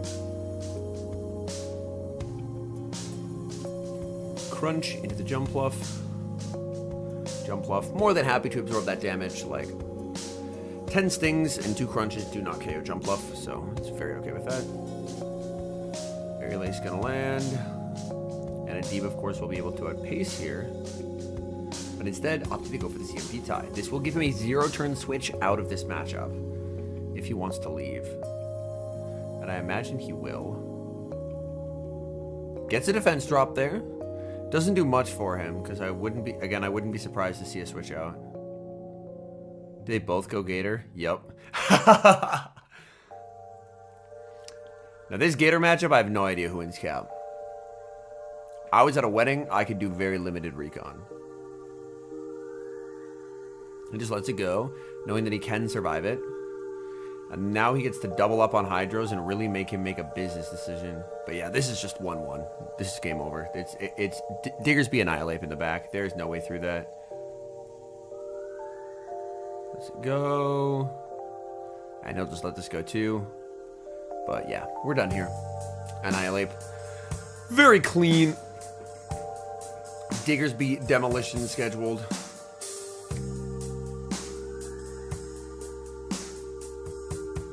Yeah. And he nods. He's like, okay, I'm cooked. I'm cooked. Yeah. Because in the 2-series Annihilate, you can even just straight Rage Fist through it. Yep, that's exactly what he's going to do.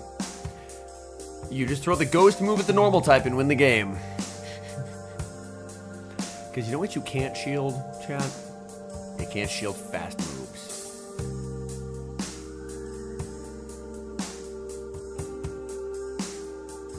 One move doesn't KO here, but ideally just getting at least one shield call right will put you in an okay spot, but this is getting countered down very easily. Yo, what up, Brady? We're watching our homie Septile right now.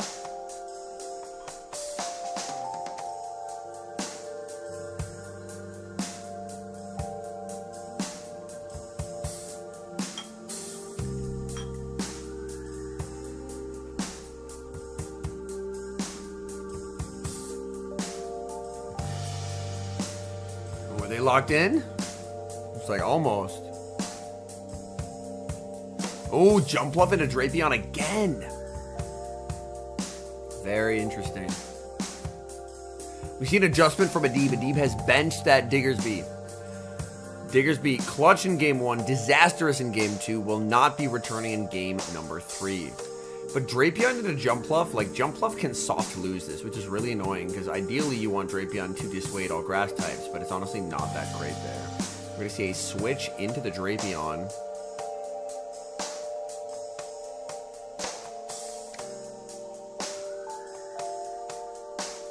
It'll be a cap tie here if they both decide to throw instantly. He switches out into Annihilate.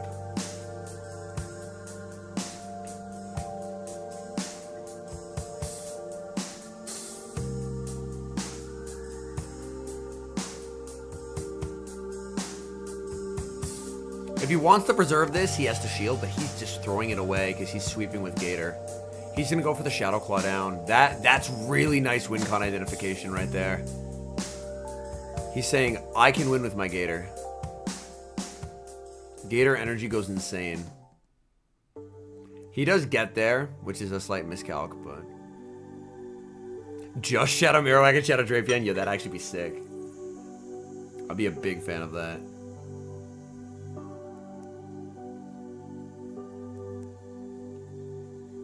In comes Jump Bluff. Able to get the cap tie there.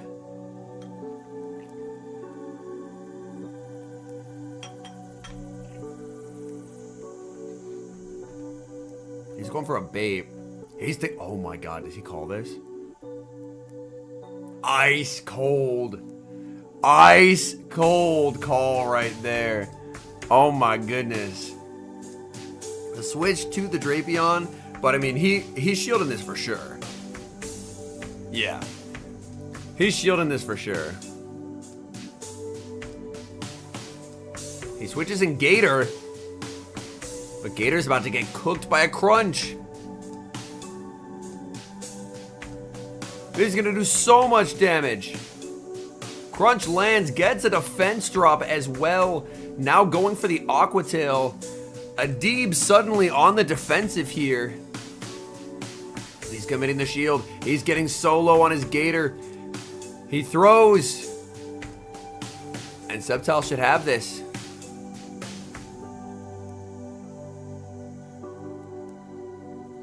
I see he's going to get this farm down.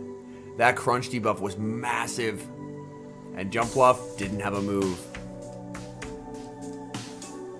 Well, that one had a very impactful defense drop.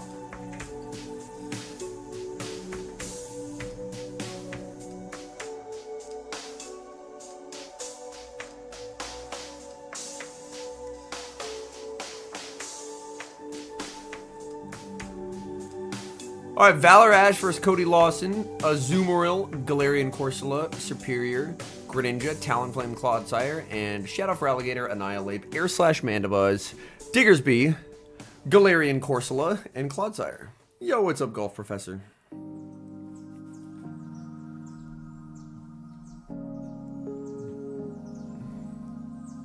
Oh, Claude versus Claude.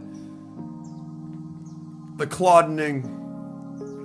Yo, Switch matters an insane amount here. And Cody wins cap. Uh-oh. That's a little awkward. Ooh, early shield from Valor Ash. Valor Ash really wanting Switch advantage here. Switch advantage would go a long way for him. Yeah, no day 2 Ufisk is unfortunate.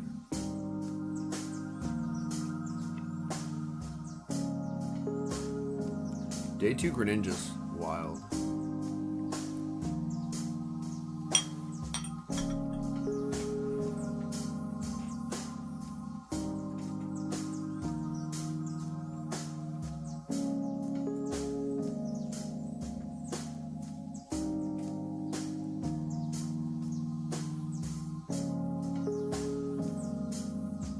He shields. He is going for Switch.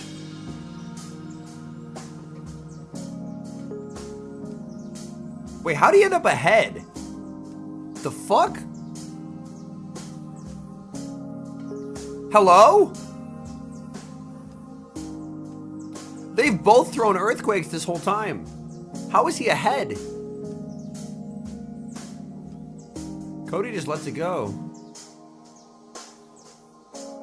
Oh, he went over 100? Oh, that's why. That'll do it to him. That'll do it to him. I was like, where did that energy go? But if he went over 100, then yeah, that checks out.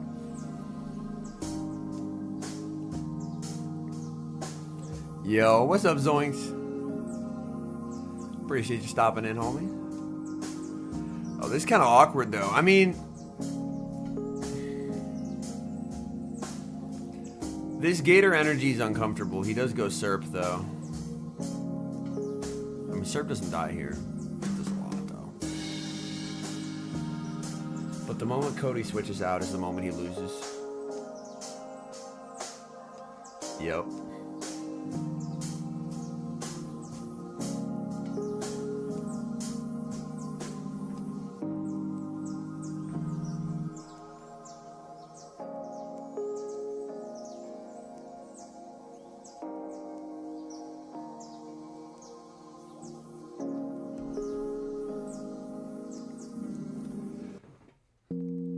Sometimes there can be like certain break points or bulk points or whatever, but I usually like to sim against the rank 1. Like for opponents. So I can assume that they have the best and kind of go from there.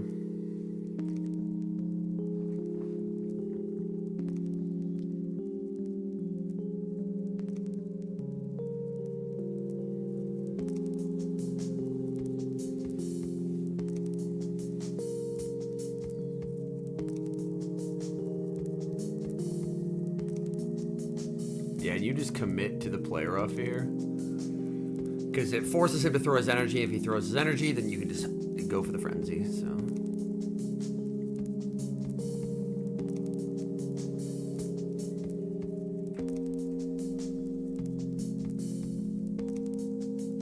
Oh, Corsola versus Corsola.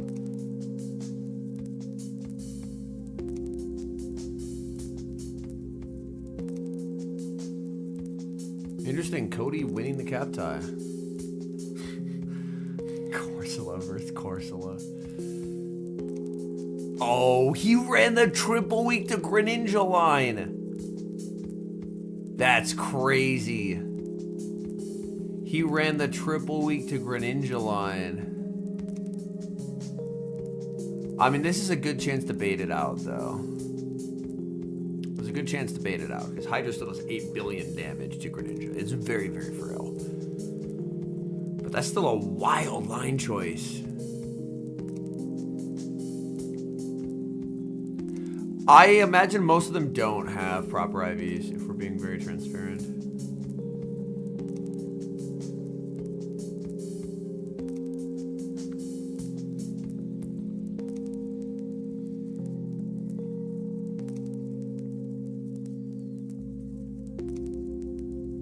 He can do 3 here, yeah. I have featured Porygon 2 before. Stock Porygon? I don't think I have.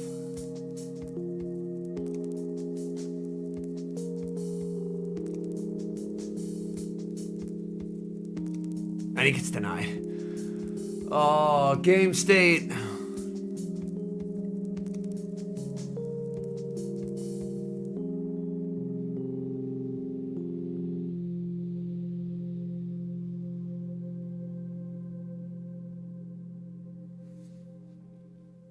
A montage for denials? Oh, Lord.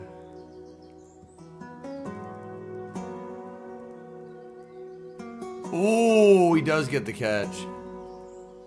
That's nicely done. That's nicely done. Undercharge? Ooh, good undercharge, though. Able to get an Incinerate back.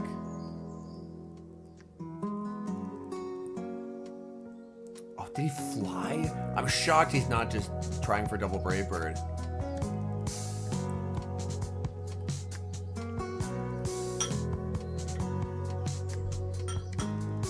I'm shocked he's not trying for double Brave Bird. I guess worried about the fast move pressure, but he will get there. Yeah.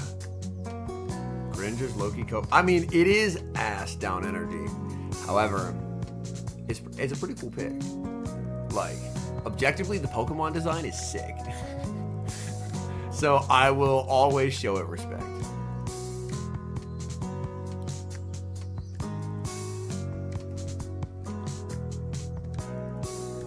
Call in 6 versus Dr. Roast Beef.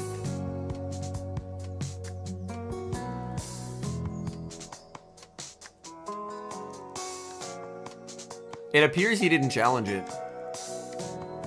Yeah. Like in here.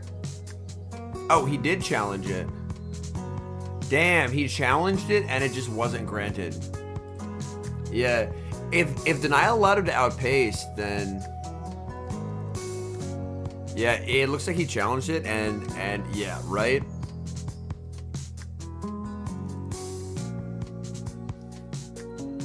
Dr. Roast Beef with the Sableye Bibarel team.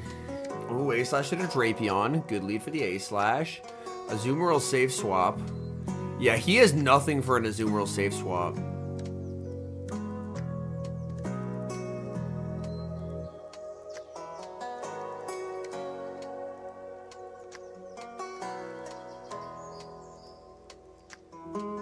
Yeah, it would have come down to the other Mons and whether they were able to make moves.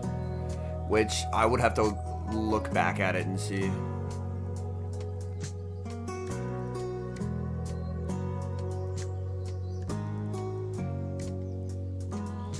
They basically make judgment calls, but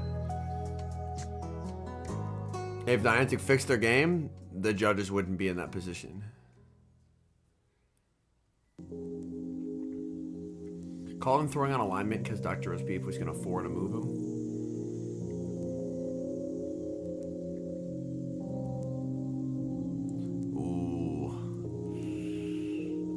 Oh no. Oh no. Oh no. Do you see what's coming, chat?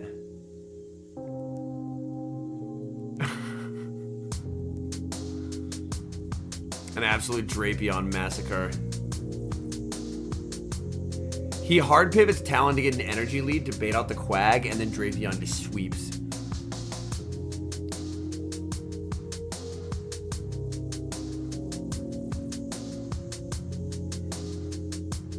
Rough.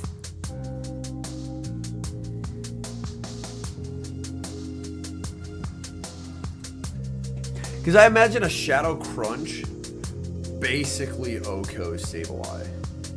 Like, it's gonna live it, but not by much. Shadow on Shadow, that is some serious damage. Oh, he catches onto the Sableye, catching the Brave Bird, saving the Quag. But he's more than happy to full charge that. Oh, and that sets up a Sting down.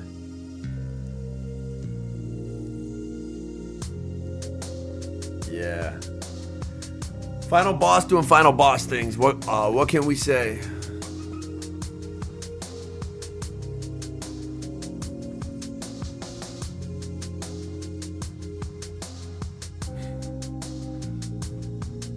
He might be a little bit good at what he does. Stone Edge doesn't even knock out. Game 1 win for Colin.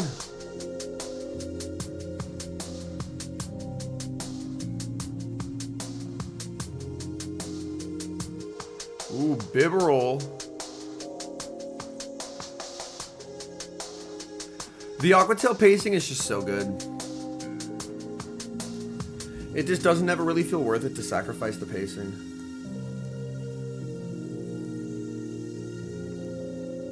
%? Okay, that's less than I thought. I assumed it'd be like high red.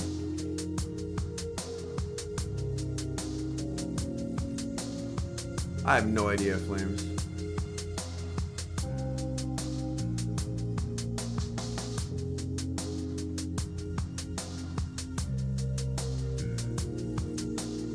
I am not aware.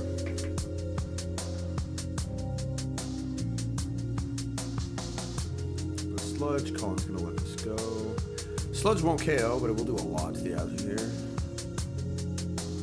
Yeah, Azu can actually hang on and make the Ice Beam. A little bit unfortunate for our good friend Roast Beef. He's gonna shield.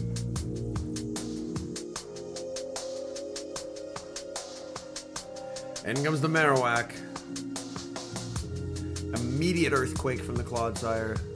The no shield. And he'll throw instantly here. Yeah.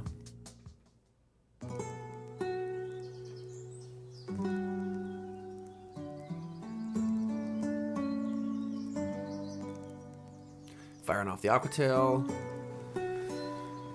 And now, I mean, the Mudslap damage is kind of nice, so you can't fault him for shielding. These Mudslaps do, in fact, add up. It'll be Cap here. He decides to throw it. No, decides to go for good timing. But the Quag's so low that this just sets up farm for Colin, so he's fine letting this through.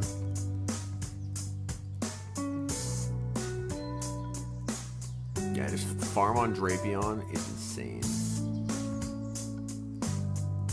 Yeah, non-shadow is just worse.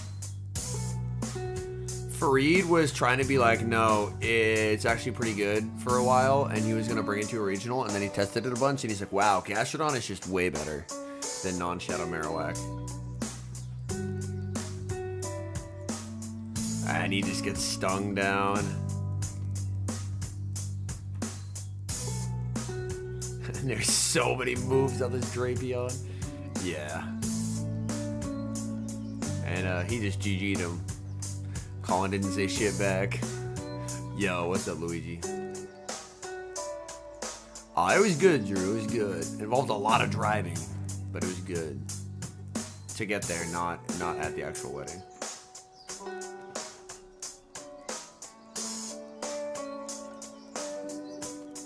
Green, it's okay. Alright, Elam versus Tomahawk. Tomahawk, Azumarill, Shadow Swampert, Shadow Drapion, Corsola, Talonflame, and Primeape. And Elam, Alolan Sand Slash, Superior, Azumarill, Shadow Drapion, Annihilate, and Corsola.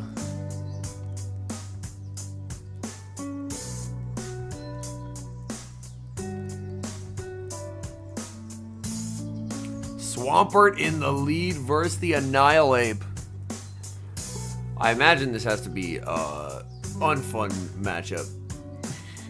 Because Annihilate's probably just going to farm you down. Yeah, he switches out into the Azu, which does make sense. Does he just bank all this? Oh, Lord. Banking all that energy and then going Corsola is hellish, man. That's so rough. Oh, God. How do you beat the Annihilate energy? This was your fighting resist. I think the answer is you don't, and you just lose instantly.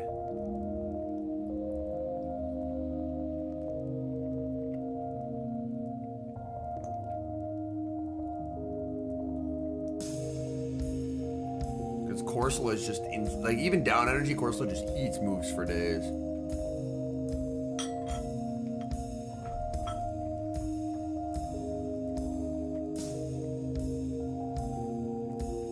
Elam doesn't see the switch and ends up throwing a Nightshade. Still should be fine, though. He has approximately 8 million energy on this Annihilate. Yo, it's Brian. Calls a bait. Doesn't help him, because there's another Rage Fist en route very shortly. Haven't done the lucky trade yet. That is for after stream.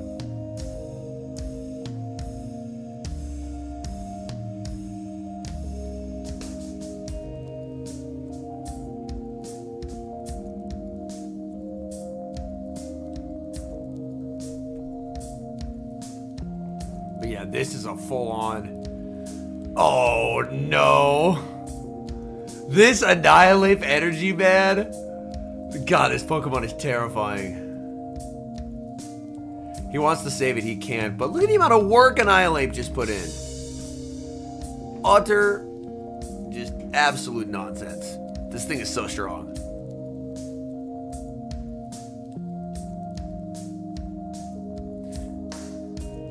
Yeah, and he can't get there. Mudshot's so slow.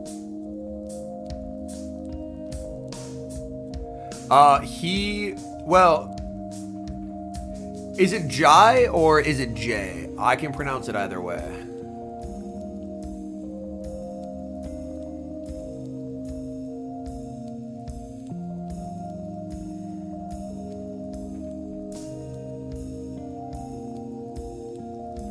But the TLDR of it was, he had a Starmie team he liked. We ran some scrims, and I just Drapion him for like an insane amount of games in a row. And then he didn't want to lose to Drapion anymore, so now there's a Swampert.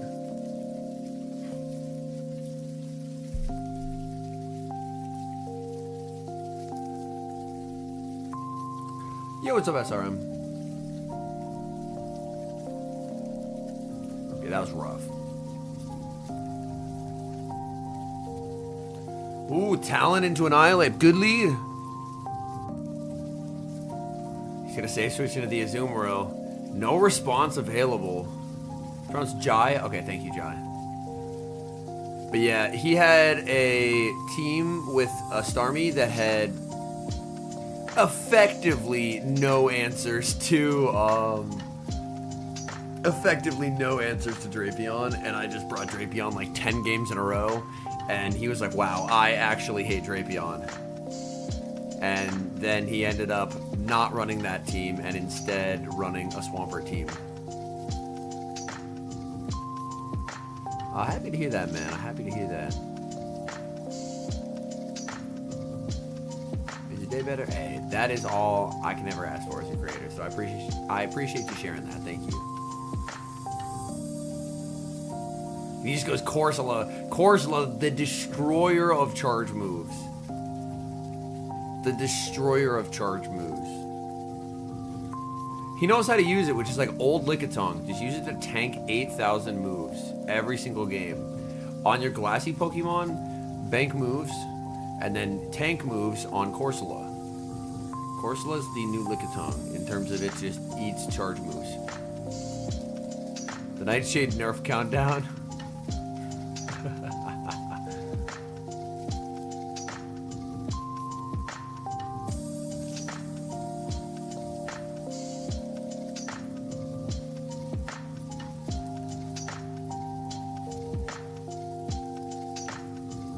Yeah, and Swampert is just gonna get cooked by a Nightshade. Oofda.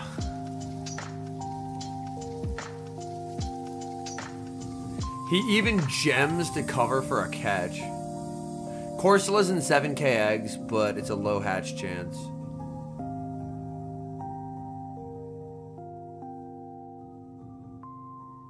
The alignment throw by Elam, but yeah.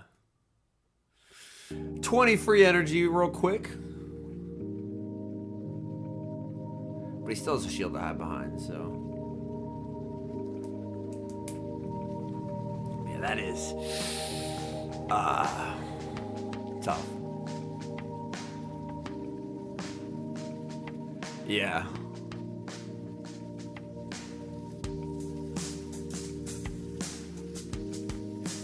He just lets it go. He's fine with it.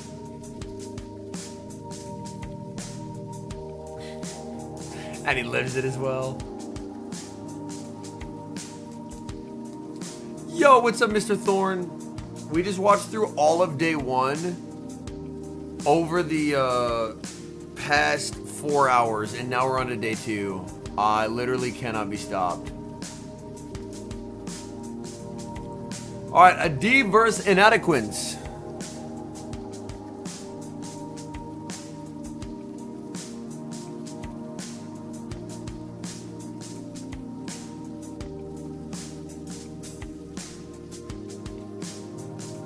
What did I tell you, chat? It's the #1 rule. You can play ABA to jump bluff, but you are not allowed to lead anything other than Azu. You have to lead Azu. It's the rule. It's the rule. Unfortunately not Wiry Engineer. He went 1-2, so he lost his first round and then won a round in losers, but lost in his second losers round. So he is out. So he unfortunately did not make day 2.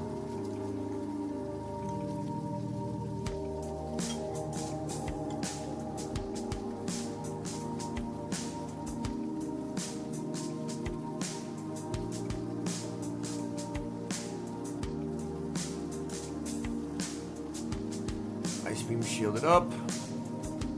God, this jump left has so much energy. How much over 100 are you going to go, trainer? Please. Yeah, Lyle unfortunately did not make day 2. It turns out they not Lyle us. We have learned.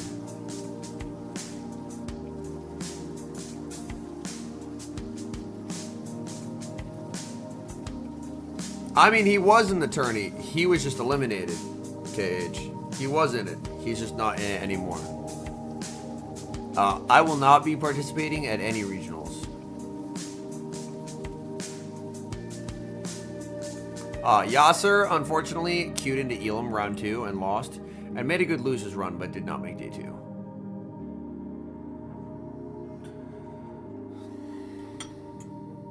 But Yasser made it pretty far in losers.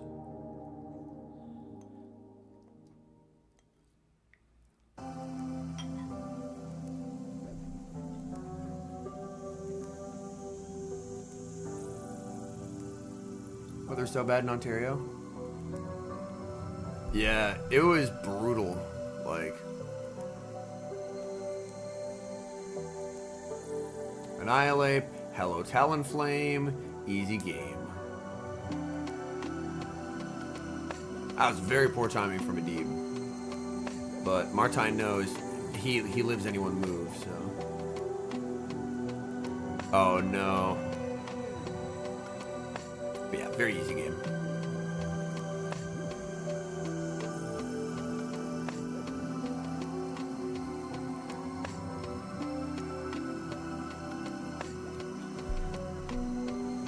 I have laid out my conditions for competing. If they bring back last chance qualifiers at Worlds, I will compete in last chance qualifiers.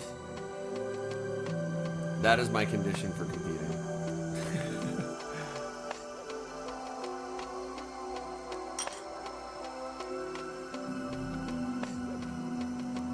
They won't ever bring back last chance qualifiers, but it'd be sick if they did. It was a great tournament.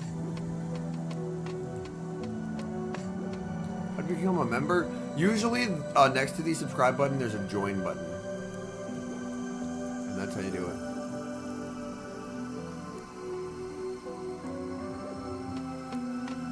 Great lead from Martine here. Leading the Marowak into for Alligator. And if Pirate King is still here...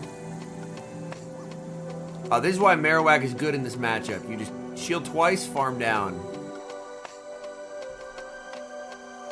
Well, the unfortunate thing is they don't let you keep the battles from the off-stream phones. Interesting plays here. He didn't throw. I guess he was expecting a switch out. Maybe. I don't like how he's played this so far. I think it's not the best.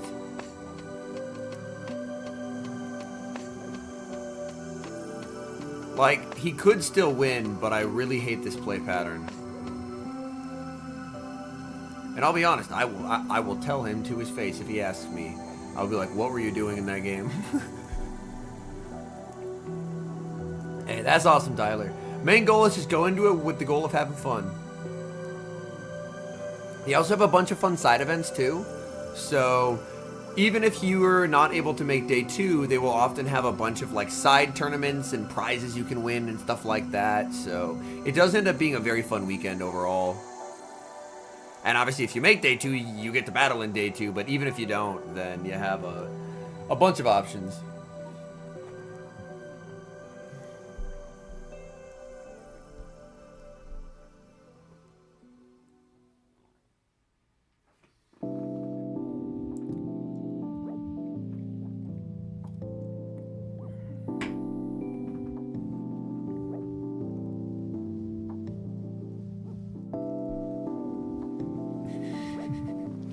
Yeah, and Adequin's, he's a showman, chat. He's a showman. How often do regionals get decided by basically a damage registration error? It can happen, yeah. It is not disputable either way. So if you get it or if you don't, you just gotta live with it.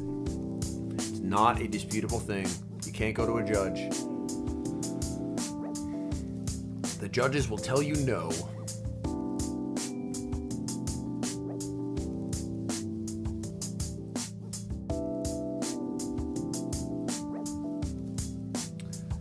One turn bring-in if it affects the outcome of a game is disputable. If you have one turn bring-in and it doesn't affect the outcome, then it's not disputable. But like the lag still has to have had like an impact on the outcome of the game. Yo, mud slap down a jump bluff?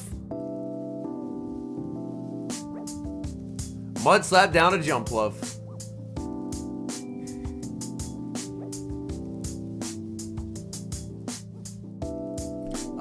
Septile's my boy. We chat shit, that's why.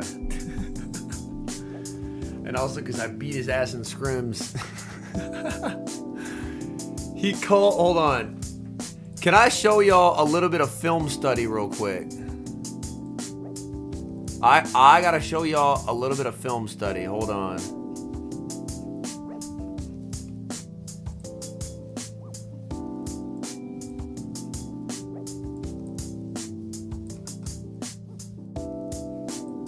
All right.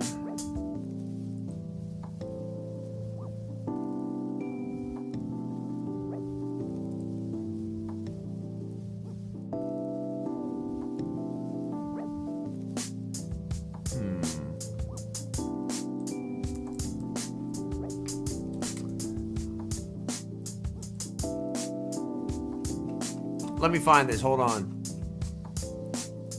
I'm digging deep here. I'm digging deep. It's a deep cut. It'll be worthwhile though.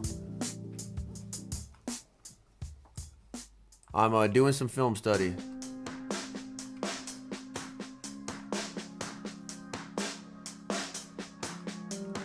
When was this? This was a while back. This was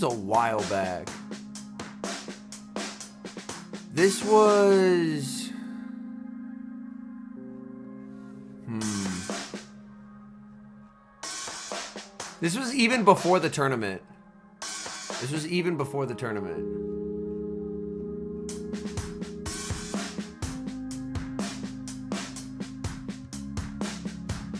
Oh, I found it. Here we go.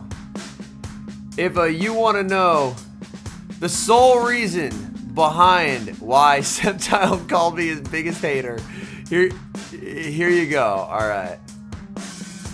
A sneak peek at the Home Slice Homies Discord. He said LMFAO, quick scrim. I said, all right. Whoever wins is the better team. So I post a photo of me beating him twice, and then the Rizzler at the end. That's why he called my team dog shit, so I beat him. Only I can have a dog shit team, sir.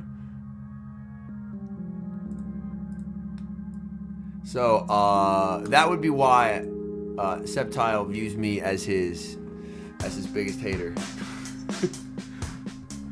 He said my team was bad, so.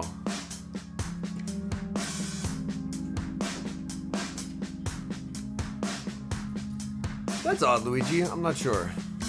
why that would be.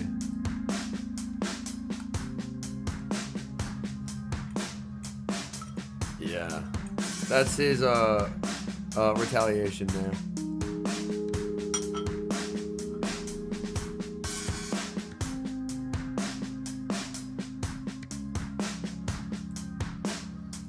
Alright, a Shady Equation versus Cody Lawson. It's possible, Eduardo, yeah. Alright, Gator into Air Slash Mandy. Air Slash Mandy's very slow, but a move landing is a lot more impactful as a result. Let's the first go, knowing that even if it's an Ice Beam, does tank it. Air Slash Foul Play, interesting, no Dark Pulse. Very interesting.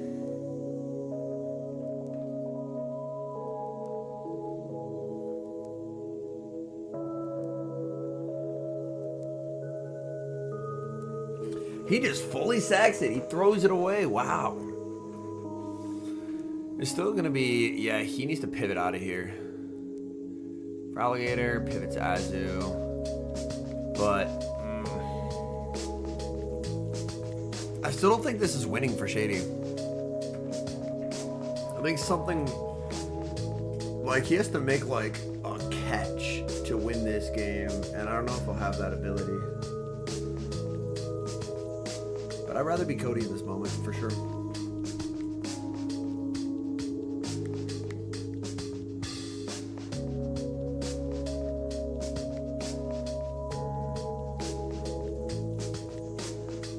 I don't know why we overfarmed that much.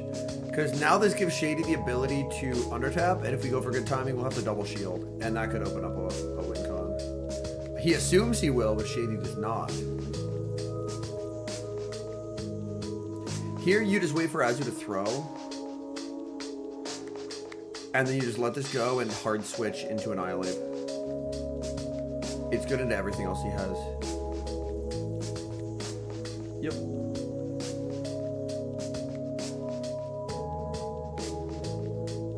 Well...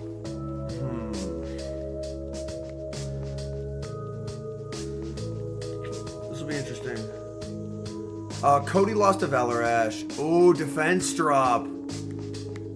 We've seen a lot of defense drops today. Defense drops have been cooking people.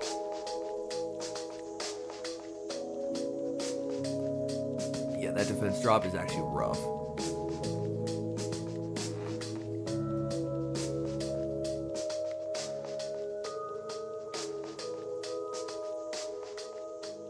And the miscount. He lost round one and then won in his first losers round and then lost in his second losers round.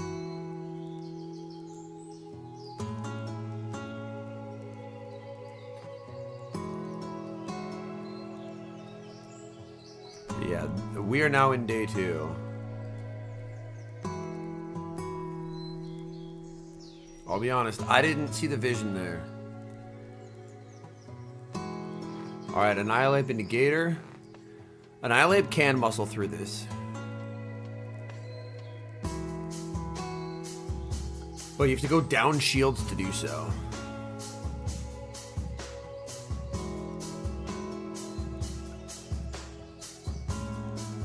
I mean, some are on Ice Punch, but the majority are on Close Combat.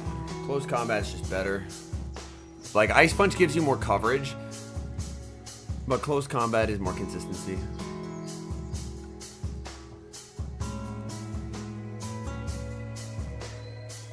He keeps staring at the camera.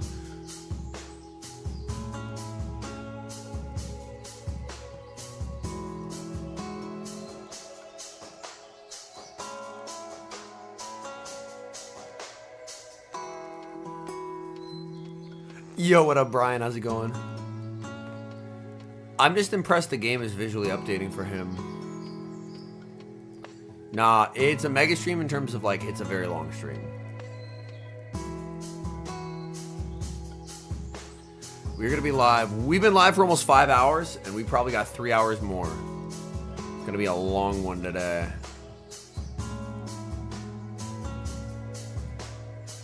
Triple Legacy Primate with Cross Chop. I think it's just way worse than Close Combat. Because you have all that closing power that you sacrifice. Shady's like, are my counts off? I'm actually on no caffeine, Henry. But it's 4:40, so I might... But yeah, this is extremely over. It's 4:40, so I'm a little worried. I should have had it earlier. The stream started 4 hours and 48 minutes ago. Yeah, I got a haircut. Shadow Sneasler. Not very usable at the moment.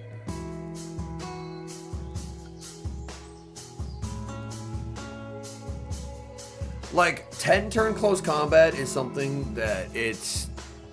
Like, you don't give that up. Cross Chop doesn't really get you anything, other than the occasional surprise factor when there's a fighting move on 8. But CC is just better. Triple Legacy Shadow Machamp? No. It would just be bad.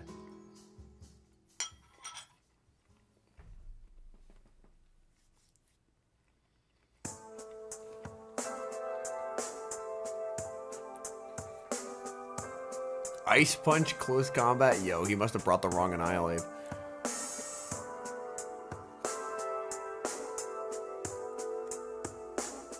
Oh yeah, you're over there in Europe, aren't you? I'm not sold on Belly Bolt in the Great League. In Ultra, I think it's sick, but in the Great League, it just doesn't have the stats. Yo, Dr. Roast Beef versus Dunebug. Oh, Shadow Sableye into Starmie. Drapion answered with the Quag. Oh, man. This man just got line called severely.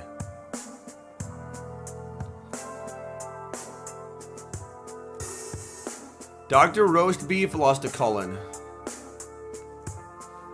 Yeah, he lost to Cullen. And Panda in the back gets jump pluffed. Yikes.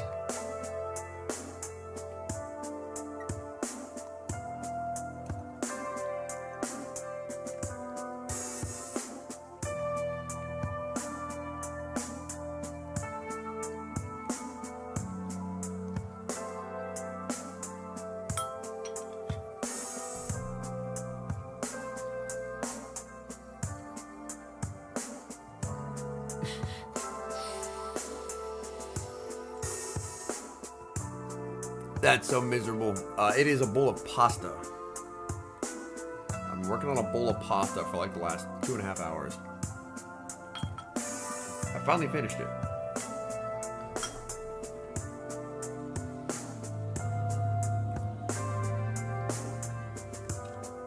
Yeah, that's just roast beef with a stone cold line call there. That's a rough one.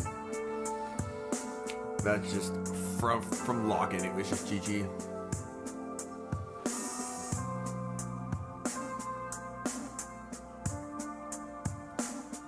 Starmie, you just energy ball and just Sableye cooking. I do Ultra Primate before I did Hundo Annihilate for Masters. Annihilate isn't really an open league mon. Pokemon Legends ZA. I'm surprised we haven't heard more about the game. You'll never beat a Golurk with that attitude. Good catch by Dune, doing what he can.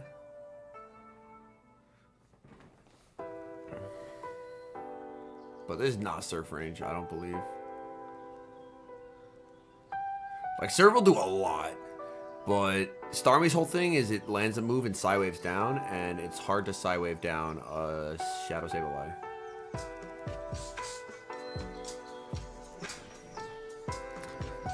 I think so. I think 115-15. I'm not sure what the rank one is.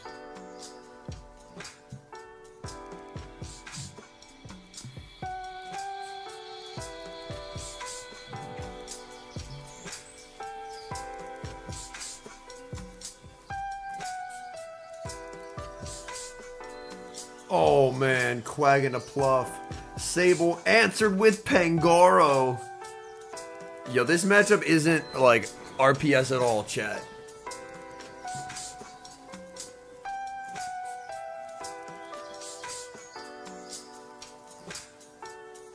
This matchup isn't RPS at all. And he's Shadow, so he doesn't have Return.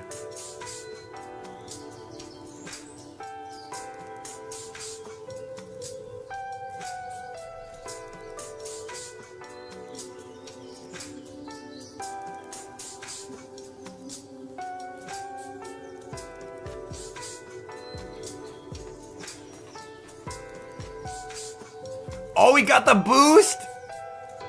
Oh, no. He got the boost. And now just gets a boosted CC here. There's just an auto delete button. Goodbye. Bang.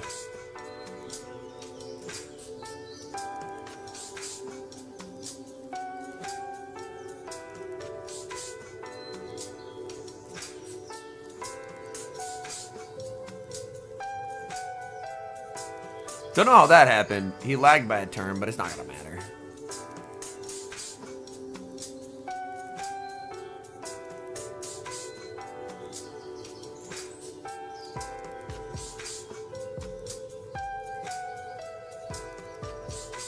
Yeah, we're pretty comfortable here. On to game 3.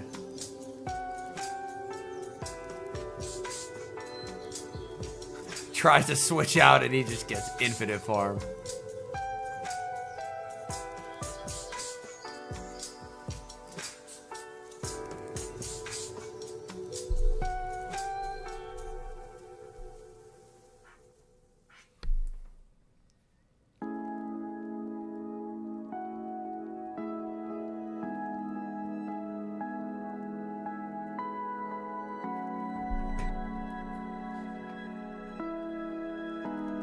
Yo, Boygos just hit me up to play Fortnite. Which sounds fun, but I had to be like, I have a prior engagement of a lot of hours of streaming I have to do. Oh, Sableye into Starmie again. Oh, no. Jumpluff, Diggersby.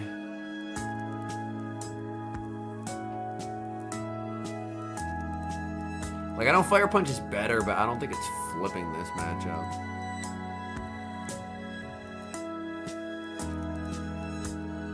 I don't think it's flipping this matchup. Energy Ball. No debuff there. Like, you do have a nice pacing advantage as the Diggersby, but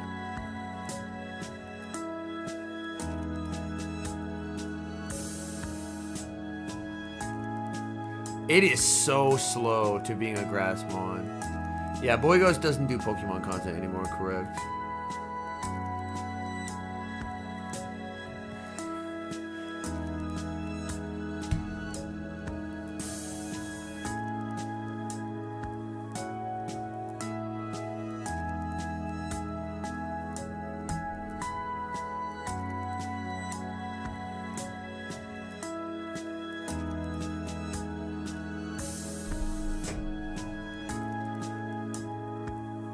And now, yeah, it's just jump. And he has Acrobatics Energy Ball, so he says, fuck pacing.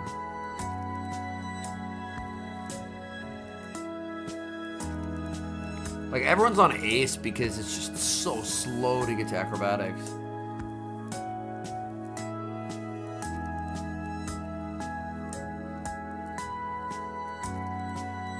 But even with Acro, like, it doesn't two-shot. And you're never farming down. Yeah, it is the Comde move. But that's why, like, it kind of sucks to run Acro. Like, some people have considered the Aerial Ace variant. Like, Aerial Ace Acro. Good counting, but not gonna make a difference.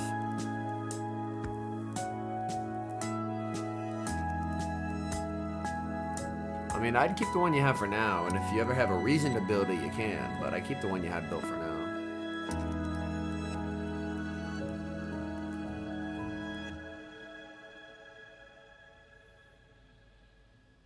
Did you get there? No DRE for Dune. With DRE, that actually could have got interesting, but he didn't get it. He didn't get it. Rip.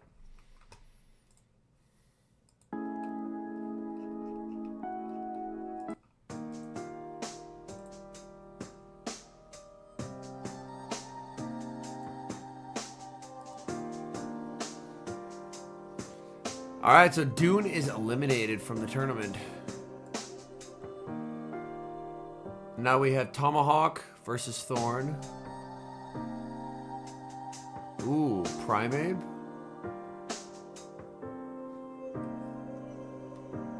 Oh, my bad.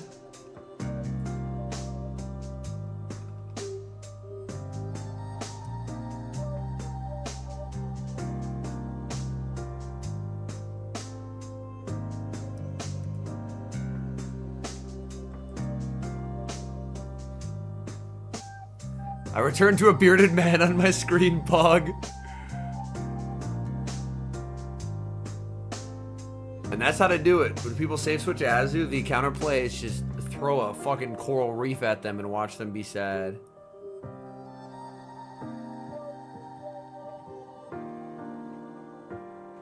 He is, yes, Munchie, he is an objectively gorgeous human being. Yeah. Toxapex? People prefer in their poison slot to just run Drapion. Like, EU is running a lot of Pex, but people in NA are just liking Drapion. The pacing's insane, and running double poison really puts you in a shit spot if you run into like a Marowak.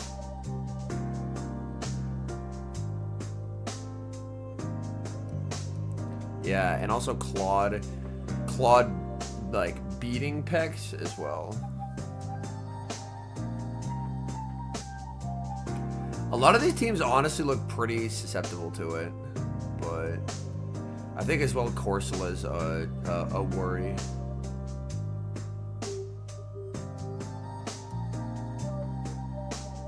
Ooh, now going for the CC.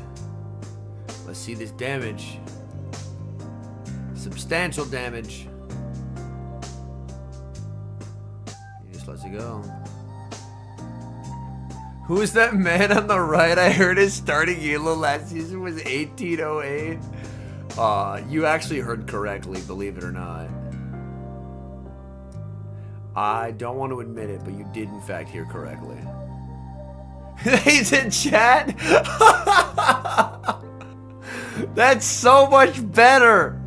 That's so much better. He was doing a sub-lock, for those who don't know. So all his good Pokemon were banned, so he had to run dog shit mons. He had to run dog shit mons. He's a very good battler.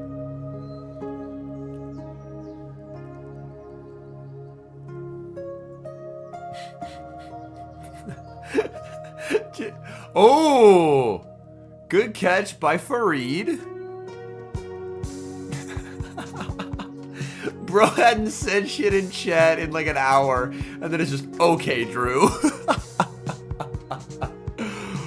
God, that shit is so funny.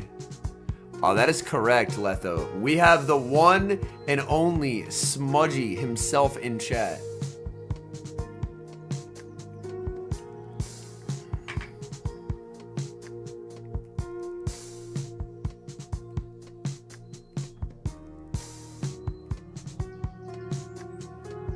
Bad lead Corsola into Azu.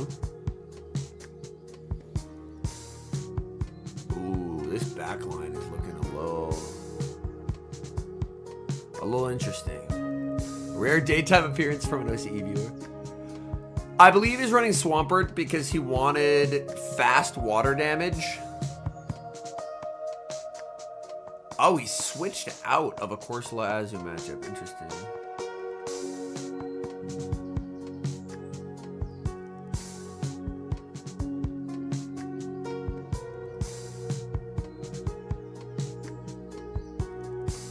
My boss working from home today. Nice. That's awesome.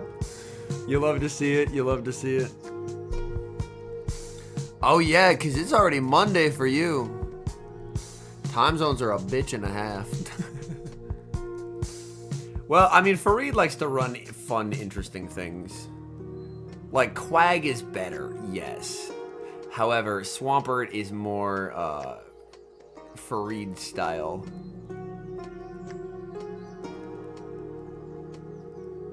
No, Letho. I am not in Australia, so or New Zealand.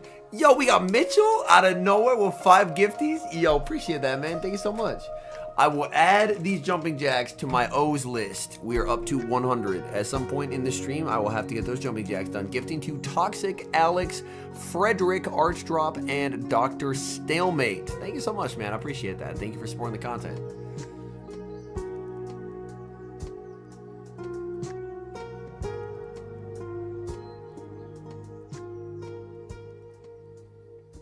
Is it Marowak time? It looks like it's Marowak time. No, Talon. Talon up energy. Uh-oh. Uh-oh. This will be interesting.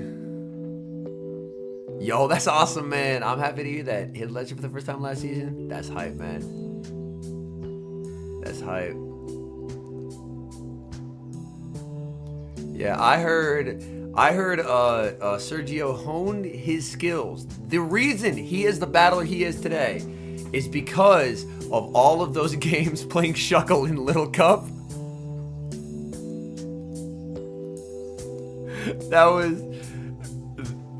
That's actually the whole reason he is good at the game. All those Shuckle Little Cup games really fine-tuned his battling skills. And then you just... Oh, he waits. Oh, the game didn't update. And he farms down. Oh, man. And then you just one and throw. And... Wait, does this KO? I don't play Azu. I don't play Azu. Does the shit... Wait. It does KO. Man, okay. The game not updating for free there is unfortunate, but it was a good turn weight overall.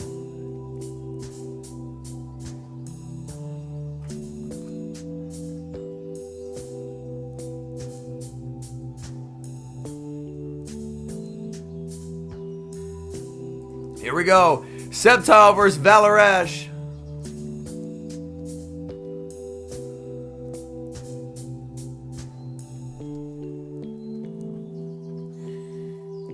Sceptile managed to successfully beat the can only top cut when I'm casting allegations.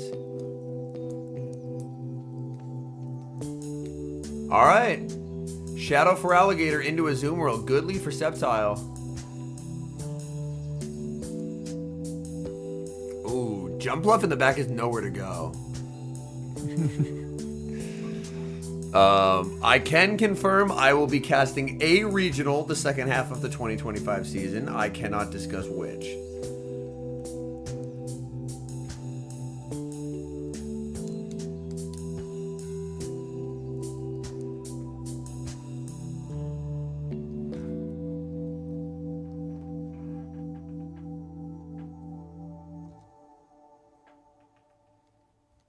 Worlds is in California this year, Ruffian. It's a 15-15-14, Letho. I may have had an error with the IVs there. There were no rewards, no. Yo, look, Valor Ash, a Talonflame in the back. Pronounced Drapion in 4 different ways on stream. If I'm on broadcast, I have to pronounce it Dropion. Oh boy, the simul switch out. Just a quick flight over, trust. Yeah, if I am on broadcast, it is Tropius, Dropion.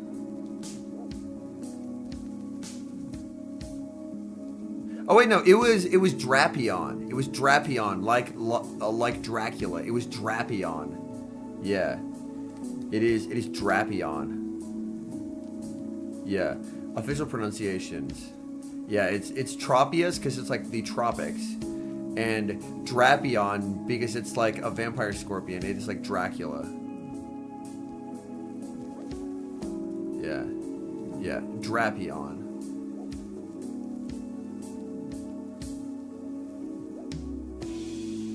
Hello, Talonflame. Back-to-back Aqua Tails here. The Feraligatr, I think, has 1 residual, which means as long as he lives in Incinerate, he wins. If he doesn't live in Incinerate, he loses. Unless he makes a sick catch, but he can't really make a catch here, so... Yeah. It literally just comes down to, does his Feraligatr live? He stared at that screen, he's like, shit, do I live that?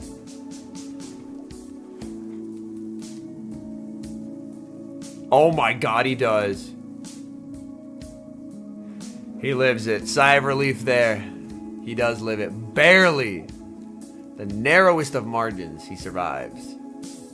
Yeah, IV check.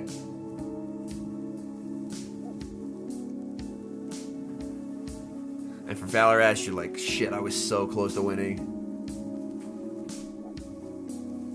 And people want to nerf our beautiful boy Gator.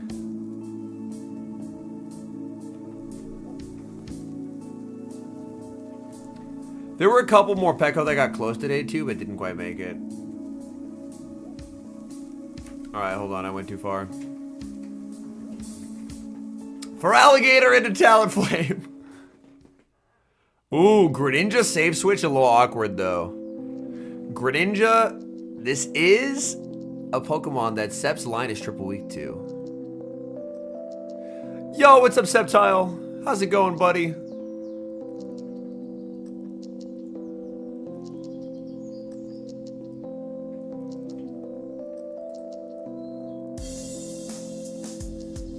Alright. Ooh, the catch and sneak. The catch and sneak there is nice. The catch and sneak is nice. Oh, no DRE for you. And that's just instantly game winning. That's just instantly game winning. That's just instantly game winning right there. Jeez. In comes Claw. Dude. This battle right here is why Drapion is a menace to society. Drapion is disgusting. Literally all this tournament is who can manage Drapion energy better. Well, Septile, you see, unfortunately the viewers of the stream would not know what it looks like when you cooked. Because I did have to pull up a certain... Let's scrim. Whoever wins is the better team, and then me 2-0ing and posting the Rizzler. I can confirm that was showed on stream earlier. I can confirm.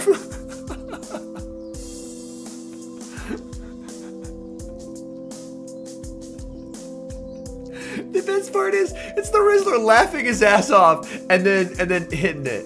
I'm not gonna hit it. I'm too old to do the Riz face. I'm too old to do the Riz face, but just know that it was very funny. And he knows he can't shield this shit.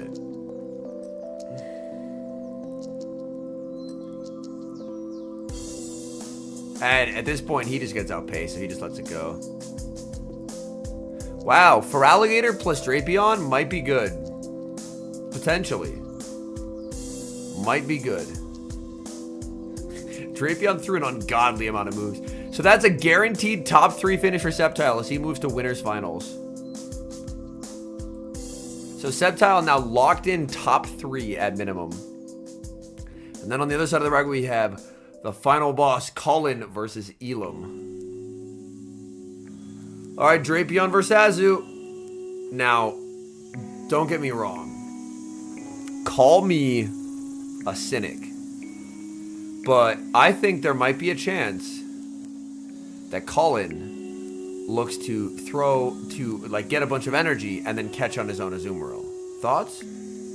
I mean, Elam does have a SERP, which makes catching onto Azumarill slightly more risky, but it's my favorite play. Can anyone check the VG stream for me? Is a Wolfie still in it? Last I heard, I think Wolfie was top 4, and that was many hours ago.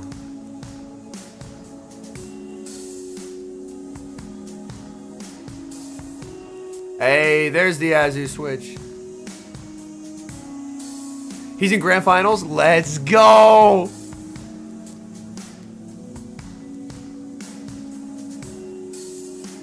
But dude, Azu gets so neutralized by Corsola. It is terrifying stuff. It is terrifying stuff.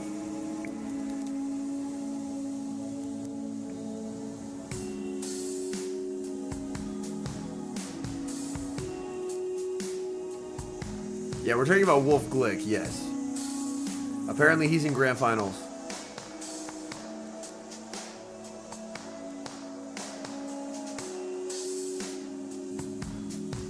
Yeah, didn't he say that he was gonna not play for a while? And then he just randomly shows up to a tournament with Parish Song or Parish Trap? Crazy. Snipe with the drape. And yeah, Colin's cooked.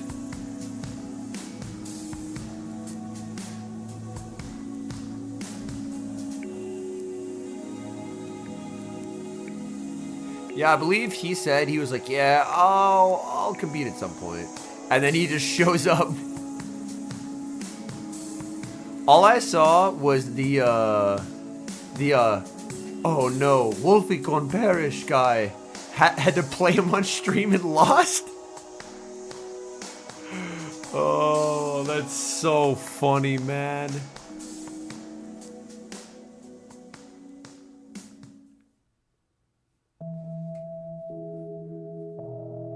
I don't know if y'all ever saw that meme. It was going around VG Twitter, but Marco Silva was streaming, and then he, obviously you just get random opponents. He was like, oh, Wolfie. And then he saw his team, and he went, Wolfie Con Parish. No. The snipe with the Corsola.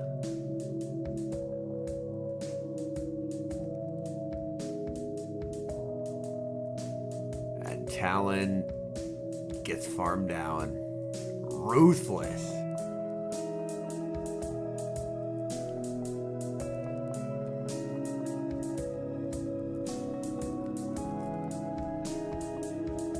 Wolf just won? Holy shit.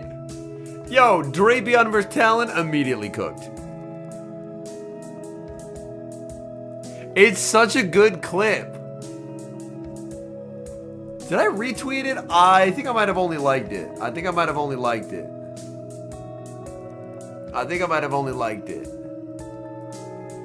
He won? Nah, I'm gonna have to watch that back. Yo, the Bills are beating the Lions. Oh, this is actually a great day. This is actually a great day.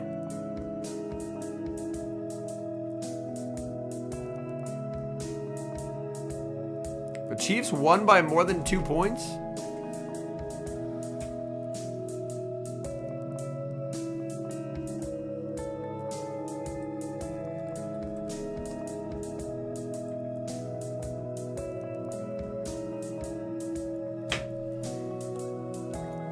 Oh, nicely done by Colin. Streamlabs going through it right now.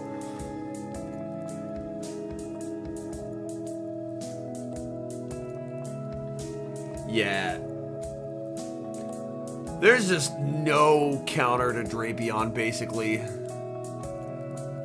Shielding this is crazy.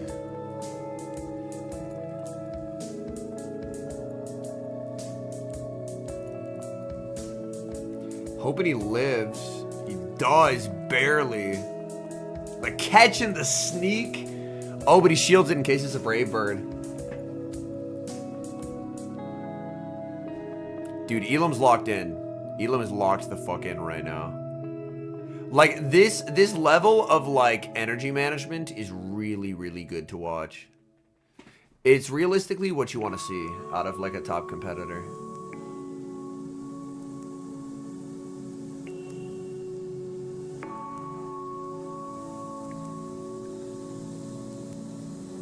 Yo, F Barnes, question for you, if you're still in chat.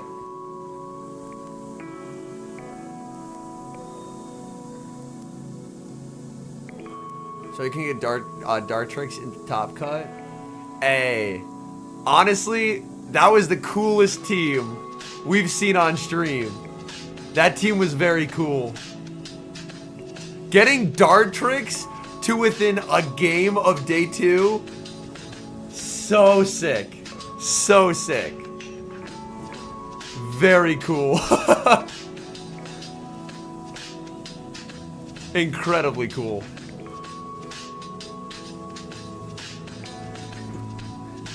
But yeah, I like that competitive Pokemon Go PvP has now turned into whoever has the better energy management on their Scorpion wins.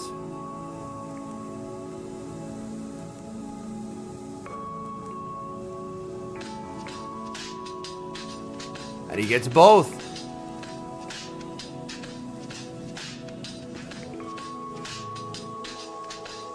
Yeah, there was one that I heard him mispronounce that I was like, that is egregiously bad.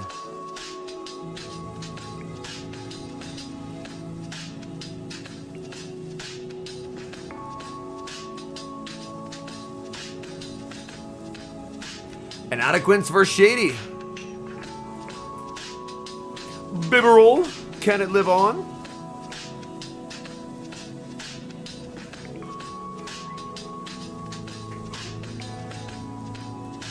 I just want Great League back, man. And put out leaderboards so I can tank. I haven't played in like 3 days because I'm at 25 elo and sets take like an hour. I really do not want to spend an hour per set, man. Play wife account? She is like 2 Ultra League Mons, unfortunately. Oh, that's actually a slow switch in from Martine.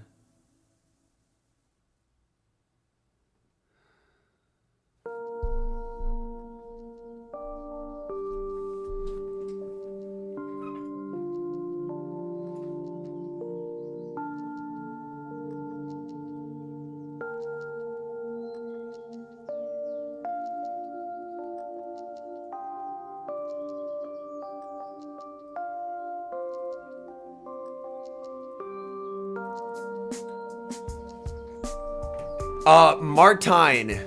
It is the Dutch version of the name Martin. That's Inadequence's name. It's M-A-R-T-I-J-N. It is like Martin, but in Dutch, so it's Martine. Yeah, Ariados like kind of fell off a little bit.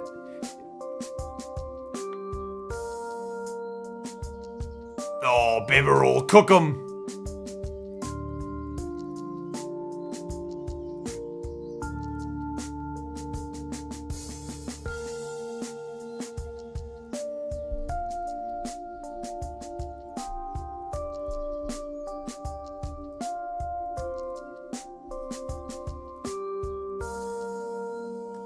All right. We have 2 hours and 45 minutes to finish this. We should be able to get it finished in that time. I have my lucky trade set at 8. I'm trading for a Zamazenta. I have the XLs. I've done multiple lucky trades, and I have 0 buildable Zamazenta. So I'm really hoping that I can cook here. Oh, this is actually looking kind of bad. Hold on. He just lets it go. Gets knocked out. Ice Fang Zama actually looks devious. Hyper Fang is more consistent in terms of pacing. Return is better as a nuke. I am trading him a Zamazenta. I found that face cam, I tried it and people said they hated it because too much of the battle screen was covered up. So I did try it before, but people said they were not fans.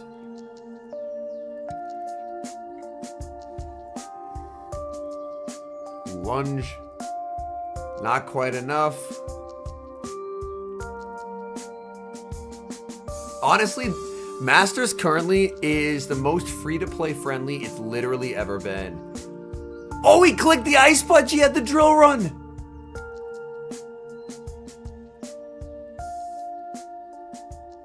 Oh, still KO'd.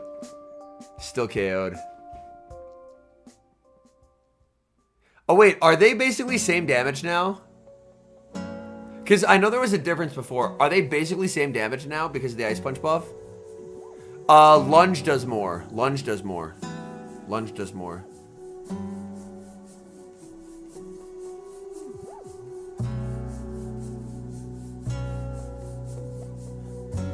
I know efficiency is about the same. Oh, so drill... Okay, so drill does more, ice punches, but they're similar efficiency. Thank you.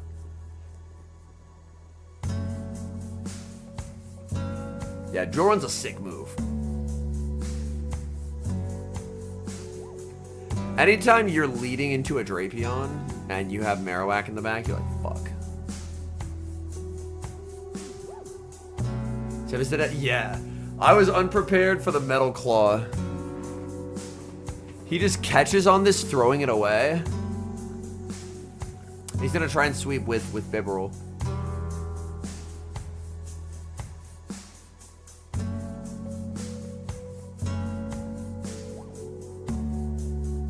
Fly, drill run, Nightshade.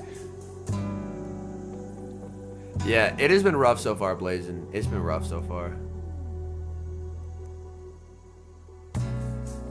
Oh no, that farm down.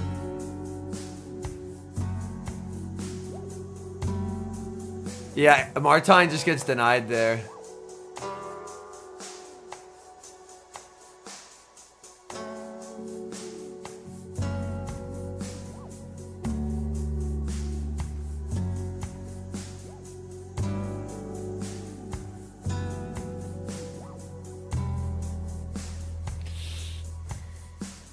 Ooh, lets it go, but... Yeah, he could have cap-tied there. It's tough because it still would have been a very difficult game to win.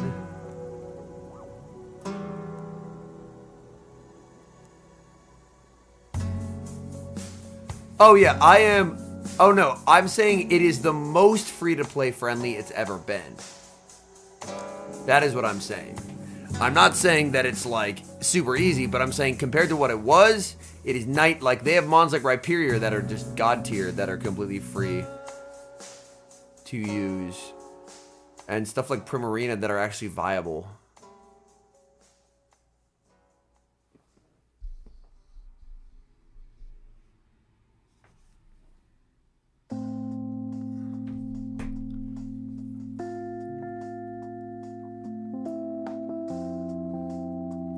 I don't know if Martine will contest this one. He was in a real shit spot with 100 energy Serp, regardless of the one-turn lag. So this might just be the end of Martine in this tournament. Yeah, Altered Palkia was very glassy. It was not taking hits.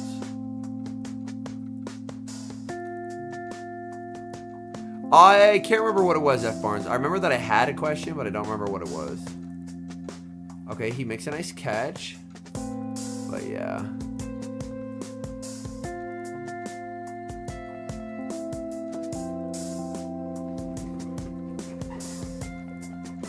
Oh, I believe I was going to ask a specific question about the finals. Then I was like, I kind of want to watch the finals.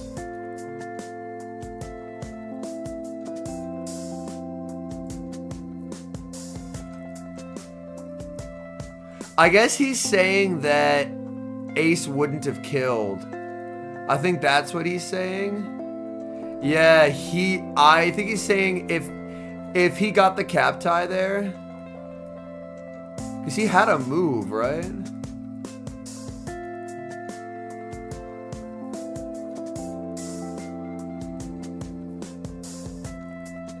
Oh, they gave it a rematch. Okay.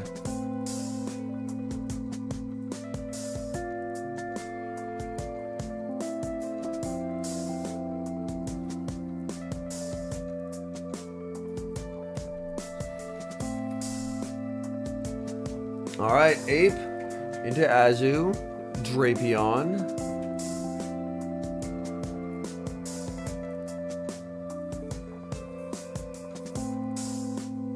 Yo, what's up, Martine? Yo, Martine, I have been at a wedding all weekend and I have a feeble, tired brain.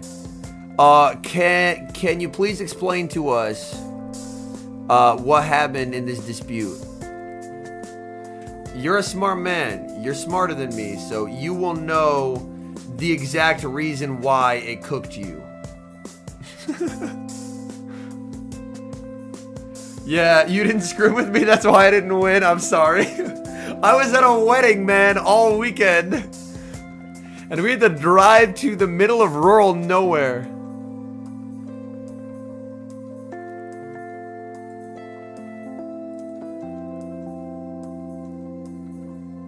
Oh, you missed the poison sting coming in with Serp with Ariados. Said he go 2 shields down. Gotcha.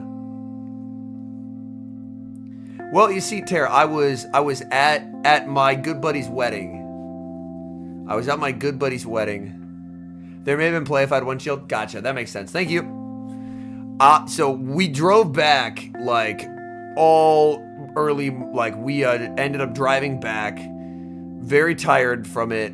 And now I was like, I'm gonna stream for 8 consecutive hours. So we're on we're through 5.5 hours. But if I did not make the catch, it was hopeless, and I would not have disputed. That makes sense.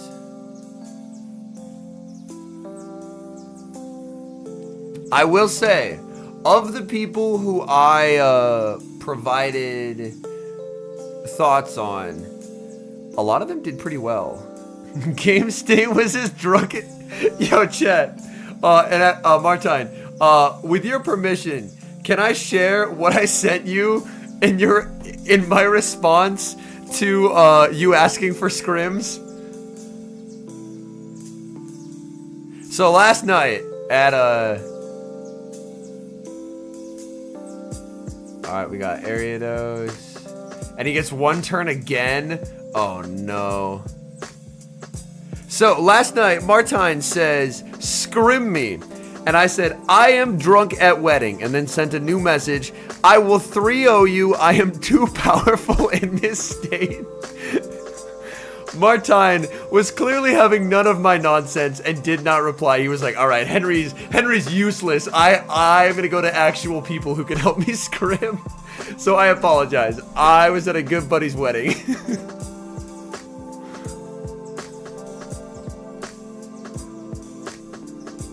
Scrimming while buzzed is fine. I was out. I was out. You didn't even see the second message?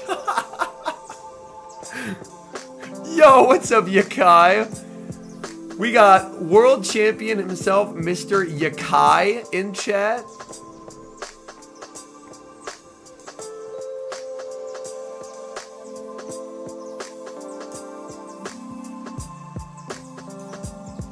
How's it going, Mr. Yakai? We are watching through. You can send it via your friends list, Daniel. So like competitors will do like practice battles and whatnot. Yeah, they will do practice battles like in between day 1 and day 2 of the tournament.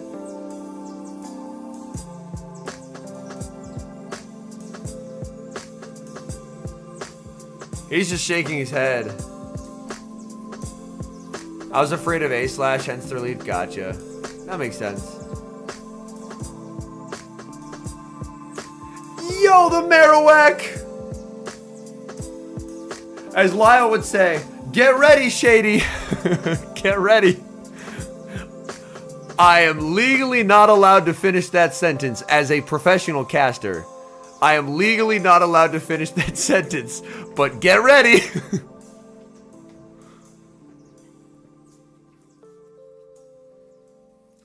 I go out for dinner. Hold your breath for my next... Oh, okay. I'm hoping with the January one, it finally comes back, Yakai. Yeah, Shadow Marowak is so sick.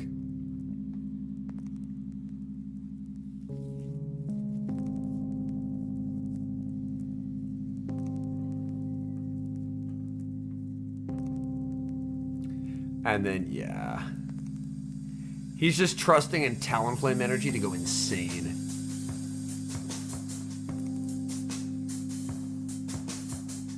For my intros, I use whatever Pokemon that I'm walking. So currently I'm walking Corsola. So that's why it's my buddy. But yeah, Shuckle's my boy. I mean, we asked for it last time and they didn't, so... It's unfortunate. That's why I save dog shit shadows. Well, he wanted to bank a move. He wanted to bank a move.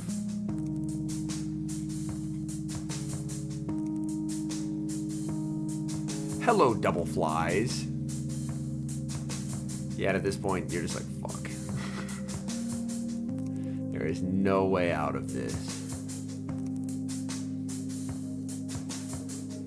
Yeah, Talon seemed to be eating this weekend.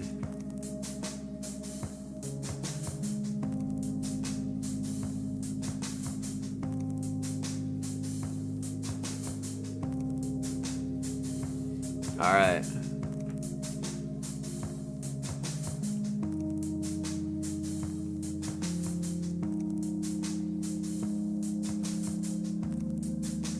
Okay, yo, SS Thorn is back. SS Thorn versus Dr. Roast Beef.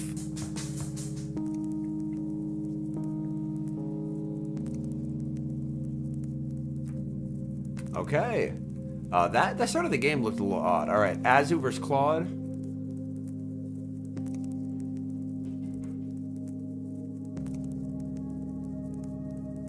That looked a little scuffed. Like the turns worked out, but the visuals there were very scuffed. The visuals there were very scuffed.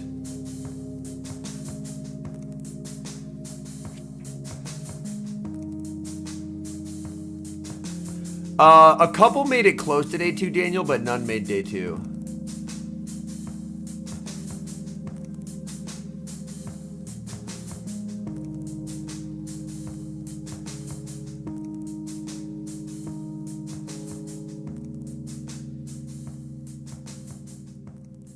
Hello, Drapion. That's a good cap. That's a very good cap tie right there.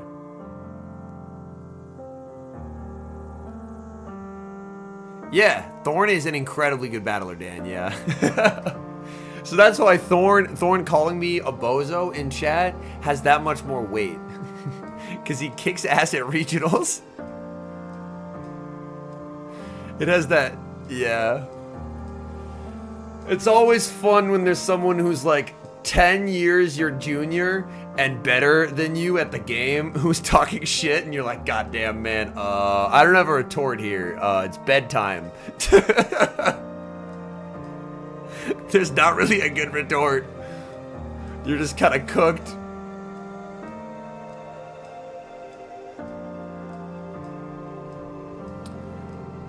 Does he just let this go?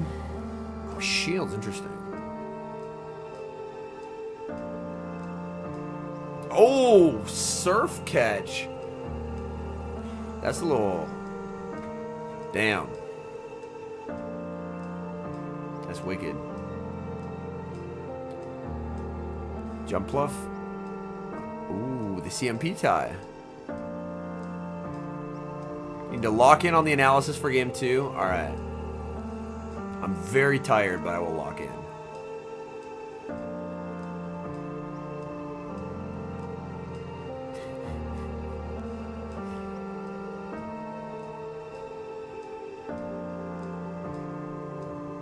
Again, forcing the cab tie. Very nice. And after this, clock will be up if he wants it. I don't know if he can hang on, though. Looks like he can, yeah. There's a ways to go. Oh, I am doing my best. We are getting through it.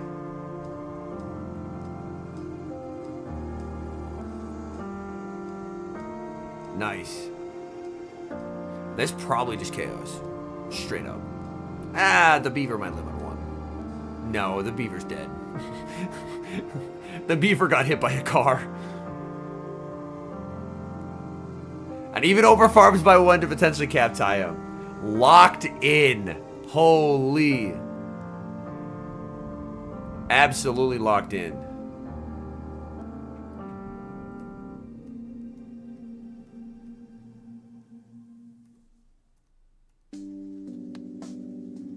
All right, game number 2.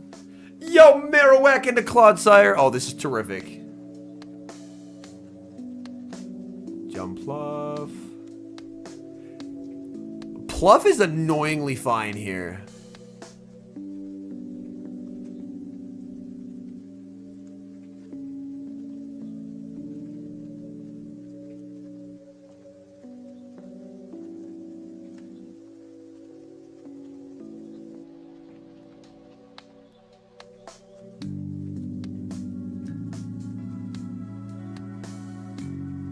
Yeah.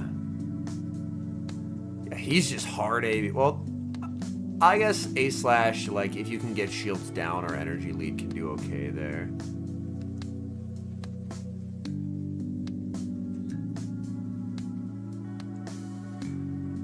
But yeah, I mean, this is obviously looking very good.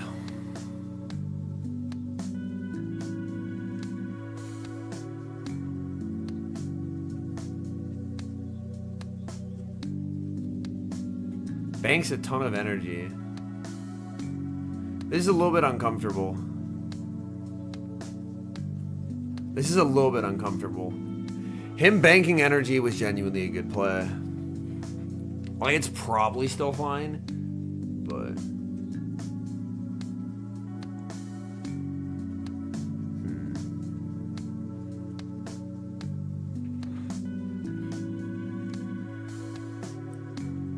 Alright, at 100. And Astonish is 10, so you can actually do 10 of them.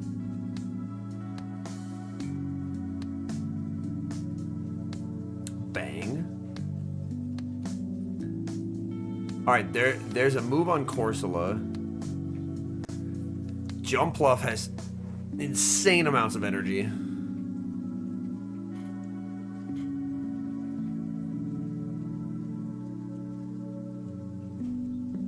Triple resisted Bone Club moment.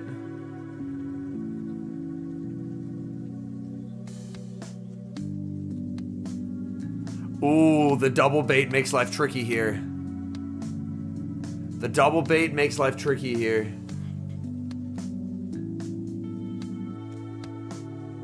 Oh no, he gets there.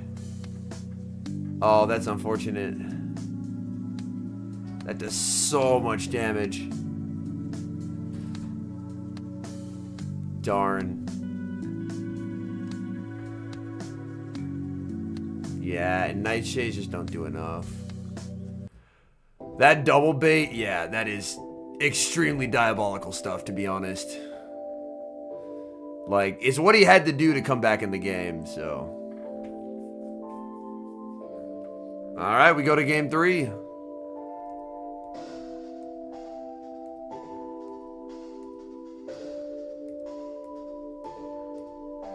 I mean, Roast Beef hit rank 1 in the world last season. He's a pretty good player.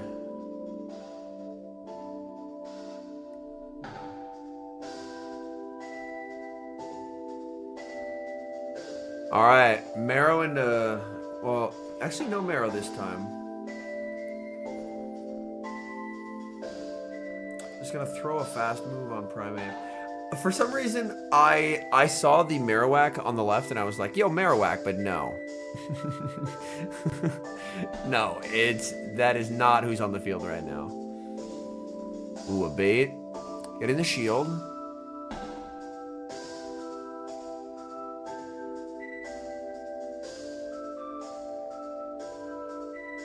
Oh, the double tail is reached on the Quake. Oh, that's annoying. Because he can just let this go and put pressure on, like, of that final shield. That's really rough. Yeah, this is awkward.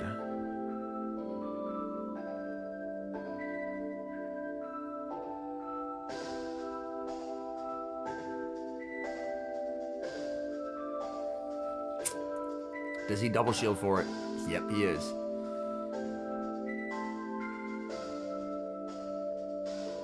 And he needs switch and he can't get it. Yeah, Dr. Roast-Beef just takes switch and wins the game. Damn. Corsola about to get bibberled to the nth degree. That's unfortunate.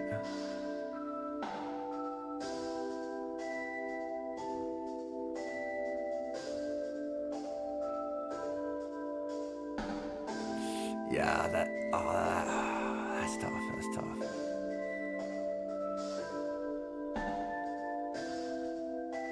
This is a sit your phone down level of pain. Yeah, get some chip boost to CC, but Corsola into Bibarel is just, oh no.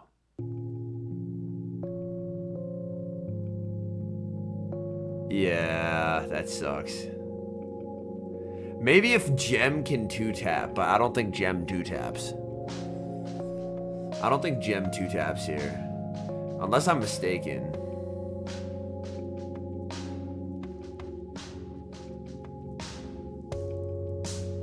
And he'll be able to land a surf, so he'll be very low regardless.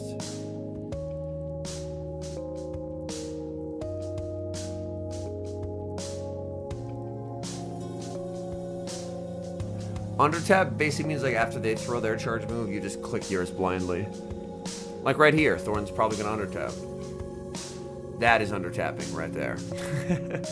You're not waiting a turn, you're just clicking the move. The Gem actually does KO, but can he get there? He does! Pause champ? No, jump left's too bulky, right? Jump left's too bulky, right? Oh, it is too bulky. Yeah, GG. Oh, man. He made that very close. He made that very, very close. To within 4 turns. For the reference, chat, he lost round 1 of day 1. And then had a monster losers bracket run. He might have them take a look at something here. Maybe to do with the start of the match. The start of the match looked a little scuffed. I don't know if he wanted to do a fast move or not there.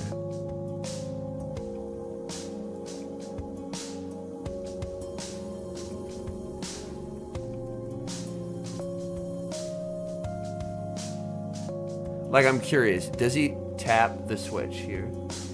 Oh, yes. Look, hold on. You know how he was behind and it made life very awkward? Look at this. He is tapping from the start right there, trying to switch out, and the game just said no. So that's what he's talking to them about. Like, look right here. I'm going to try and pause it. That tap was right on top of that Drapion. Yeah.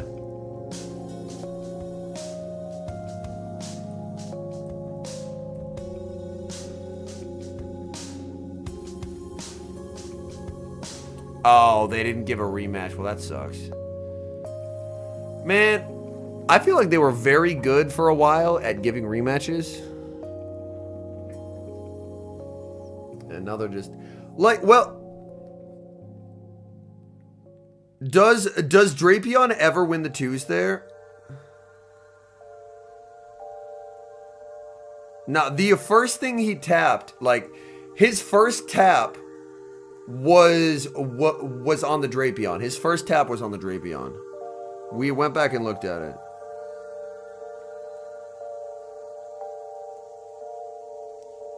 I just don't know if there's ever a world in which you're winning 2s is the issue. I guess Thorn can argue that he wouldn't have played 2s, but yeah. Yo, Bibberl into Talonflame. Yikes. He didn't tap a karate chop. He tapped the switch button and it didn't, like, he had tapped the switch button and it didn't register on the switch button.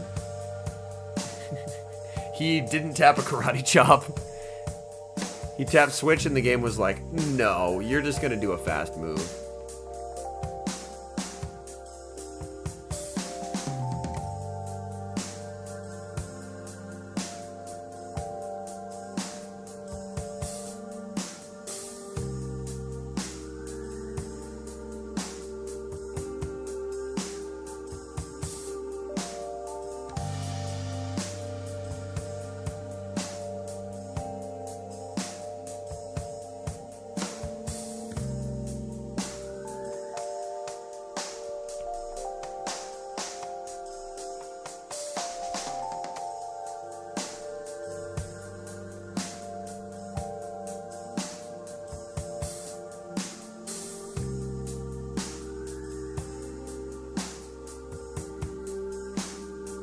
He really said you don't get to play, He really said that, you don't get to play your Talonflame, bud. That's crazy.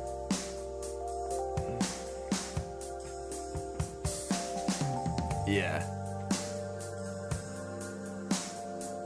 He said absolutely not. No Talonflame. But yeah, he ran a line super weak to it, so he just tried to get some use out of the Talon, because obviously it wasn't doing shit against Bibarel. Nice catch.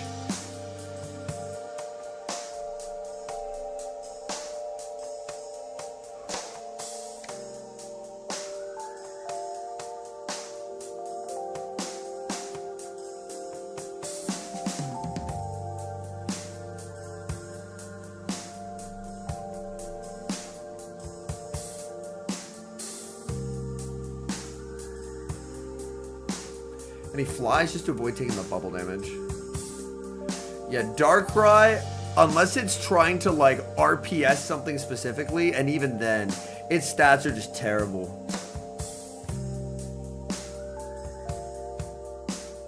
Interesting, he birds to actually try and limit farm.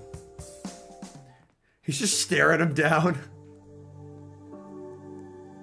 Went 8-2 at both Toronto regionals I participated in. Yo, that's actually pretty sick, to be honest.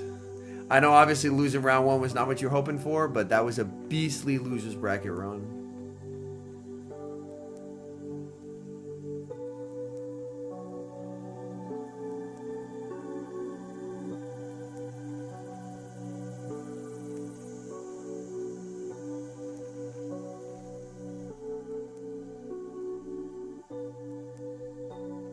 I did not, Abhinav, no. We started on day 1 5 hours and 50 minutes ago.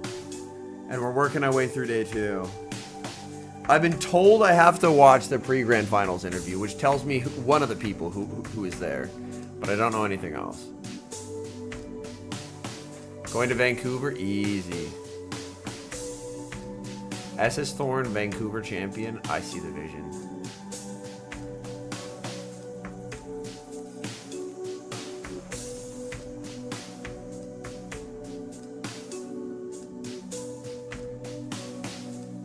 Okay. Alright, good news.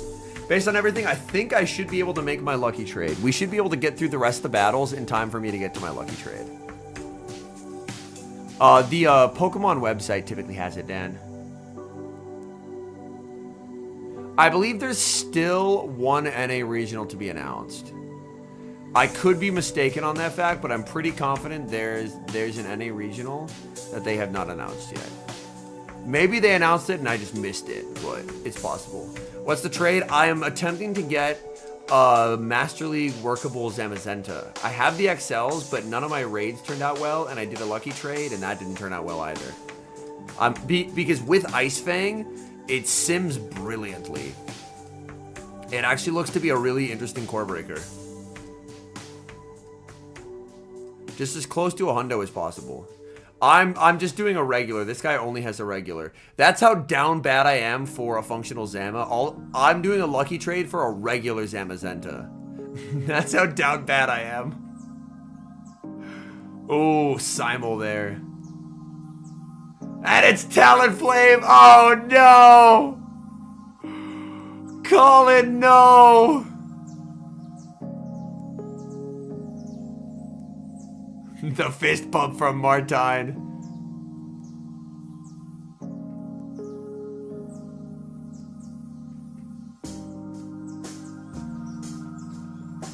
Alright, well, in the battle of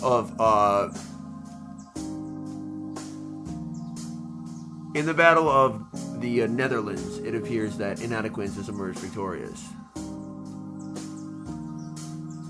He might not have as many regionals as Colin, but he beat Colin.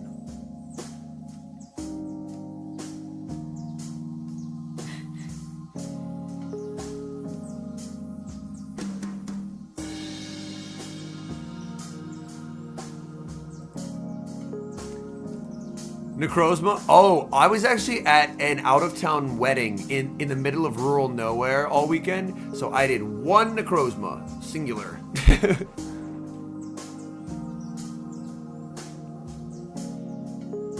But yeah, 90 and no good IVs is painful. Oh my goodness. All right, we have Dr. Roastbeef versus Valor Ash.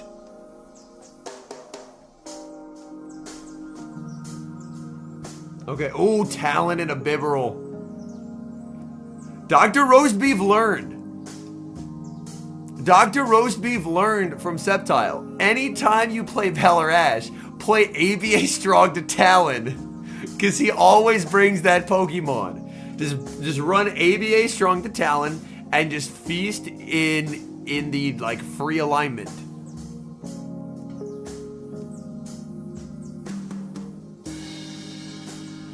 What I'm curious about is, can Ice Fang Zama actually beat my least favorite Master League Pokemon, which is Enamorus? You win the twos. You win the... all I've ever wanted. All I've ever wanted. Something that could farm down Enamorus. All my homies get sad at, not having access to Enamorus. It's not the new meta, but it should be a very solid pick. Yeah, Enamorus is a demon. Fly Oko, almost assuredly. Oh, actually only 68%. I forget that Zamazenta has Zacian stats. Obviously, it has a way worse defensive typing, but it shares the exact same stats. Oh, he gets denied? No! Oh, that would have been dead. I mean, he still should win, but goddamn, this game... the developers of this game do not care enough to provide a workable game state, and that sucks.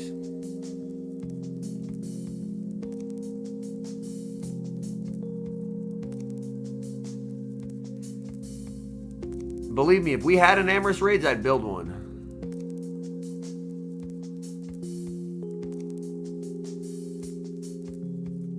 The thing is this is a problem that's steadily gotten worse.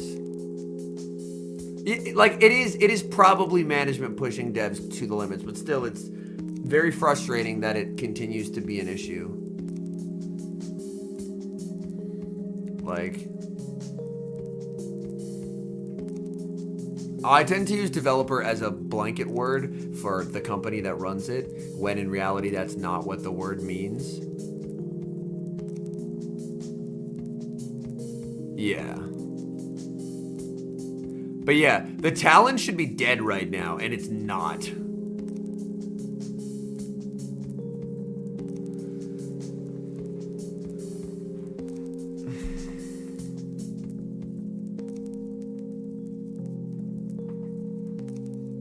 Well, I know what Henry's doing for Valentine's.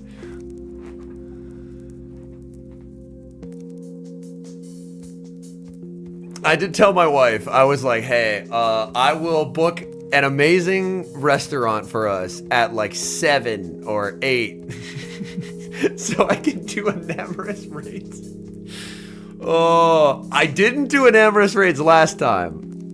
Well, I did the 12, like they had like a 12-1 and a 5-6. I did the 12-1, only got like 80 XLs, and then was like, I can't finish it, so there's no point in doing more. All right, clawed into Azu for the 18th time. Let's go. You want as close to a hundo as possible, so I would try lucky treating for one if you have the ability to get one as close to a hundo as possible, because an Amorous is very strong.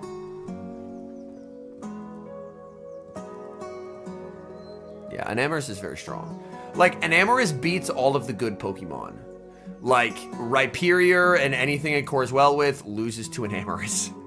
Like, Rhyperior Bulu is an amazing core. Yeah, I got 80 XLs from Elite Raids because we had a car full of dudes for 2 hours. Yeah, it is. Yeah, you run Grass Knot. You run Fairy Wind Fly Grass Knot. You don't run Dazzling Gleam. You run Grass Knot.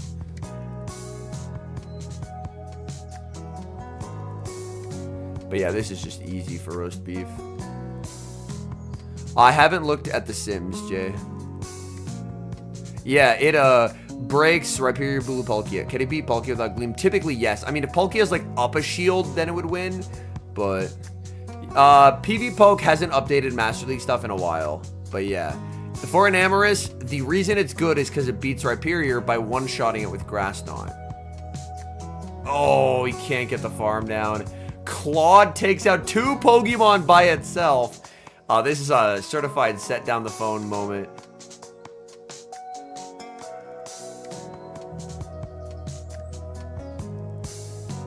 Yeah, the Grass Knot tech did come from Melodicolo.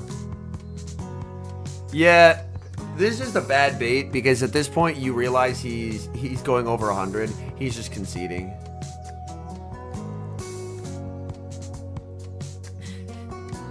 That's painful.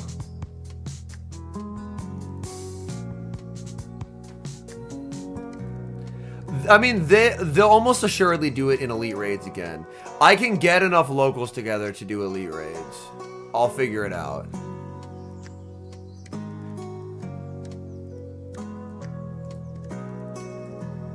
Yo, it's Dr. Roast Beef again versus Inadequates. Oh, we're in losers semis.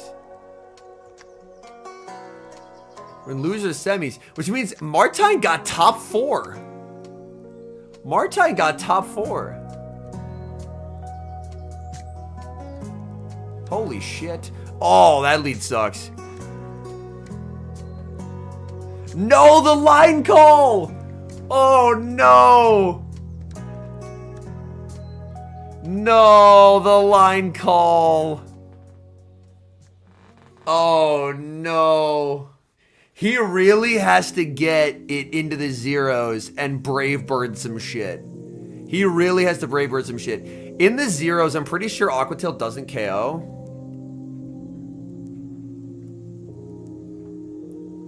Honestly, it's not even a Insanity run. He's just a good battler. Like, he hit rank 1 in the world last season. Yeah, and he only got 1 shield. He didn't get 2.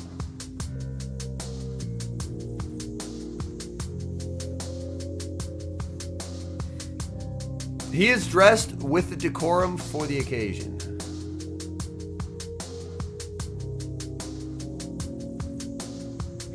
Form of Necrozma. It should be Duskmane. I think Dawn Wings. The answer is Dawn Wings, and just don't see a Veltal. And just, like, the scariest teams that I've seen are the teams where you lead a Veltal into something. It's like a neutral matchup or whatever. You play it out, and the moment a Veltal's gone, they hard pivot Dawn Wings, and you're like, fuck. Genuinely a very scary strategy.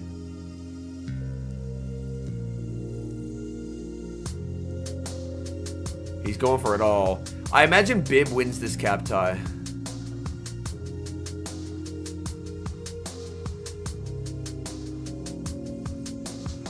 I would be a little suspicious, Chopper, to be honest. Like, I enjoy a good theme team, but that degree of shundos, a little... I have 3 in my lifetime.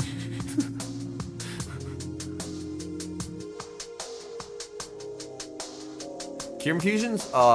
It'll come down to moveset, but their stats should be good.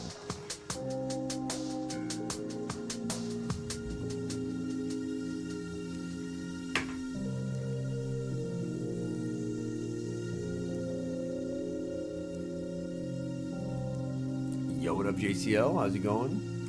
Yo, we got Bibarel into Drapion. Take a peek at the back line here. Ooh, switch matters. Yo, congrats, boss. That's awesome, man. All right, Draco. Yeah, Draco, please send me all of your lucky trade luck.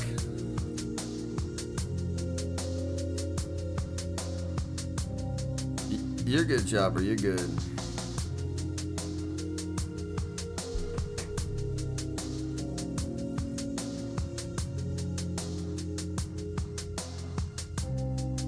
But yeah, Bibarel top 4.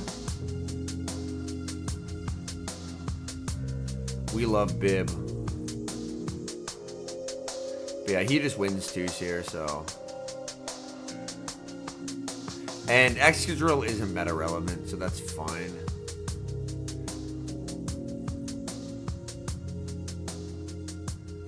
Like, oh, he's baiting here. And then he has a crunch loaded.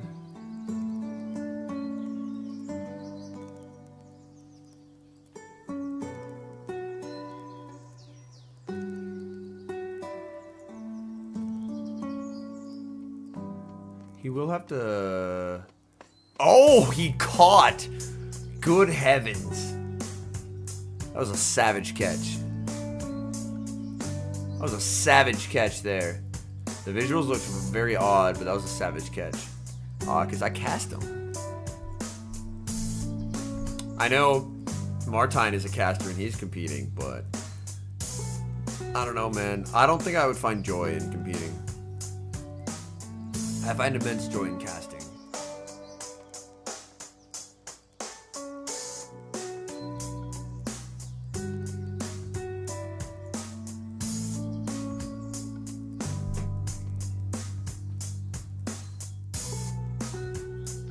Gets the play rough.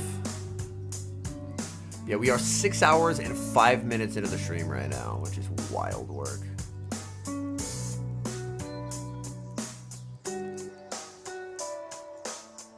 Yeah, Bibberl's sick.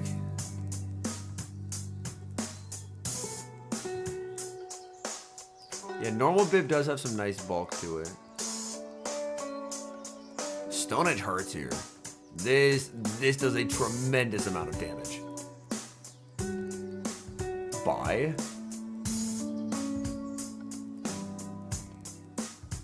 Doesn't get there. Has an ice punch. Needs a drill run though. Oh, he lived! The bubble wasn't enough.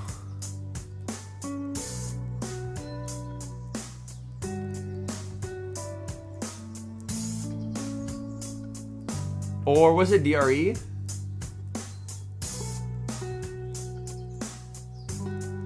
Oh god, it was DRE!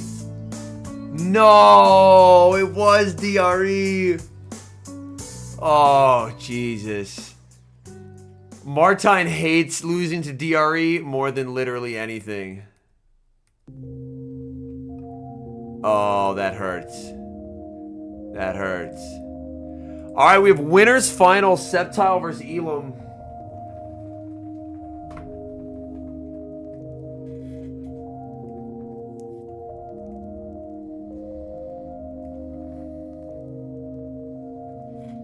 Drapion into Annihilate. I did JCL, yes, thank you.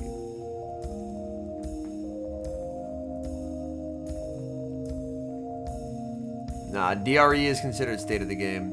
That Babe is worse Dunsparce? No, it's better Dunsparce. Ooh, got a crunch debuff.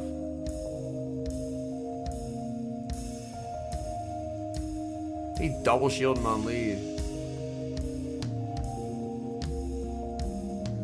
Yeah, that's a good switch in.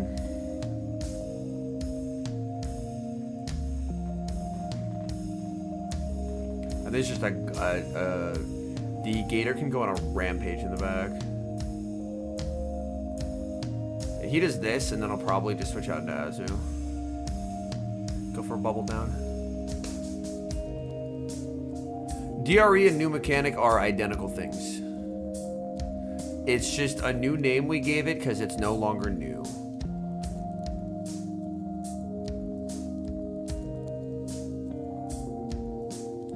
At the current moment, no one really has any good idea as to what's actually intended or not. But sometimes the move goes first, sometimes the fast move damage goes first.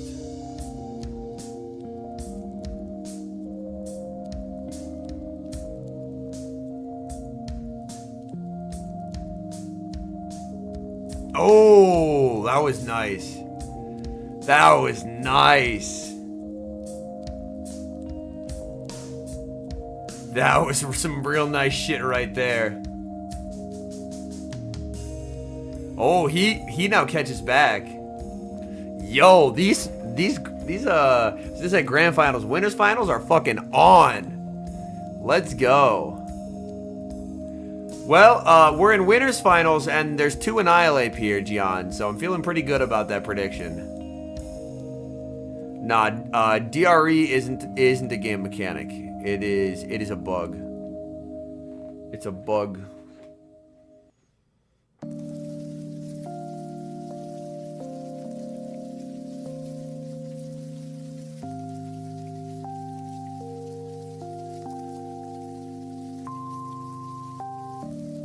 He was trying to sweep with the Sand Slash, but unfortunately it was a Gator.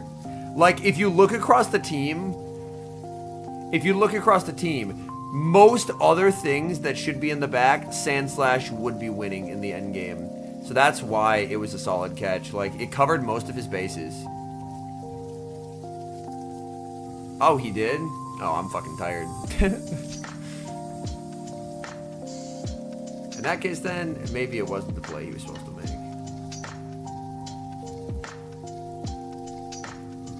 Oh, yeah, because he peekabooed him.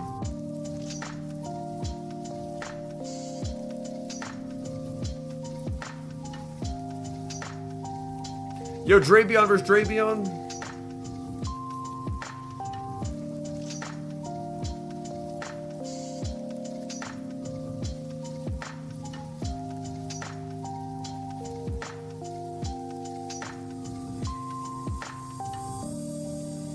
I like mirror matchups because I run dog shit IVs, so I stay winning cap ties. I stay winning cap ties.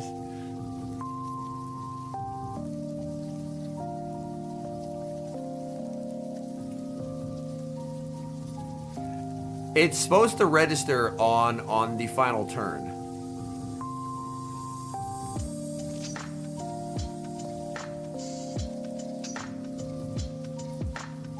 Does he do his patented Azu catch? Oh, Sceptile just giving up lead. I think he goes Pluff. And he's just gonna click shield twice on for Alligator. Well, 5 is supposed to register on turn 5, is my understanding. Like, it's supposed to register on the final turn. Does it consistently? No, but I'll be honest. At this point, I have lost track of keeping too much of an eye on that.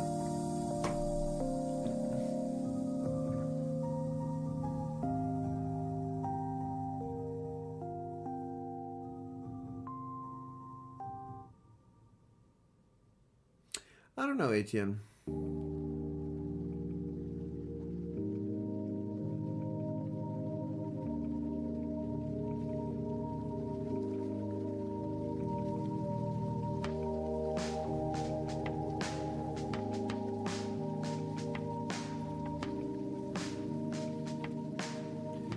Actually, the fast move damage here from the Coral means I think Elam wins.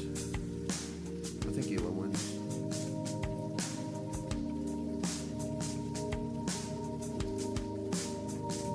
Yeah, because he astonished him into pretty much play rough range.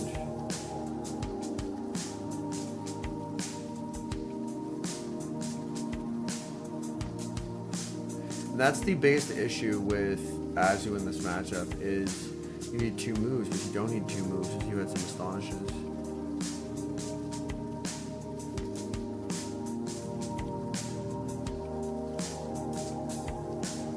I do have multiple Necrozma, yo.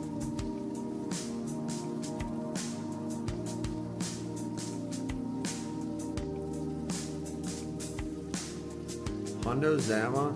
Honestly, I haven't looked at what to run with it, but I'm going to do a lucky trade for one later tonight and hopefully get a decent one.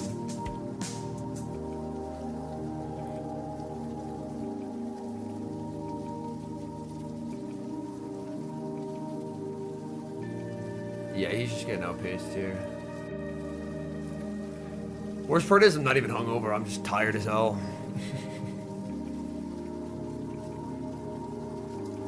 Outpaced by a turn. Elam takes game number 2.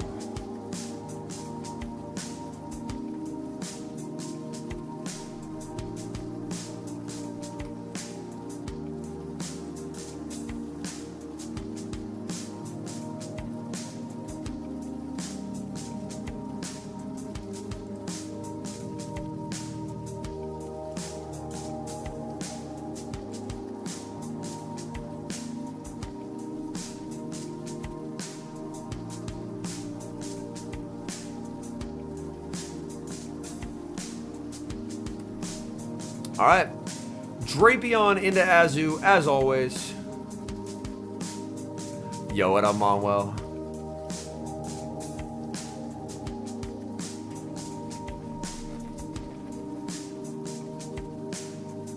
I mean, quick attack is... My recollection is... Oh, that's a nice catch. That's a really nice catch. Oh my goodness. Yeah, quick attack is definitely preferred. That was a sick catch. He is in his bag on this one.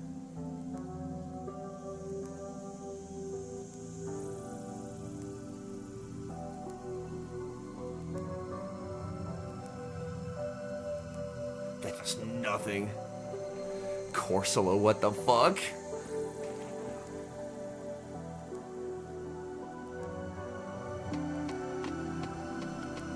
He could have, but he wants to save the Azu for later. Because otherwise, Drapion is really uncomfortable.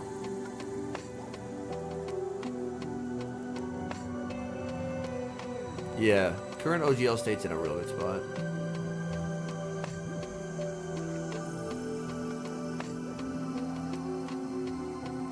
Is there ever a world in which you can sting down? Tries to go for an undercharge, still KOs. Nah, he just goes Gator, and it's Ape. Yo, what up, Septile? We are watching Winners Finals right now. Yeah, Drapion's uncomfortable. Are we winning? It's 1-1 right now, so it appears not. It appears we're tied.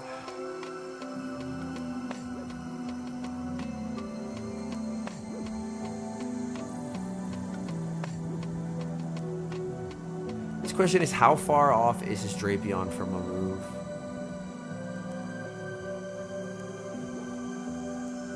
Because he has to switch in. Oh, nice.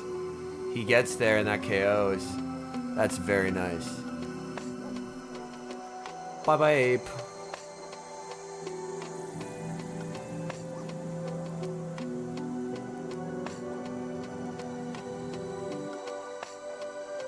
Yeah. Oh. Stretching my back. Alright, Crunch. Ice Beam, Shield.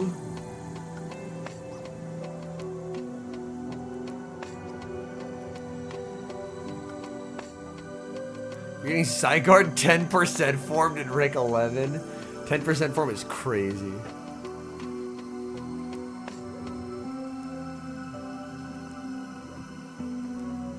He takes game 2.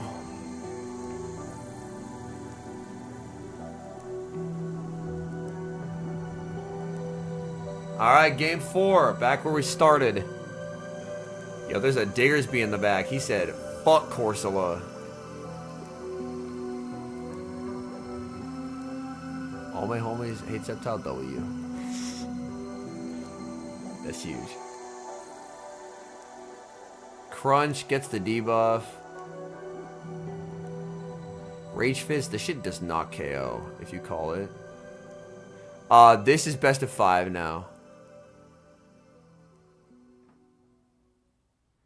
And he's still on 2 shields. Bro only beats Drapion? Well, yeah, Tommy. What beats Drapion? He defense drops again? Nah, this is crazy. This is crazy work.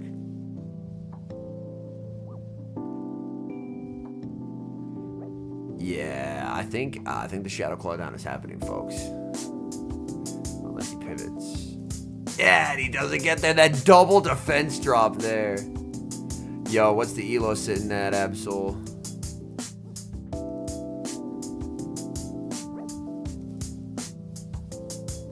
Yeah, what's the elo sitting at?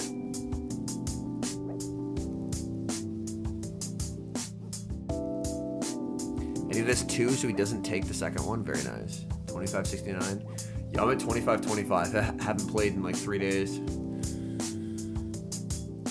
The Sand Slash. Yeah. Alright, Septile. He's going to Grands, baby. He was praying it was Jump Love. Who's 2600s? Holy that's crazy.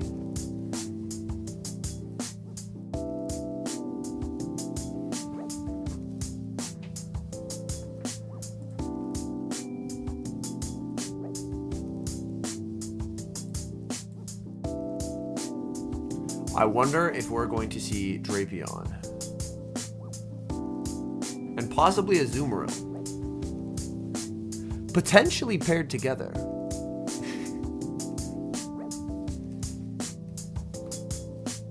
It's insane. Like, this has set the meta. This tournament set the meta. Like, it is... If you don't have Drapion plus a water type, what the fuck are you doing?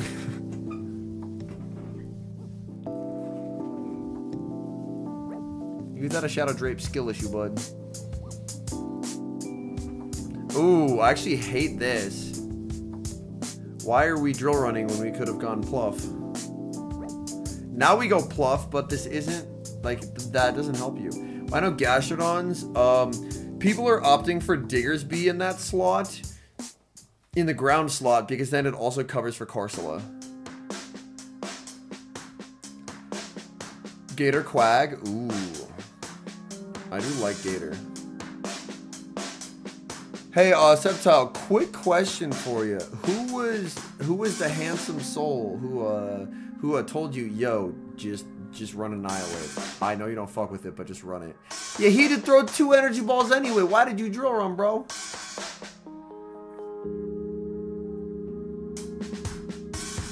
Drapion and water types, what can break that core? Prayer. And then he'll just be pivoting out of here.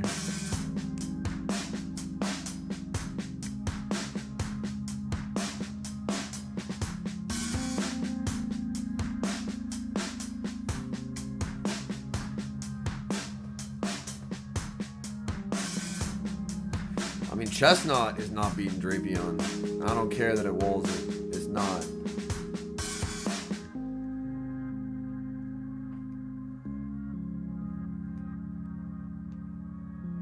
Triple counter to Drape. Oh, and then get soloed by Azu. Alright.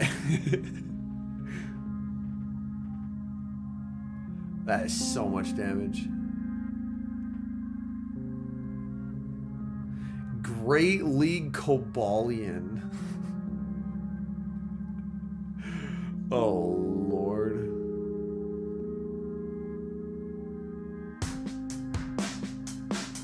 Yeah. Elam has this.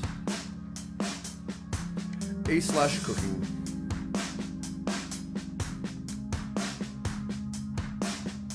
He catches a drill run. Does it do anything for him? No.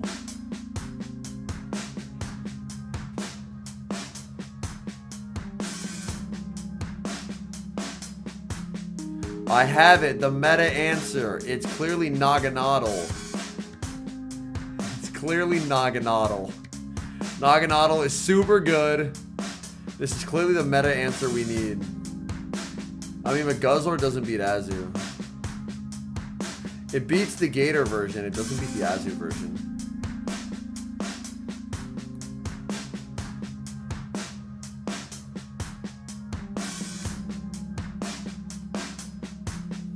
Mega Gyarados. This is true. I will simply bring a Dialga Origin form at level 50 to this tournament, and I will break everyone's scores. Oh, great lead for Elam Corsola into Claude. I forced him to stay. With a Gunk Shot, Azu just outpaces you really severely and just shields your Gunk Shot, and you just lose. But this is set that, like, every team should have a Drapion. So now it'll be what adjustments can be made.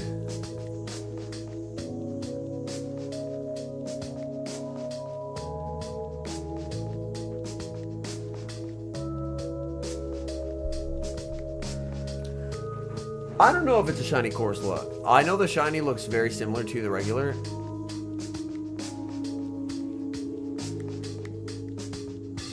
Mud Bomb, Sludge Bomb, Shadow Quag. Okay, now we're finally cooking. Now we're finally cooking. It's about time.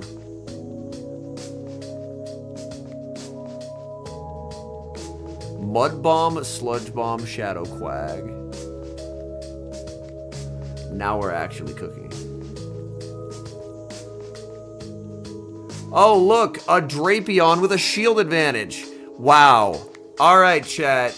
We're gonna put this in the Find Your Win Con video. We're gonna put this. All right. How does Elam win the game? Does he click shield twice on his Drapion? I wonder. People don't play Mudslappers because Jump Love is everywhere. And it's scary. And it makes things very RPS. If you run a Mudslapper. Swalot? There's just no way Swalot actually beats Drapion.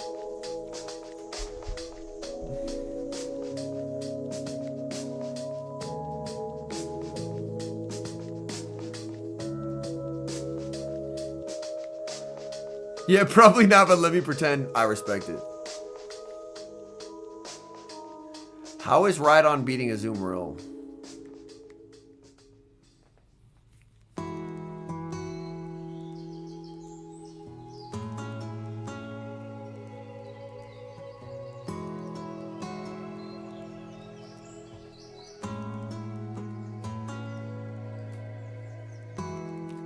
Yeah, it's a wrap. Absolutely Drapion. Cooked by the Scorpion Bat.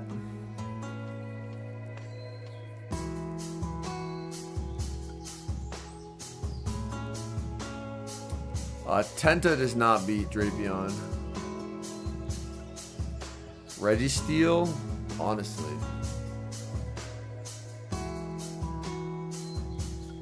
Is the answer just Magnezone?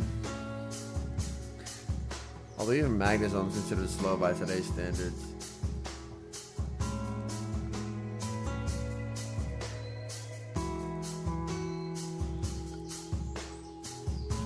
Oh, it definitely would get crushed by a crunch. Yeah, 100%. Absolutely.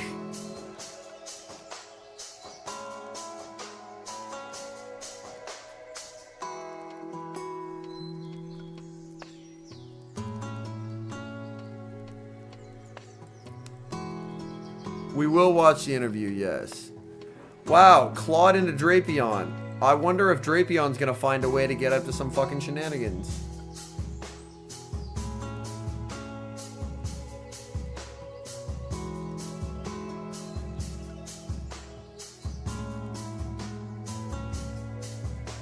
XL Magnemite, easy.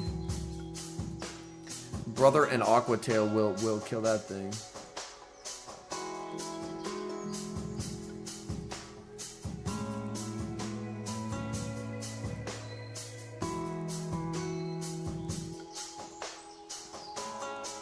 Oh, it's 100% the Drapion meta. And gets a catch on the Azul. Devastating. Like, Fortress was the idea, was to break Drapion Azul. I think it is... Well, maybe... Like... Yeah.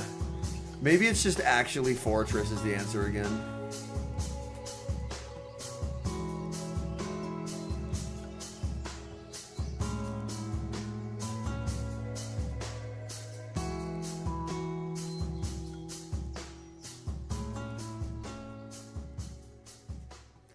I mean, you're not even clicking Earthquake, you're just clicking Rock Tomb. Toxtricity? That does not beat anything. Oh no, Serp!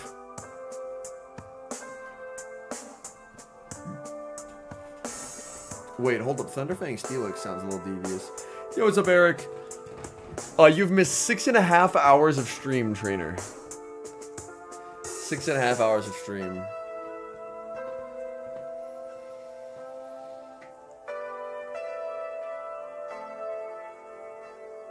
In comes Drape. Wow, I love that we got no damage on the Drapion throughout it throwing 8 moves. I think that was very cool. Nah, the Sauce will be the first person to say, all right, fuck it. I'm running Mudshot on Claude. I don't care.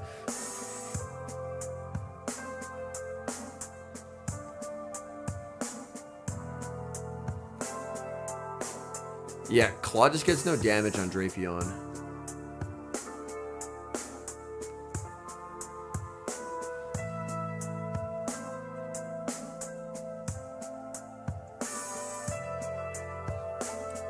Mudshot, Stone Edge, Sludge Bomb. Huh. Yeah, Elam's locked in.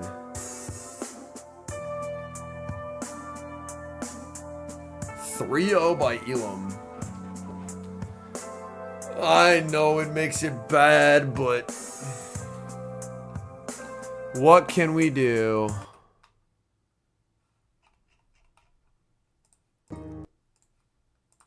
All right, apparently there's an interview that I have to watch because I got cooked. It's about even getting second place. He wants that first place trophy. He wants this fifth place. This is Jim has an interview. Going to be a rematch of what we saw in the winners finals as well, so I know that's exciting for everyone on the stream here. We want to talk to them a little bit about their journey so far, maybe some things to expect in the grand finals. You know, I want to start with Elam here. Elam, we have seen you before in this grand final situation, back in Baltimore as well as Hartford in 2023, but it's been a little bit since we've seen you in this grand finals. What has been tell me a little bit about this season and the journey leading up to here. Do you feel that you've just got a read on this meta? Is this your season? What's unique that's bringing you back here to the grand finals? I wouldn't really necessarily say that I have a good read on this meta. I have just been consistently playing. I've been practicing a lot, just looking out for new Pokemon, the move update as well, just trying out stuff. And well, after a couple tournaments I've done, well, this season and last season as well, finally made it back to the grand finals. Yeah, consistent success for you. All right, well, Sceptile Ice, you've been trending up. We've seen you in the end of the 2024 season having success, and that has been multiplied here throughout the 2025 season. I believe you were in Louisville earlier, and then, or you had a tournament earlier, maybe Baltimore. Then you're coming into this one here, and you're now in the grand finals. What has been the key for you for continuing to trend up as these seasons go on? I just think my confidence has gone way up after Baltimore. I've gotten a lot more comfortable playing at regionals. I feel like I'm playing how I play at home. I feel like everybody's a better battler when they're playing at home, just in their chair, you know. This is true. So I'm just very comfortable. I love the new meta. It feels like a breath of fresh air. No more Gligar Wish Cash shenanigans. It's amazing. Yeah, I think we all enjoyed the shakeup at the beginning of the competitive season. Really just a completely fresh meta. A couple standout Pokemon that remained, you know, Shadow for Alligator, things like that. But it's been a very fresh meta. All right, well, that said, I want to stick with you here because we've been seeing Azumarill consistently throughout the last 3-4 months as the #1 Pokemon, especially when we see teams, in many cases... Yeah, making me watch an interview, I'm expecting good things here. I don't want to watch an interview. No Azumarill on your team. When you're team building, what's the motivation to leave Azumarill on the bench? I think Azumarill is very defensive. It's a very safe Pokemon, but I think Feraligatr is almost equally as safe. I think Feraligatr is a better safe swap, and it's how I've been using it most of the tournament. It's just, like, even if a grass type comes in, I have Ice Beam, I can threaten a shield, something like that. It's just, it fits my playstyle a lot better than Azo. Yeah, just absolutely astounding coverage. As long as you're not getting lined up versus a, you know, even Waters like a Azumarill, it still has a lot to play into. So it is just a very, very interesting Pokemon. Now, we've seen you have success versus things like Galarian Corsola, and I want to double down because, Elam, you've been piloting this Galarian Corsola in a lot of day 2 battles, and you seem to have unlocked the recipe for success compared to some other trainers that it looked a little bit underwhelming. How comfortable do you feel with Galarian Corsola right now? Well, I'll be honest, I don't have that many scrims with it. Most of the things that I've learned have been in like the last couple days. Even in the tournament, like as the tournament goes on, I'm like learning stuff to do like for the next couple matches. So I wouldn't say like I'm super comfortable with it, but I would definitely say like I can pilot it well. So yeah. We've seen you use it very regularly to absorb energy, and obviously on paper it's a really solid Pokemon where it has good bulk, has good fast attack pressure, efficient charged attacks as well, and relatively good typing, all things considered as well. But like you said, I think there's a lot of intricacies with the Pokemon that are yet to be There was some determined. Euphisks earlier on, Elam yes. standing out. Well, guys, remember, this is going to be a rematch. Elam will be coming in on the loser side of the bracket. We'll need to do a bracket reset. So, you know, best of luck to both of these trainers here. I do want to give you guys an opportunity to shout some people out, though. Uh-oh. We're going to stick with you for now. I know you've had a lot of people on your team that have been doing scrims with you and things like that. Any special shout-outs? Wow. Well. No, Chlorine. This is not live. So first, I want to shout out my local who traded me the Corsola. His in-game name is Equerican. He gave me this Corsola, and like I'm very thankful to him. And then my teammates, SJ, Mango, Brandon, So, Pranab, Signal, Ed. They've all been helping me a lot, and a lot of people have been messaging me already. So yeah, shout out to them. All right, a long laundry list of thank yous there from Elam, but it takes a village to get to this spot, right? No one's really doing this on their own. You got to get those practice in. Oh, for sure. boy. All right, Subtile, same question for you. I'm sure you've had a lot of help along the way as well. Any special thank yous? First of all, my mom and my sister Taylor, they've been supporting me at home, texting me the entire time watching the stream, so it's very nice to know people are watching. And then as well to my teammates at Home Slice Homies, they're always here to support me. Amazing. They helped me build my team. They helped me with scrims, and anybody else who helped me with scrims as well. Thank you. I want to give a huge shout out to Elmo, who's in the crowd. He's been supporting me the entire Let's go, event. Elmo, He's our just new hyping me recruit. up, very helpful. But the biggest shout out I need to give is to my biggest hater, Home Slice Henry. He's been doubting me my entire career, and it's just nice to be here. All right, shout out to all the people helping with scrims, and shout out to the haters as well. Yeah, absolutely. All right, well, great stuff, guys. Oh, Before beautiful. we do, we are going to be having our Beautiful. contest reveal. You guys got to see. All I'm gonna say is, previously his two top cuts were when I was casting. I have been this man's good luck charm. I have been this man's good luck charm.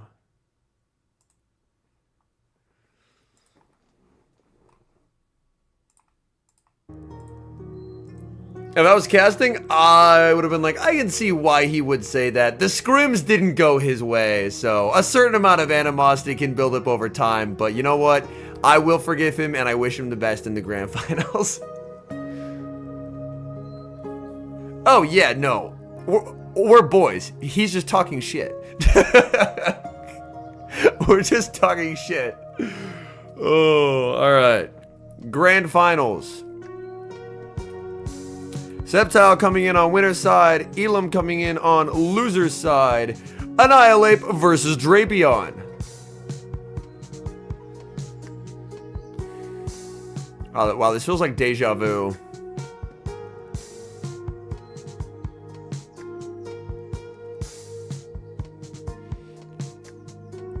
Bro is rank 1 crunch debuffer globally.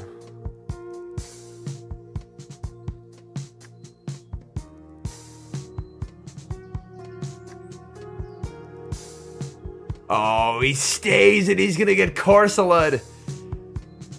Oh no.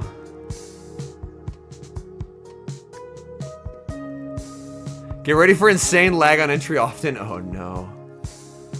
Rough.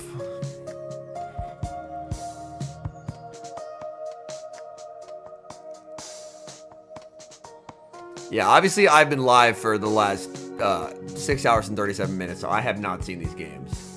So I like the fact that people are like, yo, get ready for like the most one-turn bringing you've seen in your whole life. I'm like, oh fuck. Oh no. Alright, that's good cap side there, but yeah, Corso's gonna cook Ape. The one situation where Primeape's better. Against Corsola.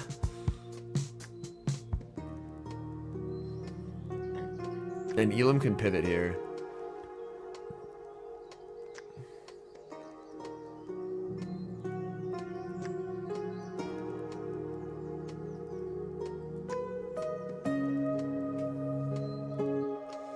Yeah, this just seems cooked.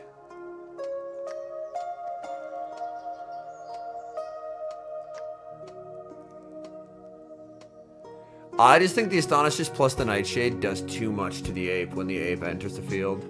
Because you have to switch here. Yeah. I think this does too much. Maybe I'm mistaken. Yeah, that's too much. I was correct. Not even a chance to risk DRE. Yo, sick one-turn bring-in? Sick one-turn bring-in. Alright, that's one. Yo, they locked in fast as fuck. They're saying, fuck it, Drapion Games.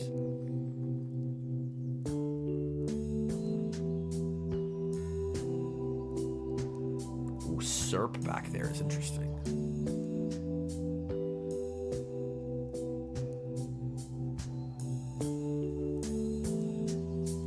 It really wants Blast Burn, unfortunately. Ooh, Elam wins Cap in the mirror. Yikes. Oh, barely surviving.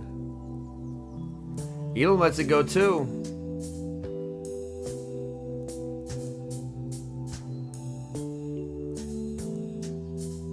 Serp. He just puts Claude on it. One turn.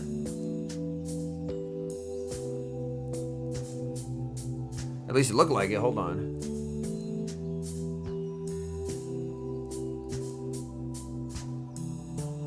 It looked like it for a sec, but it looked like he did get the sneak here. Granted, I'm tired. I could just be wrong, but it looked weird on bring-in, but then I did see a sneak. So, oh, just visual. All right. I mean, still not great that we're like, you know, it was only the game's visuals fucking up, and then caught up. Yeah, that's good.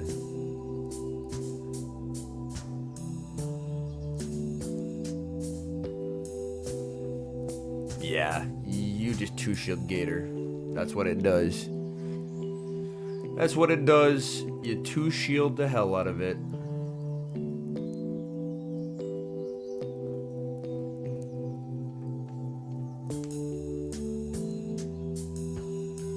Go Gator.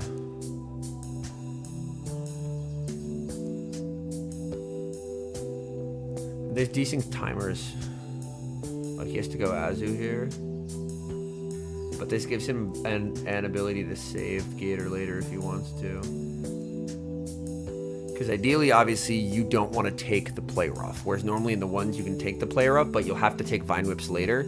So you just can't afford to take the play rough. But in throwing the move, the general consensus is once 4 charge attacks are thrown, the timer's going to be up more or less. So now you can kind of look and see that this is going to be the 4th one that's thrown. Obviously, Gator threw 2 on the Azu, Serp threw 1 on the Gator, and then Azu threw 1 at the Gator. So now his clock is up. So he has to make a catch out of this.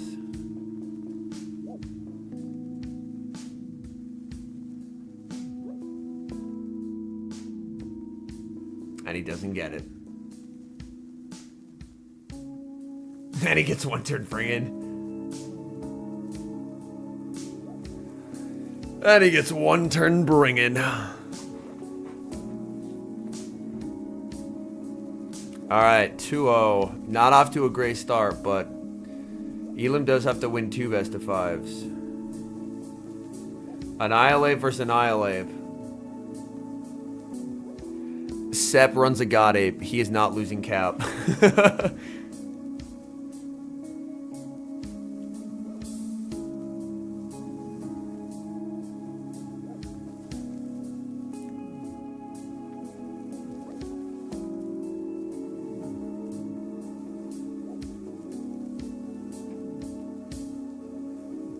Catch on Azu? Yeah, that makes sense.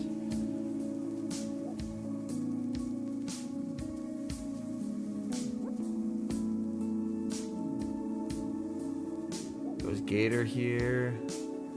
I mean, Gator can exit this with energy. Because you basically just claw it into double Hydro range, shield once, and things get real awkward. Yo, Tommy, for a $5 USD, I will tell you his exact Annihilate by piece. That's my price. Take it or leave it. $5 USD.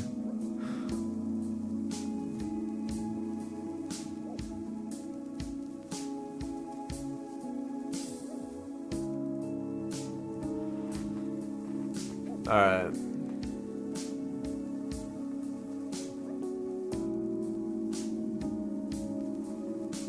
Elam gets one turn bring in.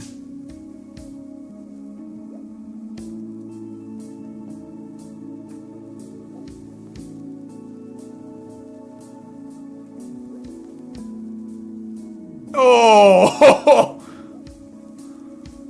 Devastating. Devastating. Nah, Elam won't dispute that one turn bring in. He still had chances until that catch happened. Yo, Pokedead with the 5. Thank you so much, trainer. One turn means you lag by one turn on entry and don't get a fast move.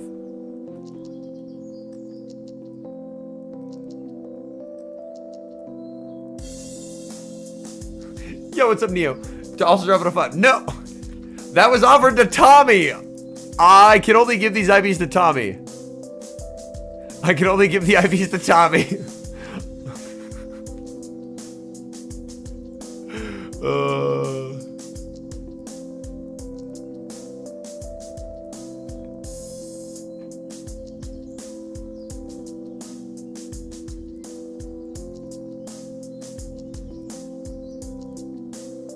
I mean, this doesn't one shot, so.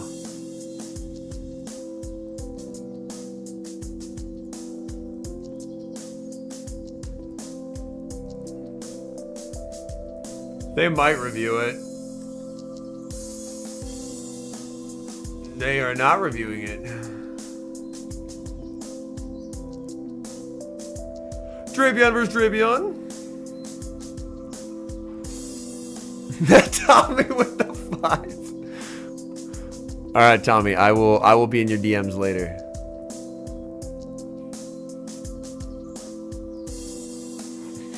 Give me all the IVs.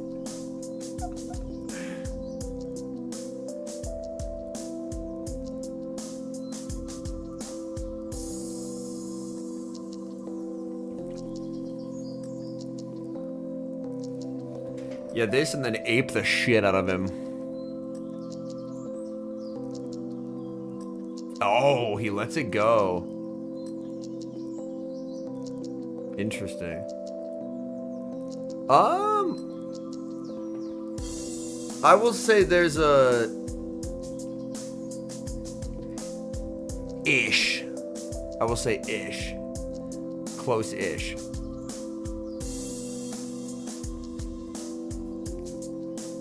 But needless to say, he will not be losing cap ties. He will not be losing cap ties. Except to me.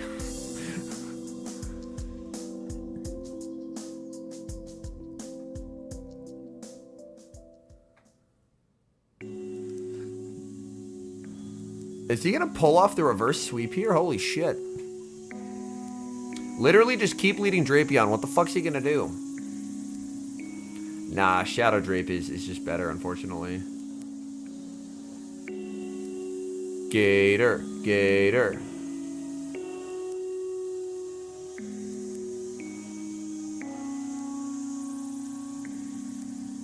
Oh, he gets there. He's eye rolling, but that wasn't one turn bring in. That's just skill diff. That's just skill diff right there.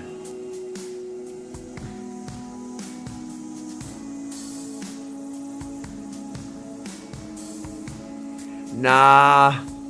Drape has too much energy. Drape has too much energy. Now he gets one turn bring.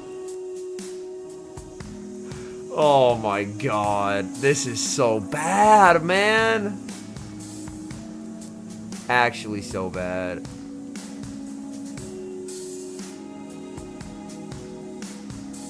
Actually so bad. Oh, I missed it on the Drape too? Oh, duh.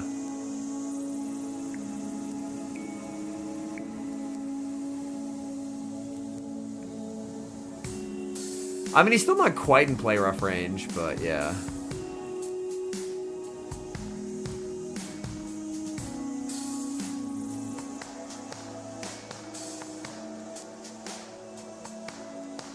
I think it's... Oh, it's going to be so fucking close. You're mauling visibly at one turn bring-in is what you missed. Can he, like, claw this down, leave with a move? I mean, the drape is really low, right? Oh, it's a simul. Oh, it's a simul.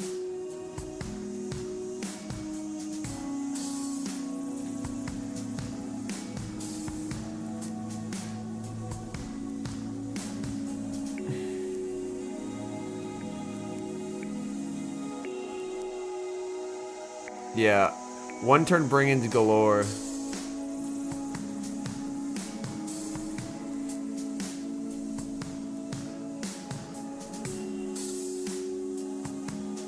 Oh, they just didn't contest it. They just said fresh series. They just said fresh series. Okay. Annihilate versus Annihilate. Oh, now they're out of sync. They're back in sync. Let's go.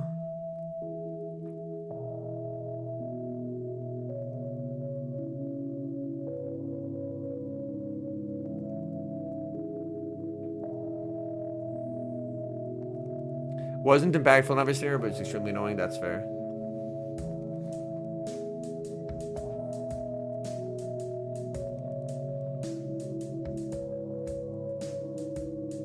He just keeps doing this shit.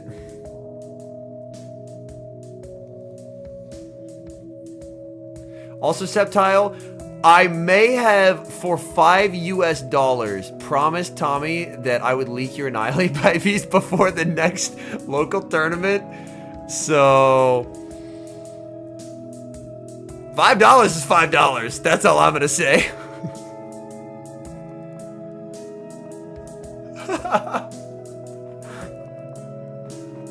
I only offered it to Tommy. I only offered it to Tommy. Yo, what's up, Shadowfax?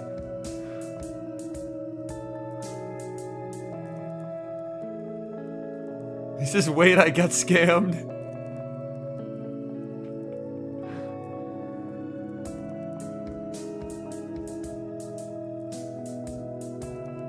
Yeah, he knows this is just a tail.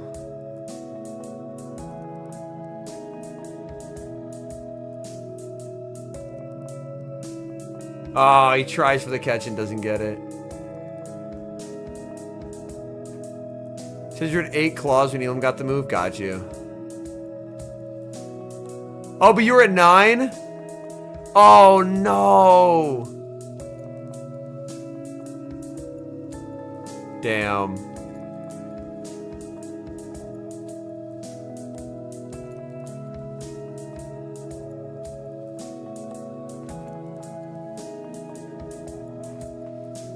Alright, Septile, now that you're caught back up, buddy, we might be selling your Annihilate by Vs on the market. I think he might be behind in watching, so he has no idea we are actively trading US dollars for his Annihilate by Vs. He just says it's a secret. I know your Annihilate by Vs, man. I'm aware. Unless I was lied to. If you told me fake Annihilate by Vs, that's hilarious. It just says don't tell them. I was already paid, I'm sorry. Elam was shocked he lost CMP. Exactly. We don't lose CMP in this household. We just don't.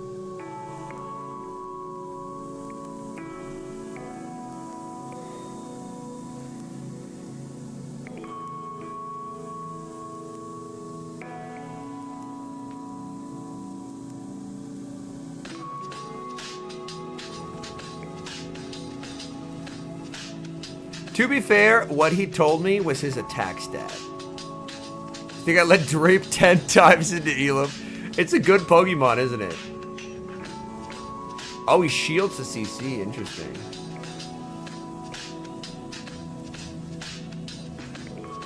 No one has been, like, very close in their guess. No one has been very close in their guess.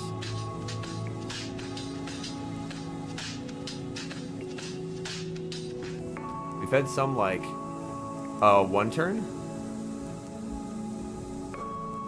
One turn, let's go.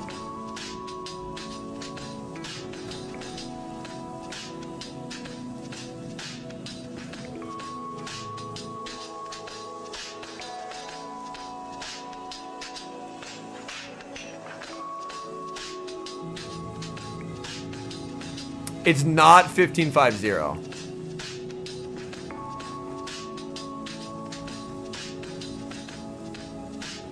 Okay, I like that. You're just saying Gator Energy can't lose me this game.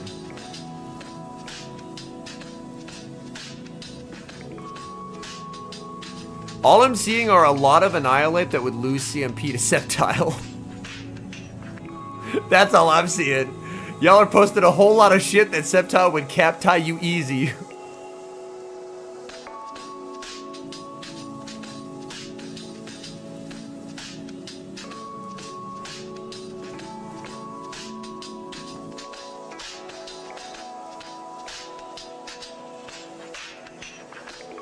Let me check my new ape. Does my new ape cap tie you? My new ape doesn't cap tie you. You actually win cap over me. You actually win cap over me. To prove it, I will send a battle right now. I will send a battle right now.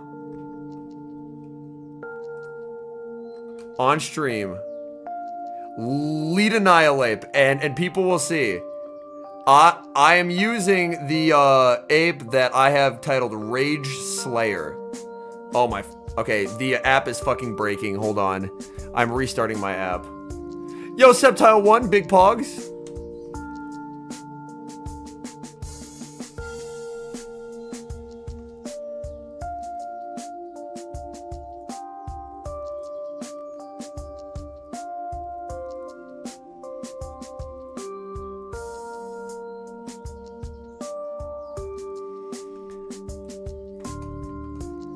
Yo, Telemachus with the 4. Appreciate you.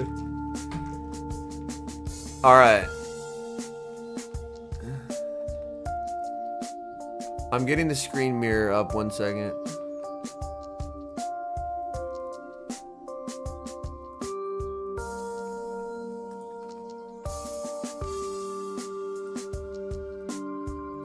Okay, Rage King versus Sceptile.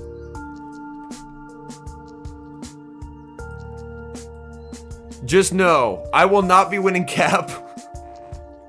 He is a stupid Annihilate. Alright, here we go. Look at this.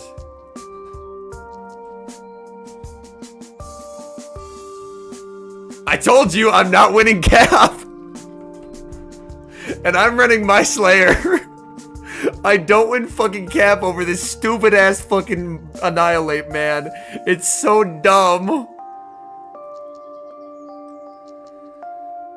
I am pretty open about my Annihilate.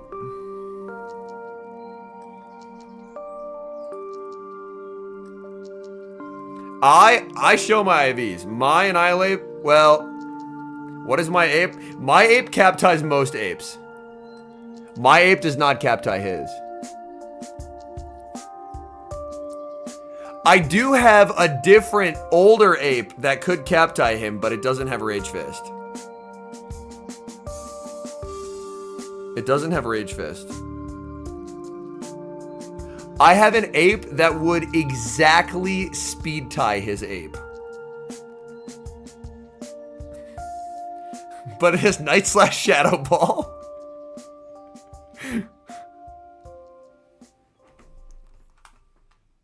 Just assume by default it is the 4500.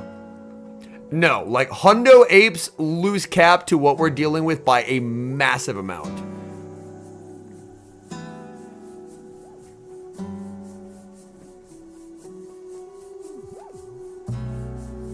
Alright, Shadow Drapey on Azu to gain a massive advantage in this series. Take a look at the back. Oh my god, he does not have Jump Pluff line, and he ran a Jump Pluff. He benched the... Why would you ever not run Drapion? Be so serious, please. We do see a crunch debuff there, which is very nice. Why would you ever not run Drapion? It's just embarrassing behavior for everyone involved. Also, he did throw an alignment there. I would scold him, but I'm not his dad.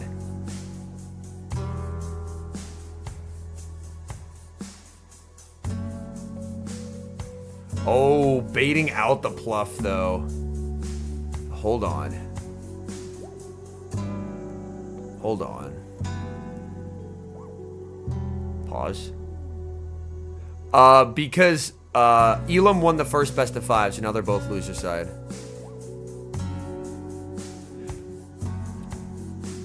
Just know that whatever ape you have, you're losing cap. That's all you have to know. That's all you have to know. Whatever ape you have, you're losing cap. As long as you're at peace with the fact that you're not cap tying Sceptile, you're going to live a happy, normal, and very fulfilled life. The moment you try and think about cap tying him, it's not going to go well.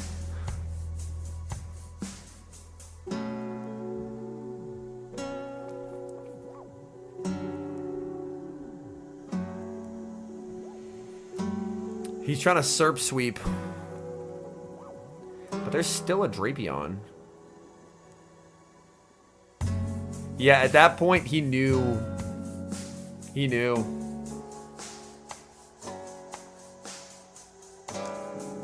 At that point, he knew. Another crunch debuff?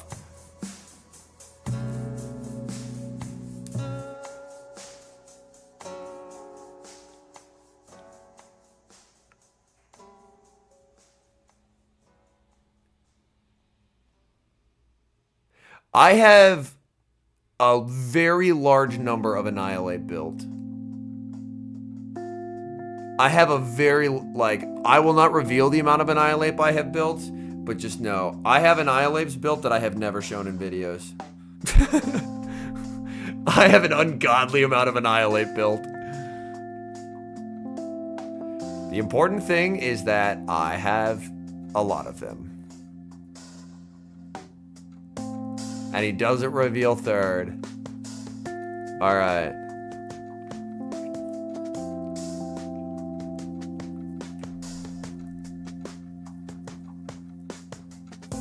What, Piplup? That's actually crazy. Hold on. I'm pausing that. I am... Come on.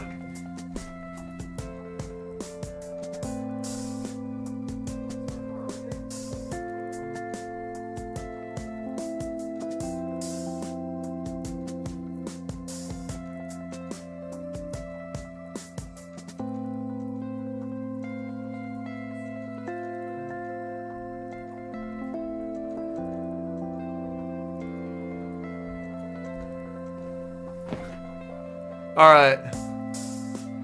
Car is fine. There's just a massive ice storm, and ice storms and hills don't go well together, so the car has been moved back, and the parking brake is on. So we're good.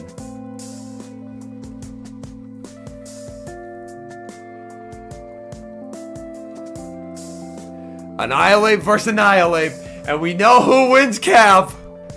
Let's go, baby. He catches on a Zoomerl.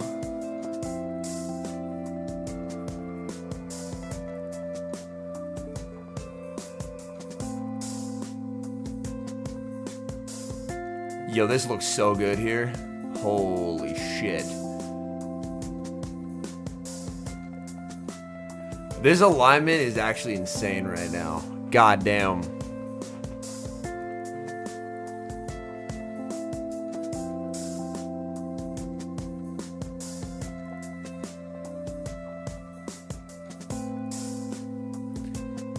This alignment is ridiculously good. And you can leave with a Hydro? Yeah, this is damn.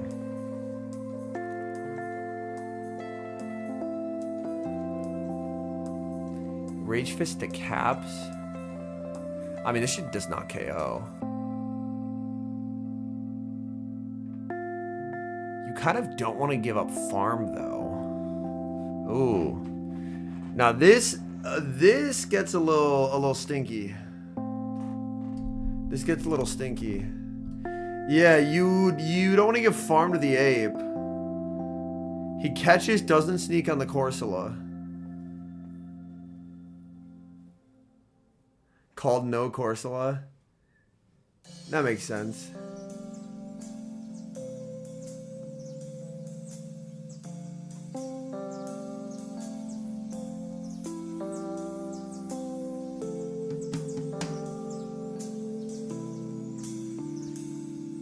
That still does a lot, though.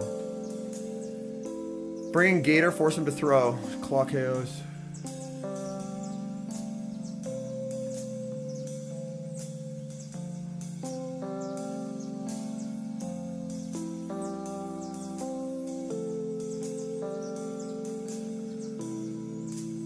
He gems, clocks up, and I think he just farms down. Barring a catch, I think he just farms down.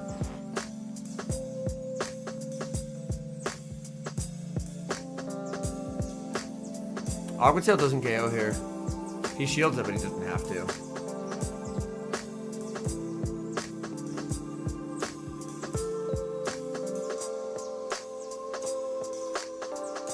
Oh, no. The move doesn't show up either, but damn.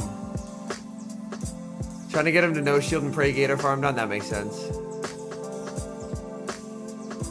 Damn, that's unfortunate. Alright, we go to game 5.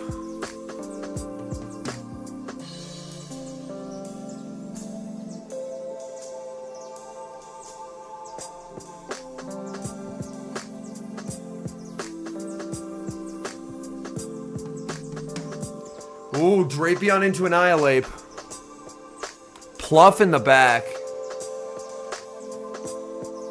At this point, this is the 14th game they've played against each other today.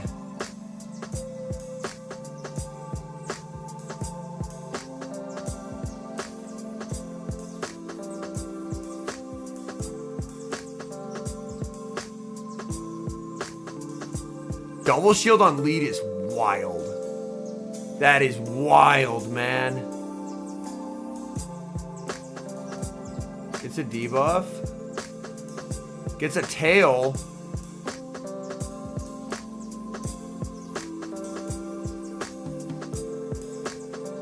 Oh, this is just over. Yeah, just pluff Cinema.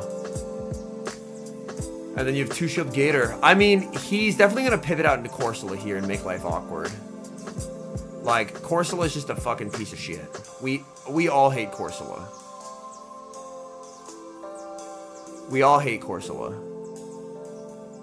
Fuck Corsola. Corsola's an absolute asshole.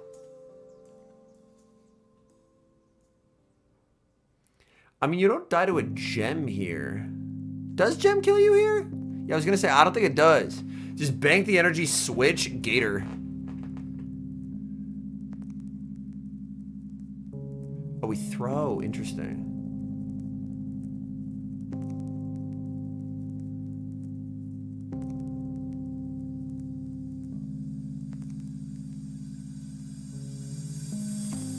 Ah, but Ape has energy. Ape has energy. And now his clock's up. So you can just go Ape here. Yeah, Ape. Oh, God. Ape might make a move here. And does. No. Oh, fuck. Yeah, we had to go Gator sooner. Oh, no. Oh, that hurts. But that's playing an insane amount of battles against one person over the course of a day. Like, eventually you are gonna start making misplays. Wait. Hold on. Does that cap tie do anything? Does that cap tie do anything?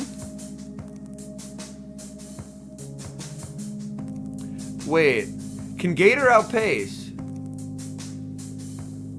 How much residual does Gator have? Is it on 3? Oh, it's on 2! No! I thought it was on 3. Aw, damn.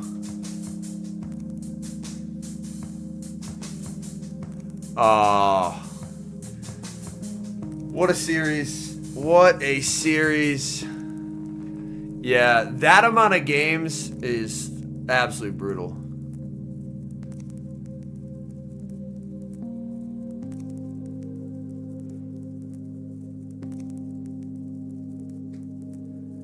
That amount of games is absolutely brutal. All right.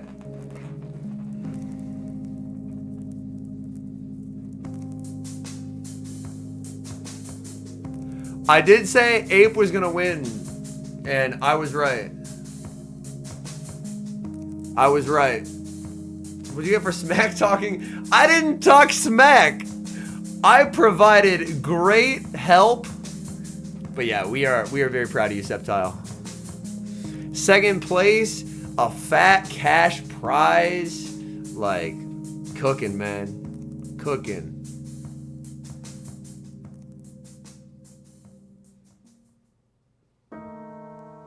Yeah, and a whole lot of Pokemon cards. Yeah, 2 for 2 top 6.